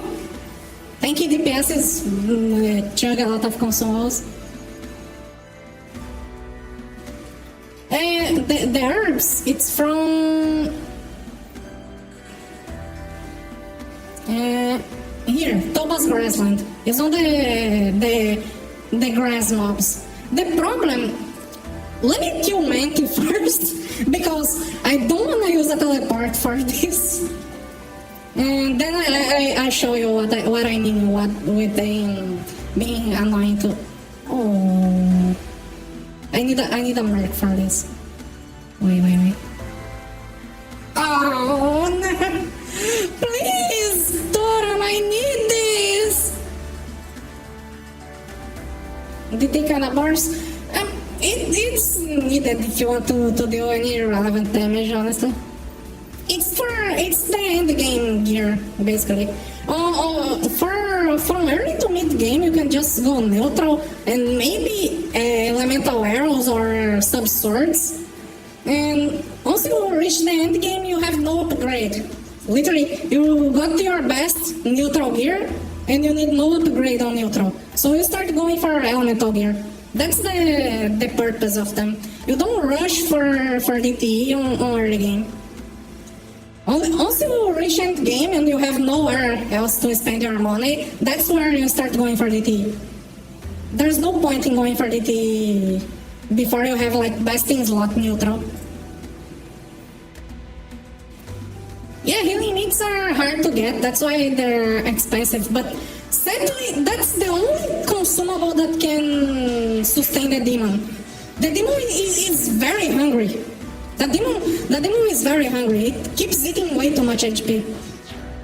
And since I have to use Kaiki as well to burn to get the buff, I lose even more HP because of the burning. So I need a very fast healing item that heals like every second, and that's where healing mint comes in, because it's the fastest proc on heals. It's like for 6 seconds, but it heals every 1.5 seconds.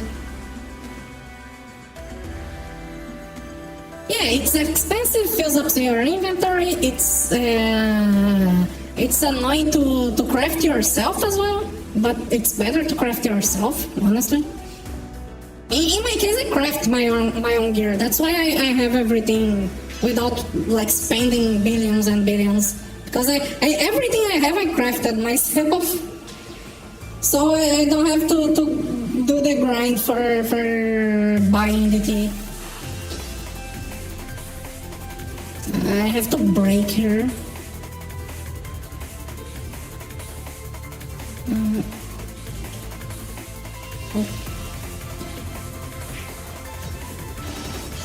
Okay, she's broken. I wasted mana for no reason.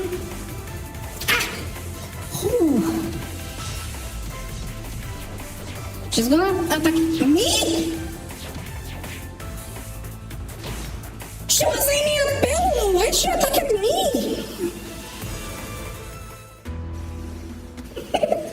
That makes no sense. She literally went like, oh, you die. Oh, I'ma die. Thank you forever. Yeah, that's why I craft my own gear, so I don't have to resell everything. For for armor, I just use adventurous garb. There's no reason to go for higher. And then I use staring robe only for neutral, because neutral needs more potential to make. And that's it.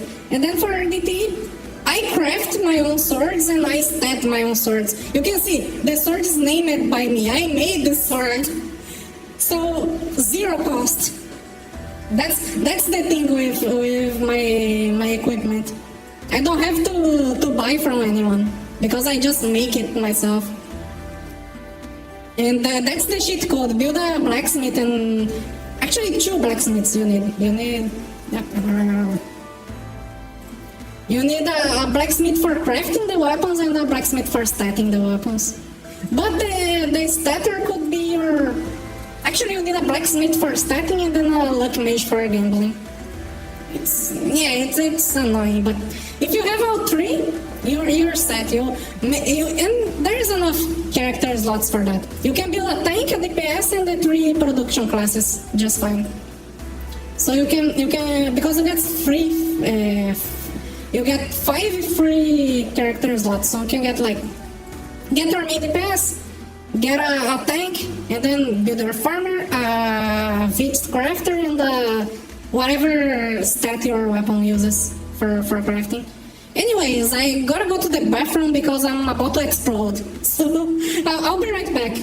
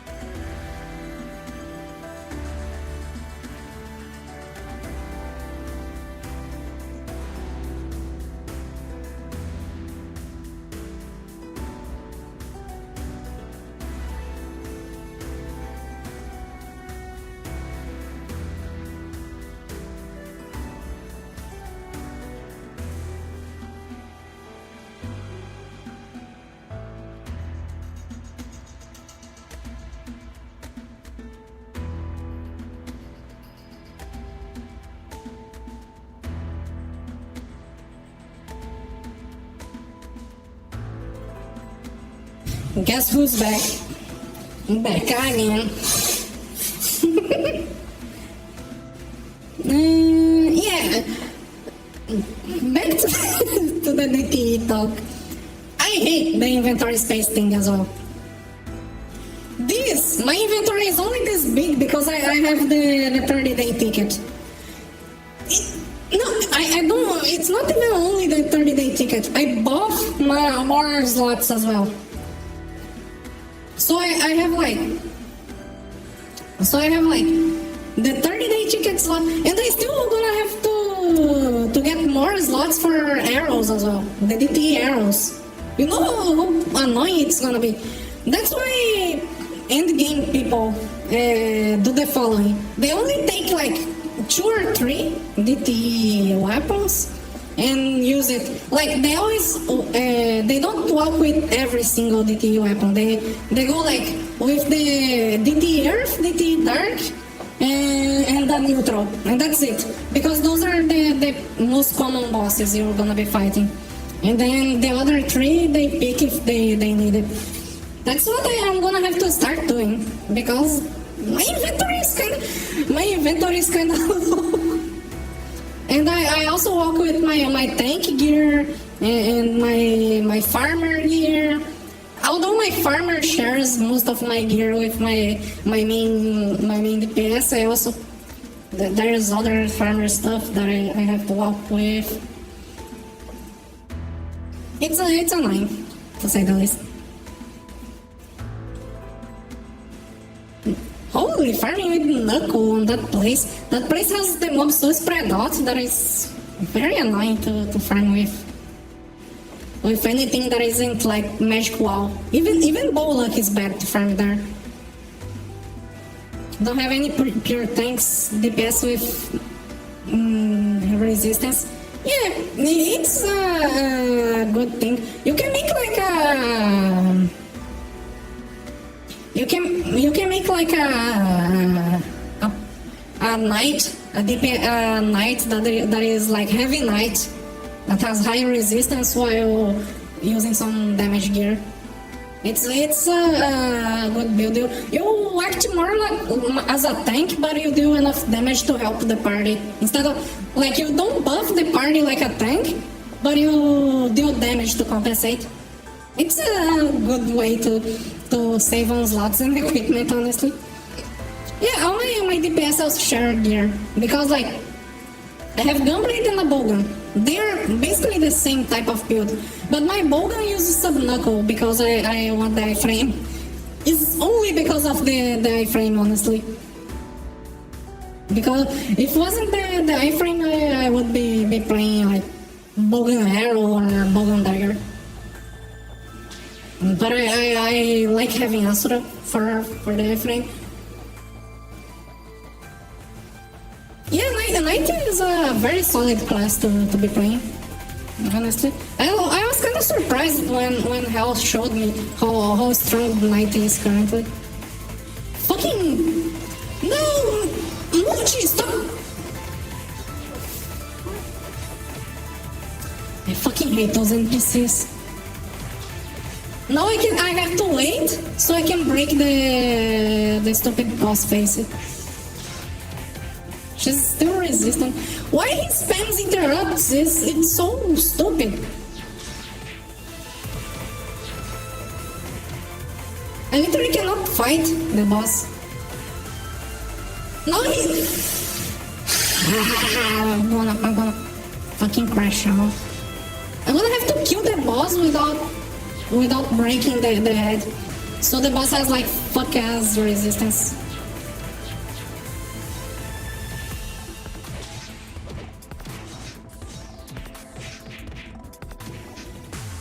And the worst part, Muji keeps like interrupting the boss, so...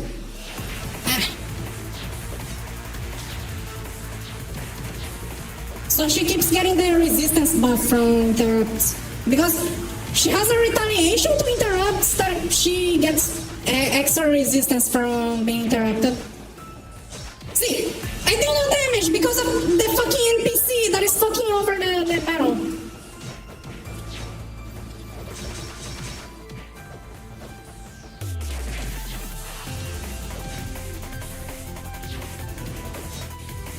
I wish Muji fucking dies.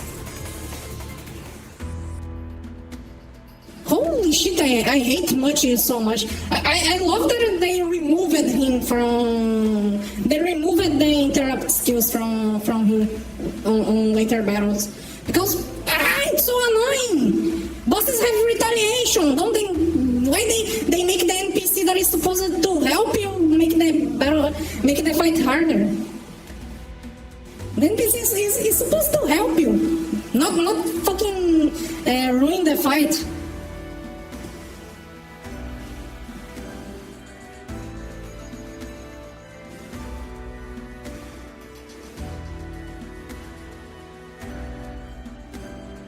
Yeah, I know about the matter. I just didn't want to lose my Godspeed Wield because I had no mana. But Muji is a piece of shit dumb.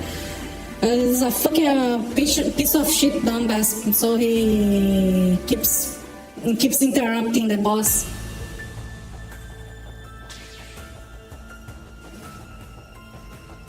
No, I have no skill that inflicts burning. There is only like Scroll and Halberd that can inflict burning. I just have to break the boss head, but Muchi keeps ruining the fight. Look, he tumbled the boss! How can I interrupt the boss if he's fucking ruining the fight? This NPC is a piece of shit. He tumbled the boss, so I lost the window to break the head. Holy shit, I hate Muchi so much. Look how much mana I lost for that. Now I can finally do damage to the boss please.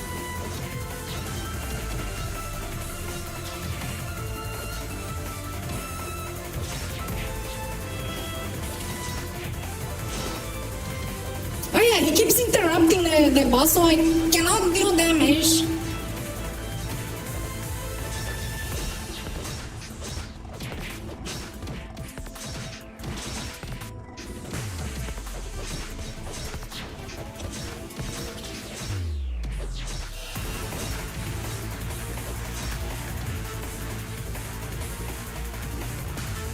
No, she's immune to stun, and even if you could stun, she gets 100% damage resistance when she is interrupted. You cannot interrupt her. You only flinch to break the head, and then you don't interrupt the boss anymore. But this fuck-ass NPC, this piece of shit NPC, keeps interrupting the boss. It's so annoying.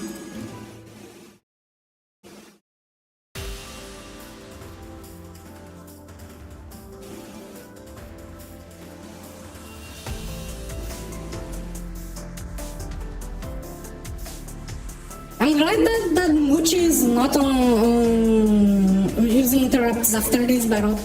They after this boss, I think they realized that like it doesn't matter if I break. I gain nothing for breaking.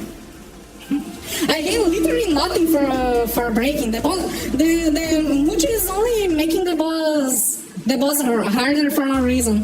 Because he interrupts the boss and then the boss... And then the boss go like, oh, now I'm immune to damage.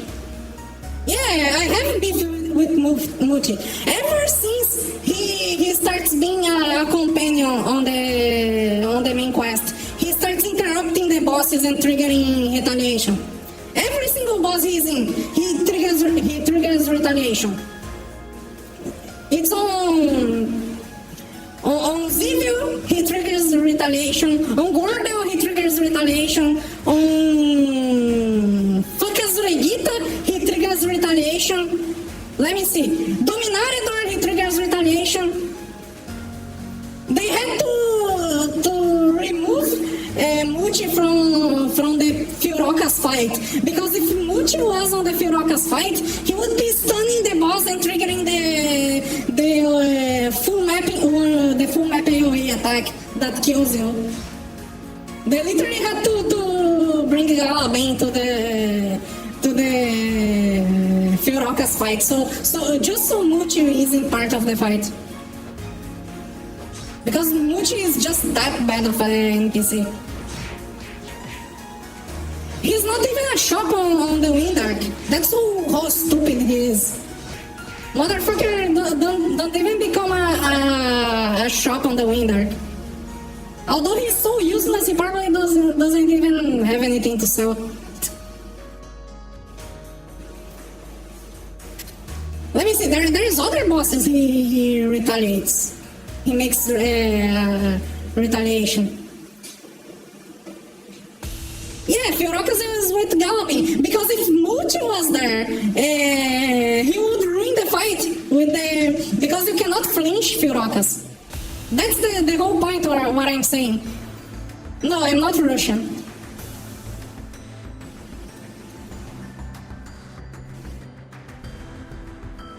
Muchi would literally ruin the fight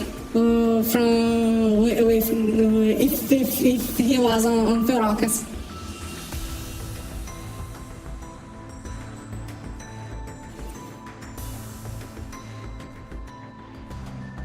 And after Menti, and you can see that after Menti, Muchi just disappears from the main quest. Because Menti was where Asobi will realize, holy shit, this NPC is a fuck-ass dumbass.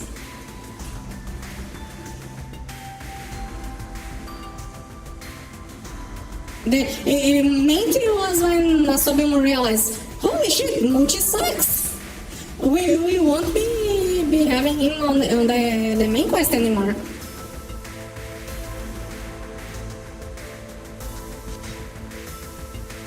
Like, he's actively making the fight worse by triggering retaliation attacks. No, it retaliates to flinch, I think, on phase 2. It's either on phase 2 or phase 1. I know it does take flinch, because I think it's on phase 2. Because when I soloed Furokas, I used shootout with flinch. And I think it was on phase 2. No, it's not paralyzed, it's whatever the meteor breaker does. Let me see. Dizzy. Gemma retaliates to Dizzy. It's just to kill mercenaries. Yeah, they removed him from chapter 14 and 15 because of how bad he is. Now we have like good DPS NPCs. Of course, you should be using a mercenary instead of the NPCs, but I can't help but tell how bad the multi thing is. Oh shit. I'm gonna do 5 dashes. And the last one, sharks. Okay, another! Ow!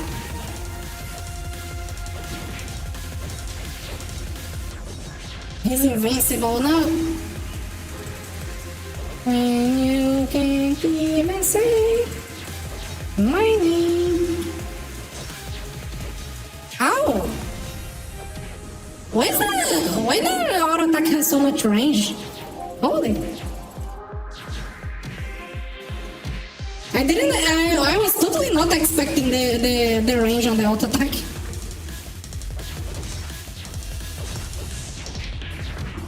I need one more MP. One more mana. Please, just one more attack. Please, I need this. Ow.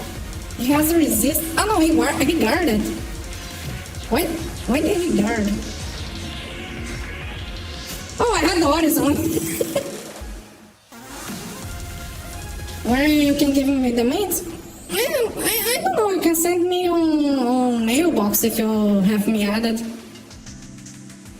Also, thanks for going to farm it. It really helps me out a lot. Thank you.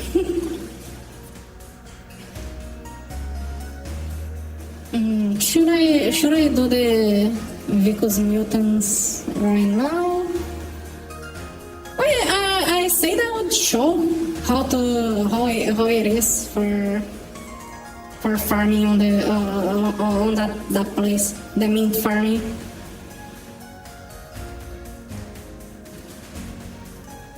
Let me show. The mint farming, if you guys want, the healing mint is a very good consumable you guys should be farming for selling. It's always, I won't say it's always on demand, because there's that's very few people that know about it, but it's the people that know about it always want it.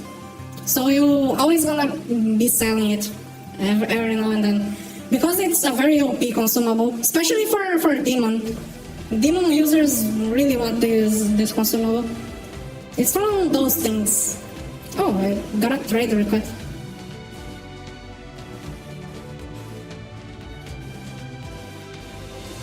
Okay, let me select. Here, you can have this bowgun. Thank you. let me show how this place is. You look at this and think, oh, Bullock is gonna be so good here to farm. You go like, boom. And then they start spawning there. And now you cannot reach them. And they spawn here. They spawn all in this circle. Out of range, wow! You cannot farm those mobs anymore with Bullock. That's why I made my build the way it is. Because I can just go like, oh yeah, I have to summon this and then Blizzard, Holy Wall, and then I can farm them. Although my damage is kinda homeless on the thing here. I think I need Brave Aura. So yeah, Magic Wall is basically the way to farm those. Because they spawn way too scattered. So you have no way of farming Healing Mint aside from just running around with Magic Wall.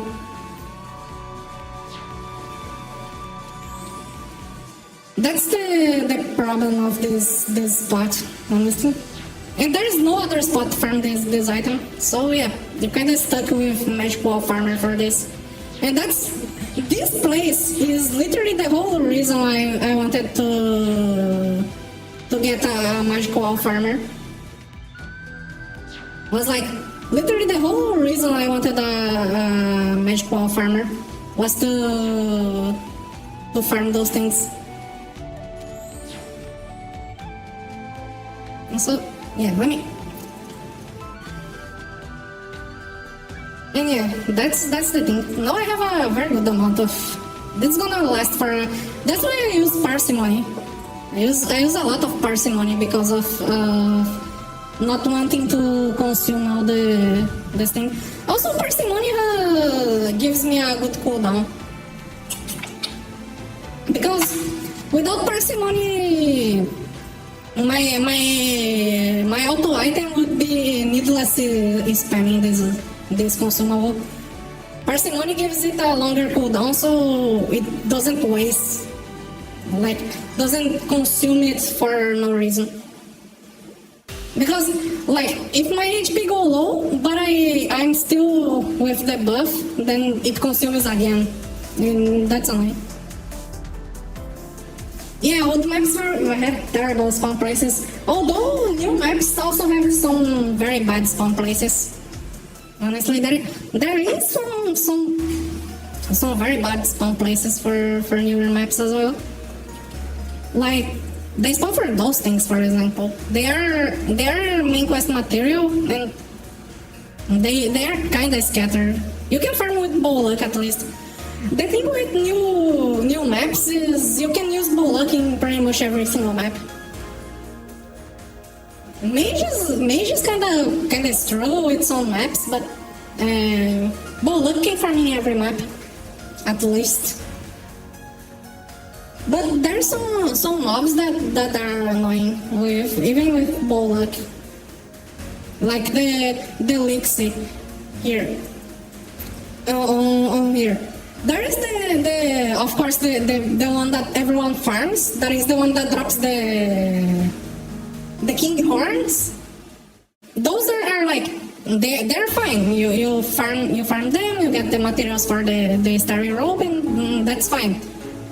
But there is another elixir on that map that drops the same material, and he also drops a ring that is very expensive. So it would be better to farm that elixir because he drops the ring, but his spawn points are terrible, even for Bullock. So people just farm the other one that drops a useless additional gear, just because the other elixir has a terrible spawn.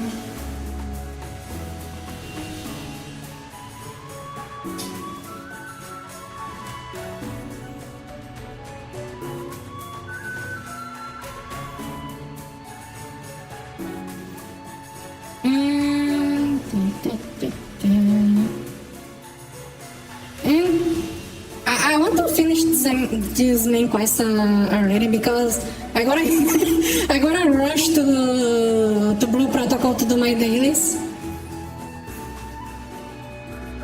Hi, thank you, Nyanko, and welcome to the stream. I'm glad you like it. makes my suffering less suffering. At least it has a purpose. Also, I want to skip the Nana cutscene because I love Nana. Nana is the best. I love Nana. Nana best girl. She didn't deserve what she got.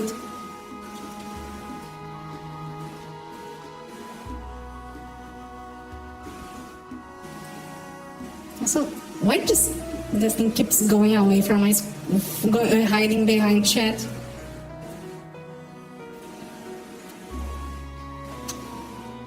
Oh, the visual effect clump spawned there.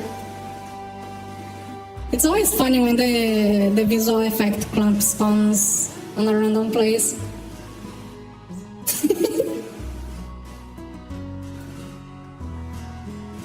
They're animated now.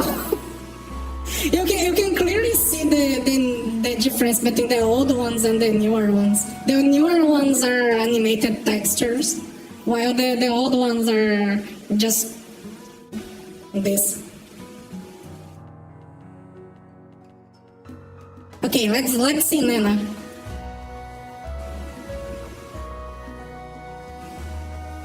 Look at her go.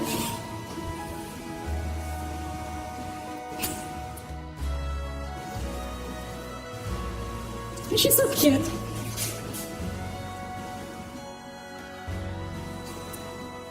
Look at her following Bella.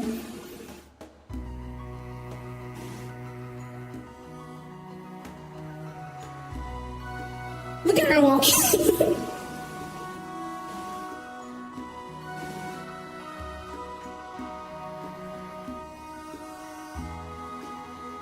She's so cute. Why Sobimo? Give her back. Return Nana, please.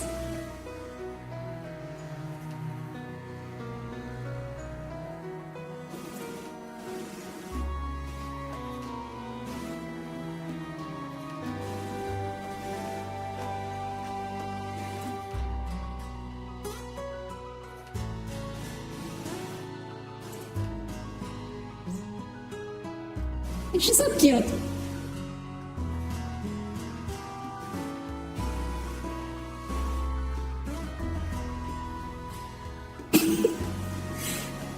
And she makes fucking pitfall traps.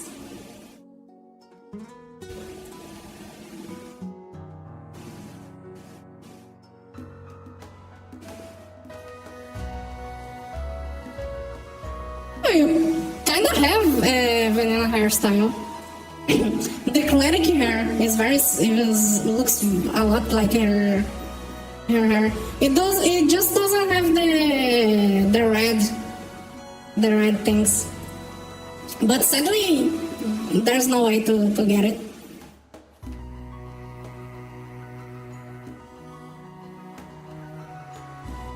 Now I skip this because I don't care about this part. I just wanted to see Nana. I want her back. Please, Asobimo, I need this. My Nana is kinda dead. My Nana is kinda dead.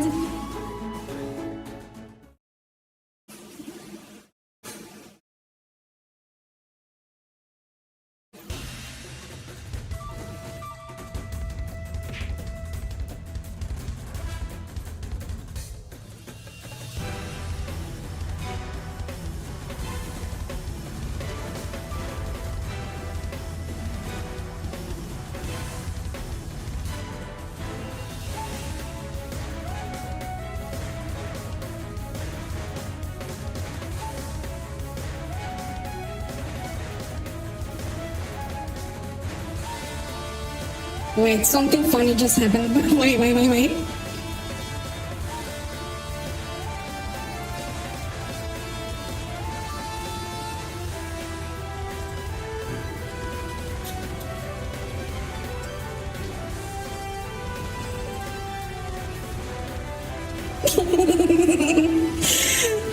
Something funny just happened.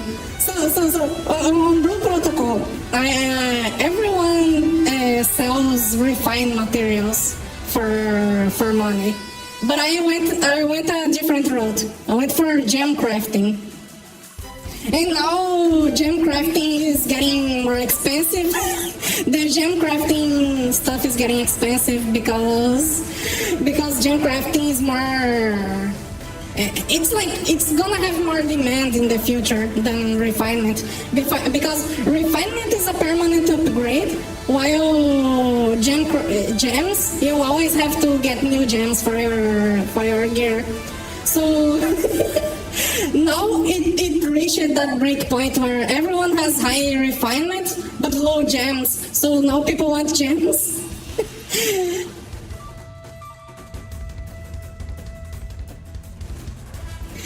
And I was right. People, my guildmate was like, nah, do refinement. The refinement ores will be better forever. And like refinement ores will always be good. Nah, I went with gem crafting, and now I'm gonna get the bugs because I played the long game. I knew it. Think of it like this. Refinement is like Toram refinement. You refine your gear once and it's over. And the gems are like traits. So you always get new traits for new weapons. You have to get a lot of traits for new weapons. I think it's not like this actually. But like gems, you always need gems every time you get a new piece of gear. While refinement is permanent upgrade for your account. So once you refine it, you never needed refinement again. So like I played the long game and I won.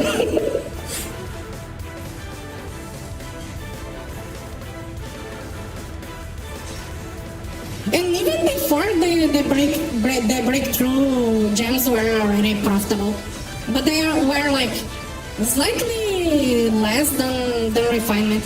Now they are better than refinement.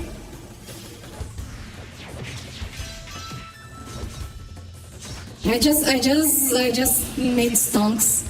I'm gonna just let the NPCs fight for me because I don't wanna waste mana. Otherwise, I'm gonna enter the fucking boss battle without mana. By the way, this NPC is funny. She's using a sword, but she's staff on the party menu. For whatever reason, she has the sword skills, but she's a staff. That's the most random shit ever. Like she's using a sword auto attacks and oh, I died. But she's. I'm gonna use revive droplets because I need the mana. She's a staff on the party menu. She's weird. She has the sword skills but uses staff. And she attacks like a halberd for some reason. It's such a weird combination. She has halberd auto attacks, staff on the party menu. She's holding her sword like a fucking two-handed sword. And she uses sword skills along with magic skills as well. She's kind of like a magic warrior, but she's using staff on the party menu for whatever reason.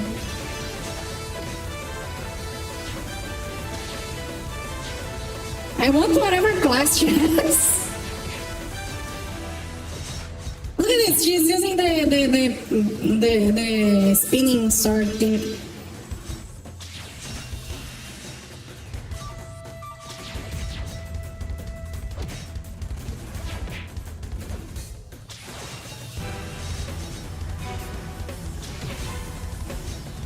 Such a weird combo. Nina, no! Get away from her!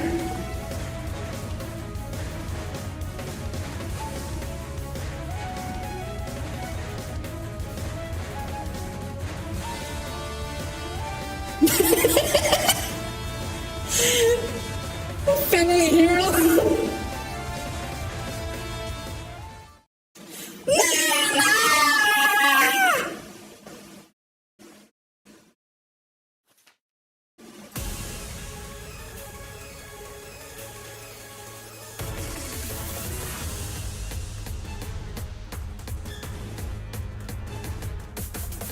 The music on this boss is very good. Also, I'm gonna fucking kill this guy. Where's my wind element? I'm gonna fucking destroy this guy. Damage to water. What is my damage to water? Here. Let me put a ready. Okay. I'm gonna fucking destroy this guy.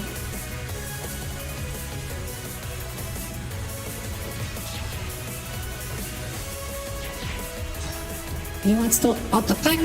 Oh, I dodged. Fucking hell! I unlearned the timing for the auto attack. But I want to fucking shoot tap him with my demon. I don't care. I hate this guy.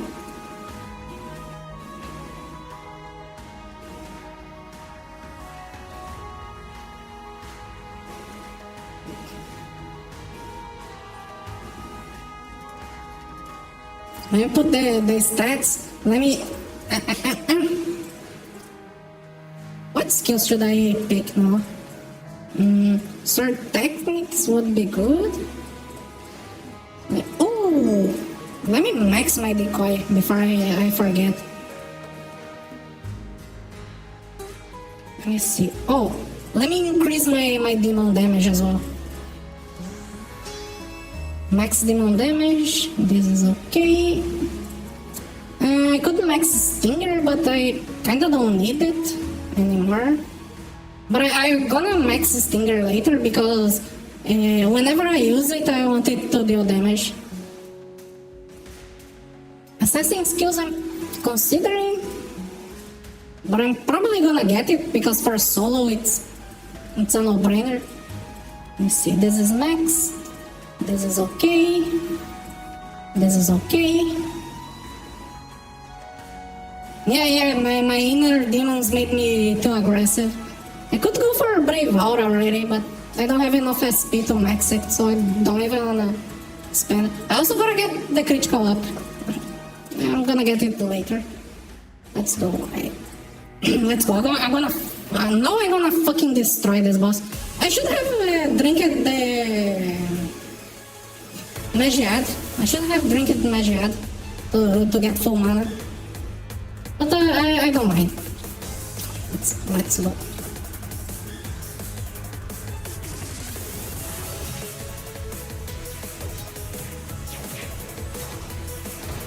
Now I know the timing. Let me full buff. I'm going for.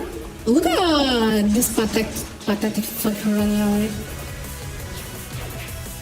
Really, I missed this dot. I'm gonna revive this time. I don't care. I really don't wanna wait again.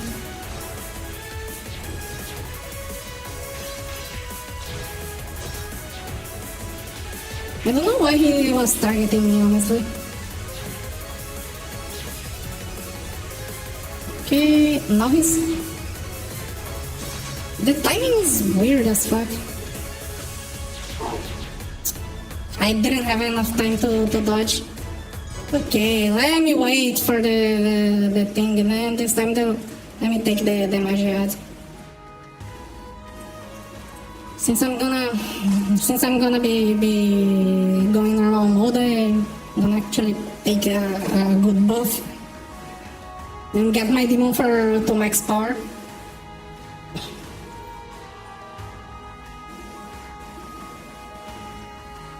I have to really fix my buff rotation on the start of the fight. I'm taking way too long to buff.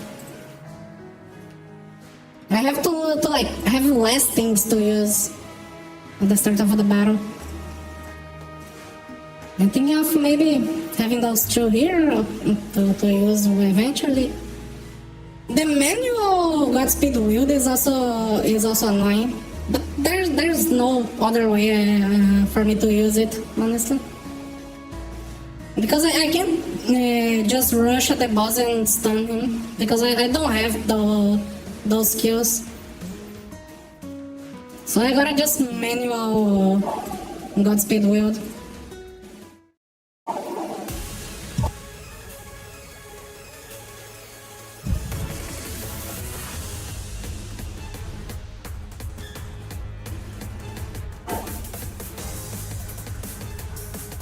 Okay, this time let me not fuck up this thing.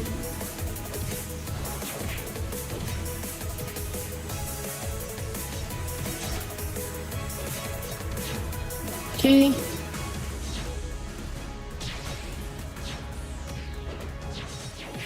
Let's auto attack me again.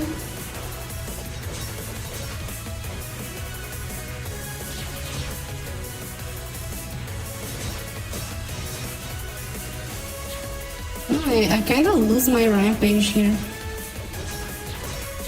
Ow! I fell for the attack. You see, that's what I'm talking about. I'm taking way too long to start the battle. I take like 1 minute buffing just to start the battle, and it's gonna get worse with Braveheart. I really need a combo to just start the fight and get my buffs going. But I don't know what should I make for this.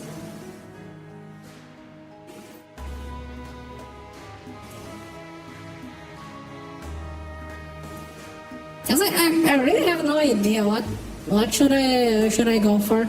Maybe I should remove this. Don't have this and have a kind of starter combo from backstep. Backstep like 3 Godspeed wields into this combo. I think that's the way. I lose this thing that is kind of good, but I get other buffs in return. It's actually an old combo I use it to have, like this, and then Aura here with Swift, but I don't have enough combo points to put Swift on Aura.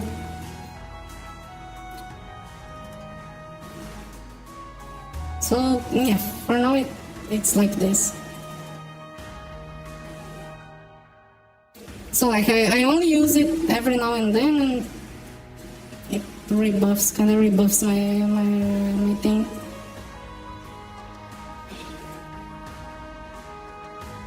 And then I can have this stinger here, so but I use something else to close this combo.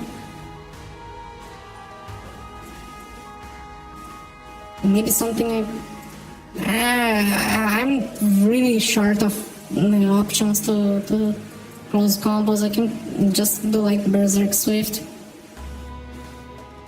or just not use anything with Stinger at all. It's another game. Yeah, I can try out your game, but I won't be doing it on stream right now because I just wanna finish the main quest and then do other stuff. Actually, if I don't finish the main quest now, I have to leave in like 1 hour for doing the daily Zone Blue protocol before I lose the chance. I waste the daily materials. And this is fine the way it is. And yeah, I think this is gonna be the way to go, honestly. And then I use backstep more sparingly instead of like spamming the hell out of it.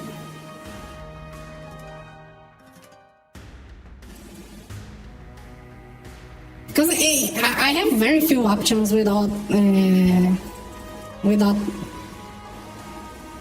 what is the name? Without the finale. But I don't wanna use finale for this because I I really need a fast rebuff combo. I could even keep this without Swift and go like Smite, but I'm gonna be losing damage because of this anyway, so better go Swift.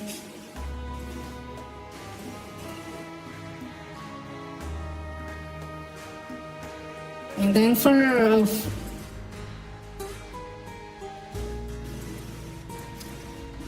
I don't know. Or like when I'm already targeting, I can go.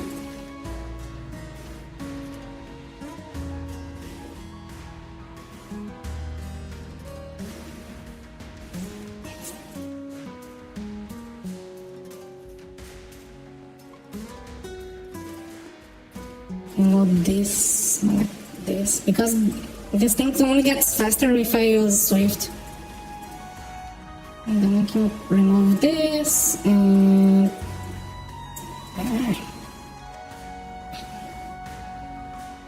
it's gonna be kind of weird, honestly. I have to adapt the build more.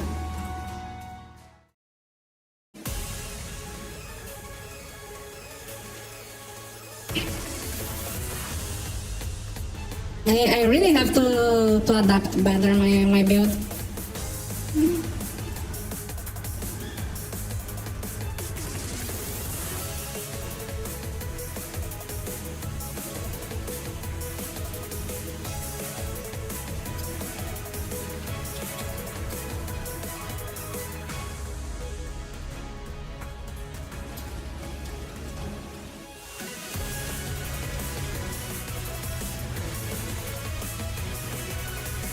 Okay, like I'm gonna try only one more time and I'm gonna rush.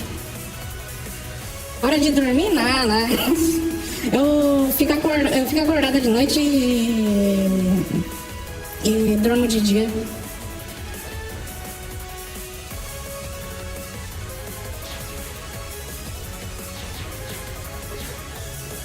Let me see. Okay, gonna do 3 dashes and gonna target me? No.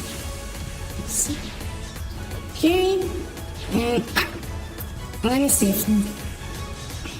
Okay, it's faster to buff like this, but I don't like it. I'm still losing. Why is there no warning?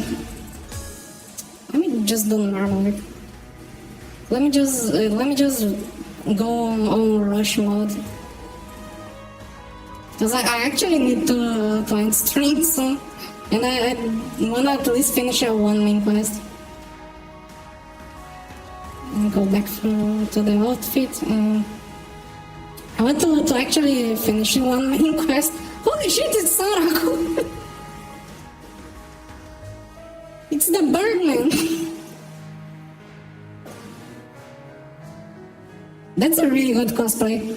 He even got those swords for the purple blades. Really good cosplay. I wanna do a Sanraku cosplay on my Iron Man.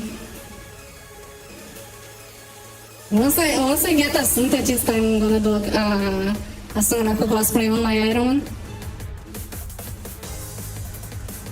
Let me see. I just start with Demon and he's gonna kill me. I love getting tumbled and hit all the time.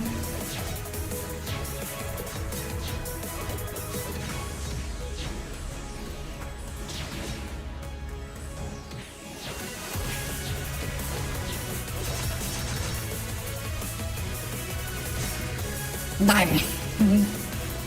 I have to finish this main quest in like 40 minutes.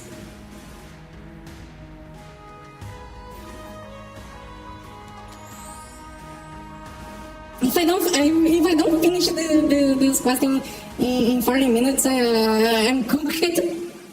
Because I need to go to Blue Protocol. The worst part is I'm gonna have to do this twice. But off stream, I don't start yapping and doing random stuff, at least. Menabra Plains here. Yeah, Nana is a good girl. Asobimo. Why you killed her?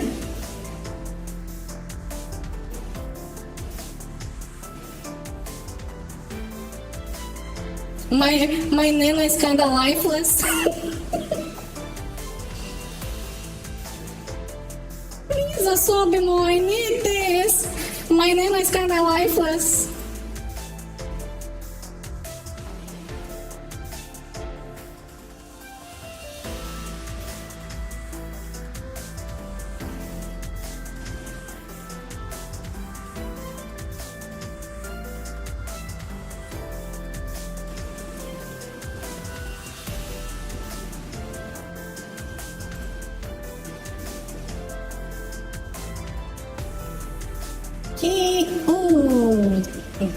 Oh, I don't like this. I'm gonna actually call a mercenary for this. I'm gonna actually call a mercenary for this one. because Evil Crystal Beast is pure bullshit. I forgot about the Crystal Beast.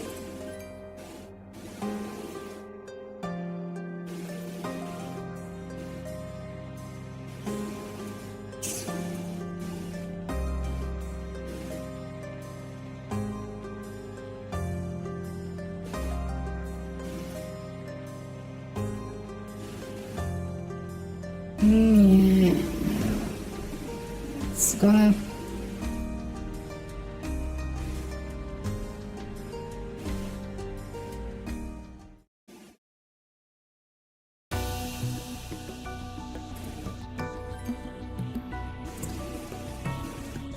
$300 for 30 minutes. The mint is the third drop, if I'm not mistaken. So it's around 10% chance. It is around 10% chance. It's not one of the rare third drops, but it is slightly worse than usual.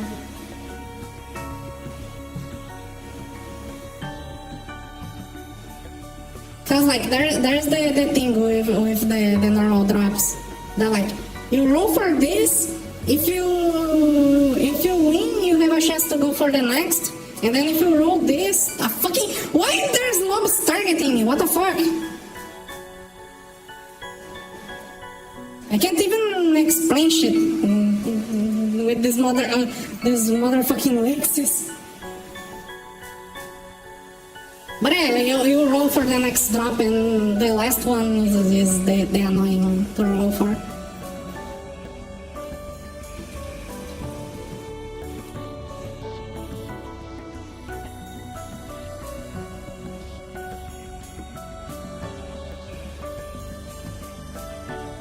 We will only know the accurate drop rates when someone hacks into the game and gets like the values from data mining. Or someone do the math for trying to go for the statistics. But it would need a massive sample data, honestly.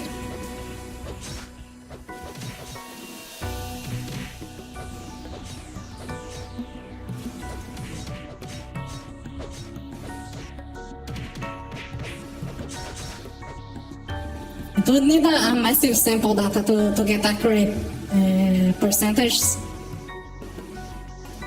And the only way to actually do that would be like having a program that like registers what goes to your inventory. So it makes the counting and register like the kills and what goes to your inventory. So it can get accurate drop rates.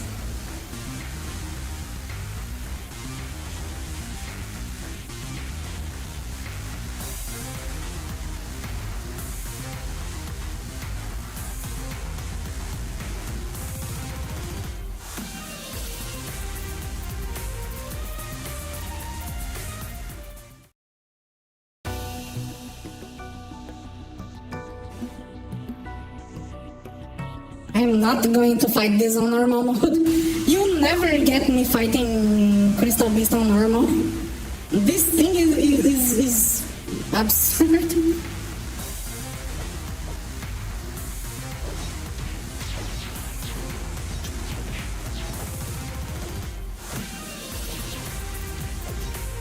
It goes invincible for no reason. I fucking hate this boss.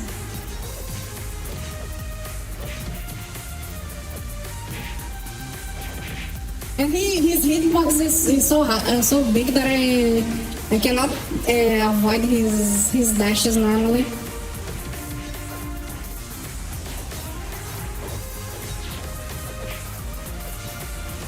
I used a single combo and died.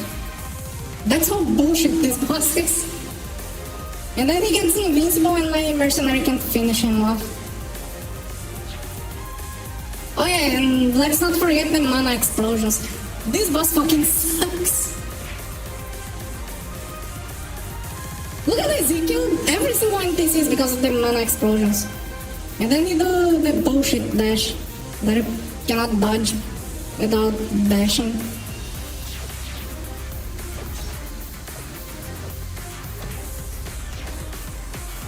And I'm dead because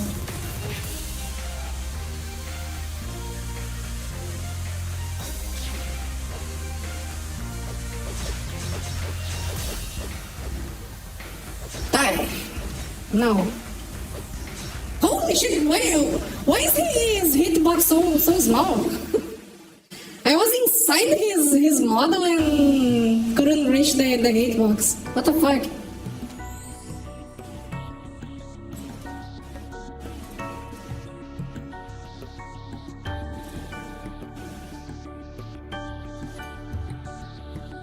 Okay, now it's finally easy bosses from now on.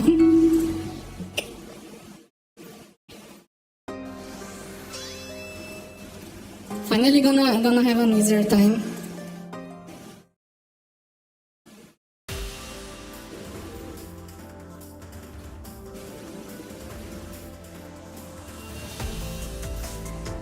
It starts to get annoying again, I think on Gula, but it's only Gula and then it's over. I have 30 minutes to finish this main quest.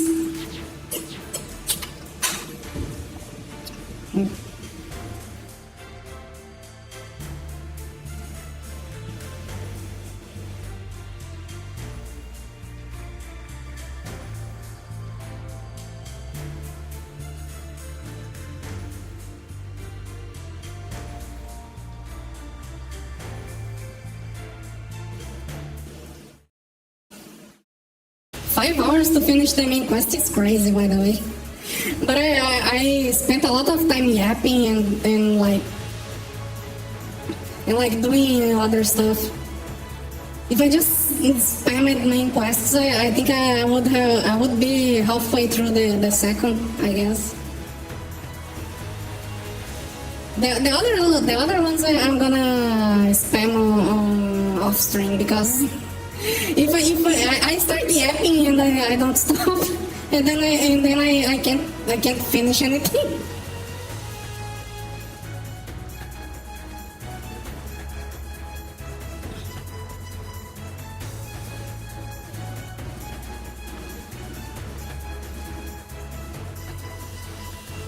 I have to think about some good string ideas to do in the game. I think I'm gonna start doing like boss runs on like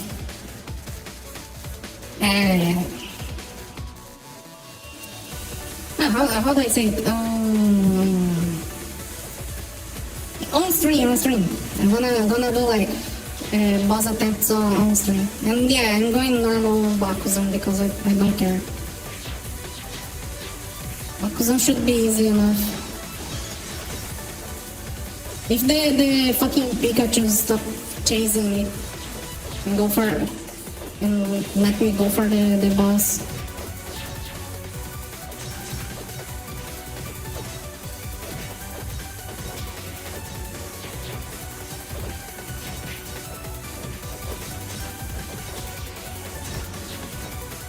Yeah, I I don't need every single buff I have to kill the boss. But my damage goes so becomes so little.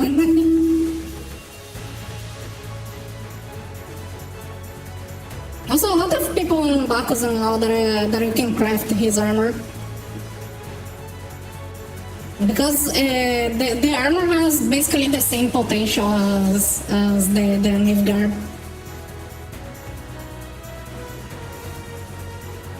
And also this boss is very easy to kill with Magic Halberd and Mage. So you're gonna see a lot of people farming it, unlike the other bosses for armor. Except Mimigon. Mimigon is also easy.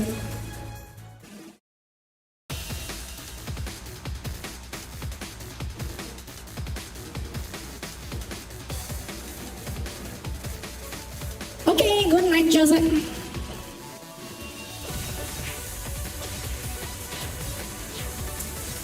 Maybe I'm gonna use Demon, honestly.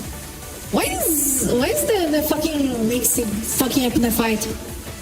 Look at him! He's going for the minions. That triggers the boss retaliation.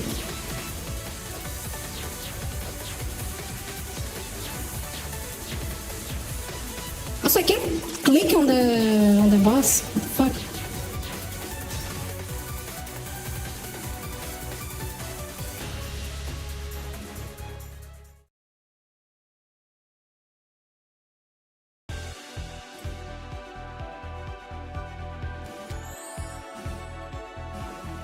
Okay, now it's the fucking part that I hate.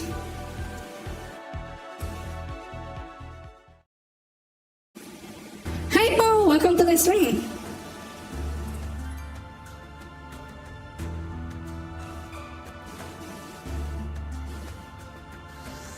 Hello random, welcome to the stream. And we are rushing because I have to finish this main quest before 3 a.m. If I don't finish this main quest before 3 a.m. I have to quit.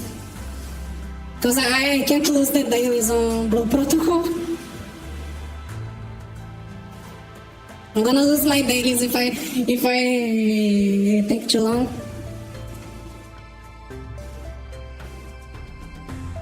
And there's a lot of stuff because I have my keys are full. I have to spend my boss keys. Otherwise I lose boss keys as well. So I have to like use at least 2 to not lose the reset ones. And then I have to. There's so much things to do. I have 1 hour to rush everything.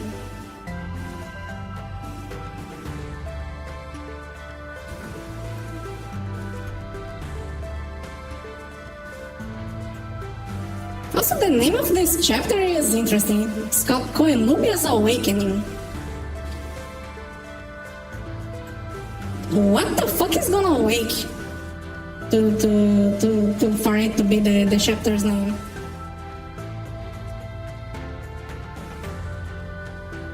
Cause so far we just went to random places.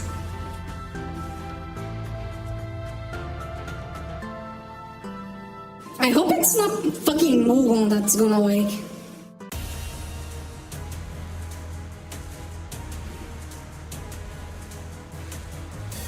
That fucking bird that I hate.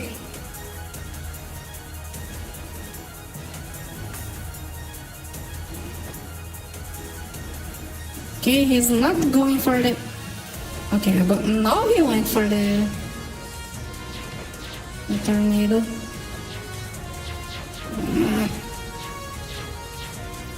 Morton, oh, I got trapped.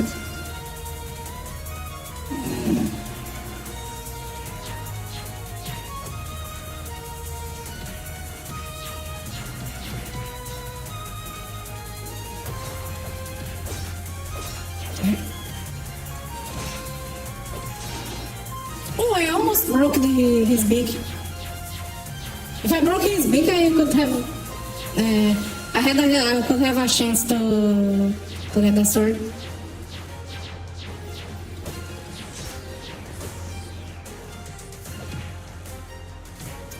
No. Lost my motion already. I hate this so much.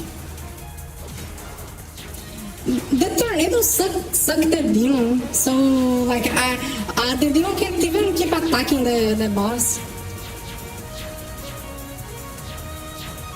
This boss is one of the bosses of all time. And Pelu makes it worse by going near him.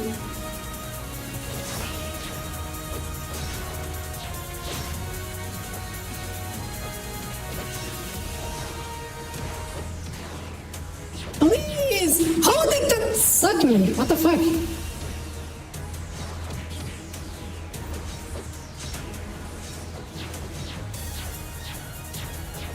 Go, demon, kill it! Kill it, demon!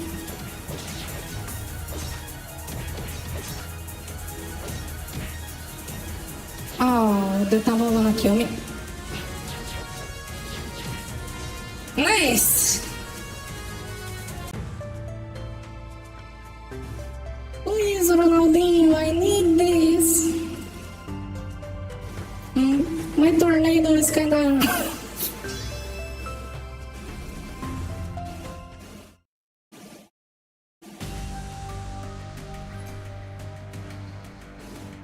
Let me see, it's Gula, then the armor guy, and then... Yeah, by the way, oh no, I can't skip it. It's Gula, the armor guy, and then the new boss. And we're done. And I'm gonna straight up close the stream. Because I actually got a rush to Blue Protocol and do my dailies. That's why that's one thing I like about Toram. You don't have this pressure. Oh no, I'm gonna lose my dailies. There's no dailies on Toram. There's daily farming, but you do it at your own pace. You don't need to do it every day. The only thing you have to do every day is the food buffs. But even that is optional, honestly.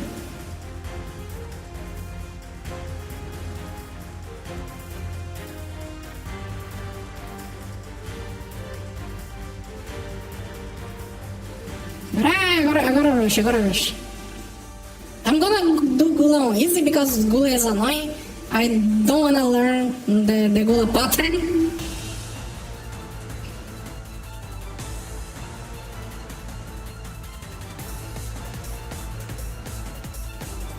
Gula has an annoying pattern, so I don't even wanna bother. This is the kind of boss you gotta fight over and over again. Yeah, true. There's only one Koinobia fight so far. That is the new boss. Unless I'm missing. No. Yeah, it's Rondini, then Gula, then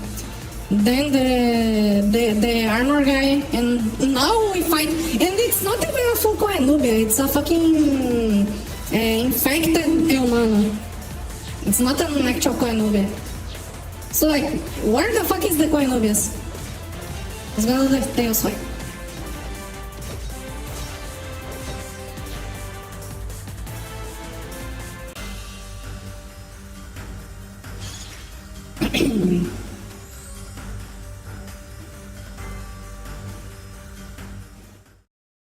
Let's go, 20 minutes, I gotta rush. Air vent. Oh my god, I'm venting. Can I? Nah, I can't skip to a Cesara.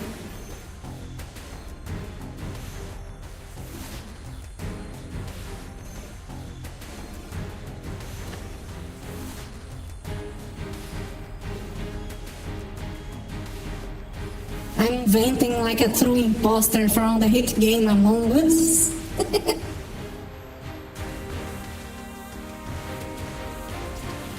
Let's go.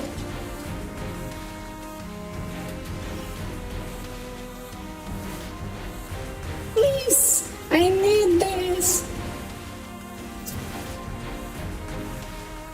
I'm watching the screen right now. Why are you trying not to laugh, bro?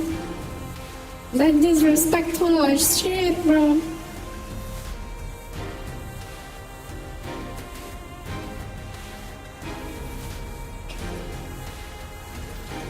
But I really need to spend some time, like, making a proper rotation for this build.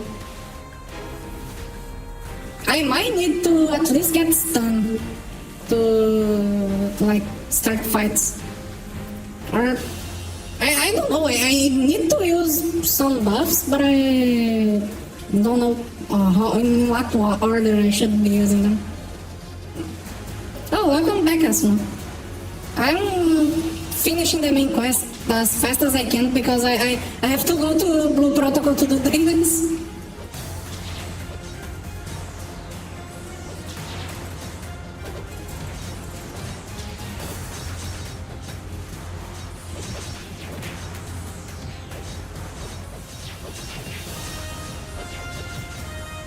Oh, he's gonna dash away from my decoy. As soon as I plant the fucking decoy, he dashes away.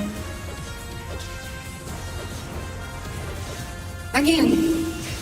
Okay, I'm just not gonna use decoy anymore.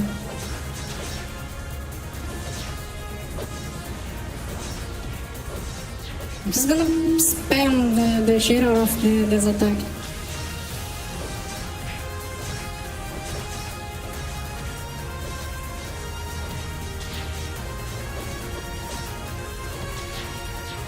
I forgot my berserk combo is not fucking aerial slay anymore. My backstep, I'm not gonna use a buff combo on backstep. I really need the aerial slay on backstep. It's just so good mobility. I can't not use it.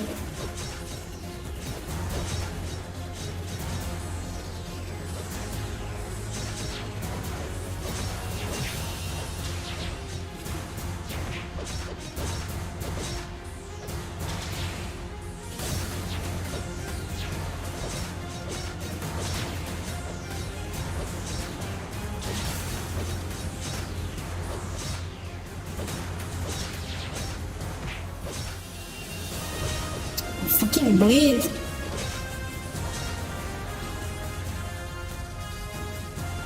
Yeah, Belu has a very high revive. It's good that she has it because, honestly, waiting for it to be revived during the main quest is annoying. Her having the high revive is very good. Let's go, the last quest. The young man and the old tree.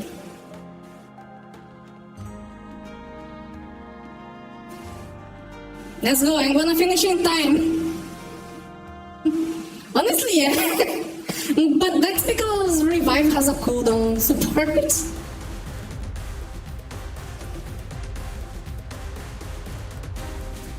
Reviving people like from first aid is kind of annoying because you have to click the person and then use first aid. There should be like pets. You know when pets die and appears an icon, you can click on top of the pet to revive it. Then that should be how it works on players, right? Because it's really hard to click on the person, open the menu, and then first aid. Make the question though. Oh no! Why? Why do I have to go to Indark?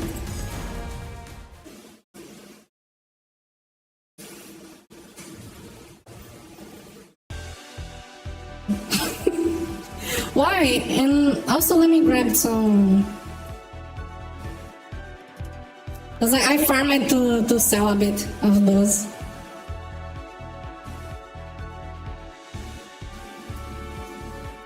Why do I have to go back to the fucking Indark?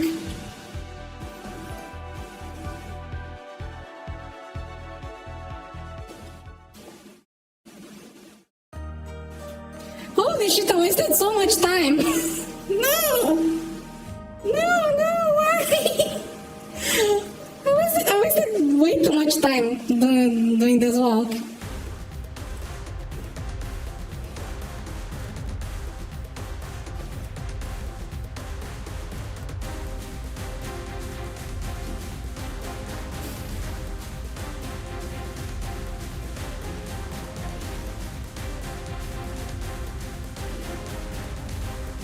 By the way, I think this new boss was testing like huge models for when they do Mugun, because Mugun is gonna be massive.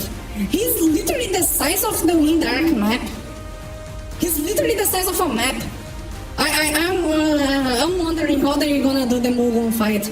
Will like the camera zoom out and we fight them like raid bosses from wall, or Mugun gonna be like we fighting? He is the literal arena. Like we fight on top of his belly, because he will be literally the arena map.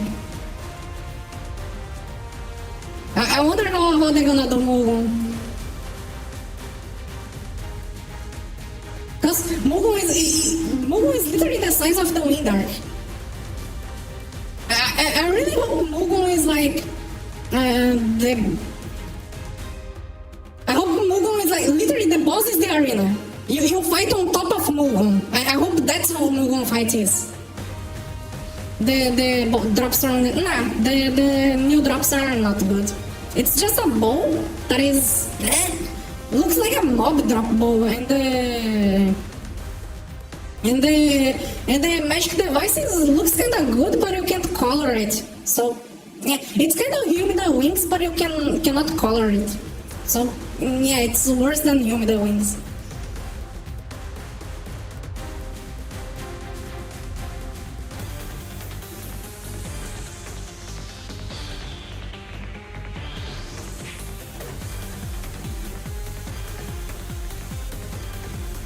Okay, let's go. I have to kill this thing. I have to be fast. I'm on an advantage here because he's Earth and I am on fire here.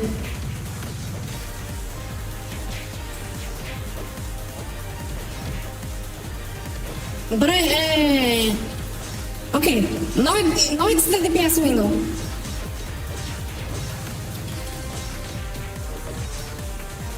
Oh, he's almost dead. Go, Demon! Yes!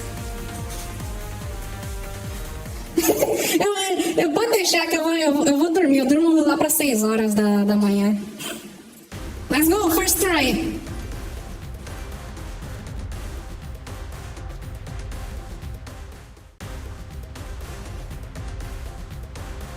And I just skip the map change after doing the.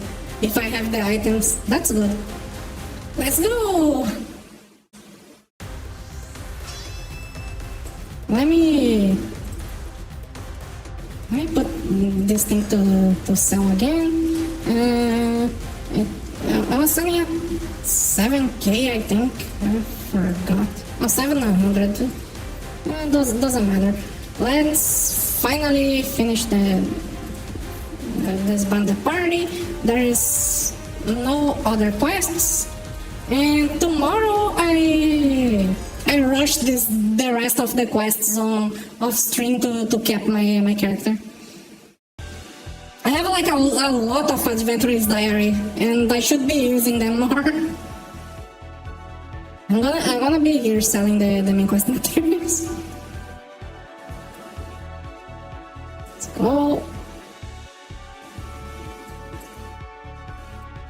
And that's it. Thanks everyone for watching the stream, and I hope everyone has a good day or night. If you're going to sleep well. And bye bye. I'm gonna end this stream and rush to Blue Protocol so I can finish my daily Blue Protocol streams. Nah, you guys can't see my Blue Protocol. Imagine I'm streaming fucking Blue Protocol and ERP starts flowing on top of the screen because of the display setting. No way I'm streaming Blue Protocol.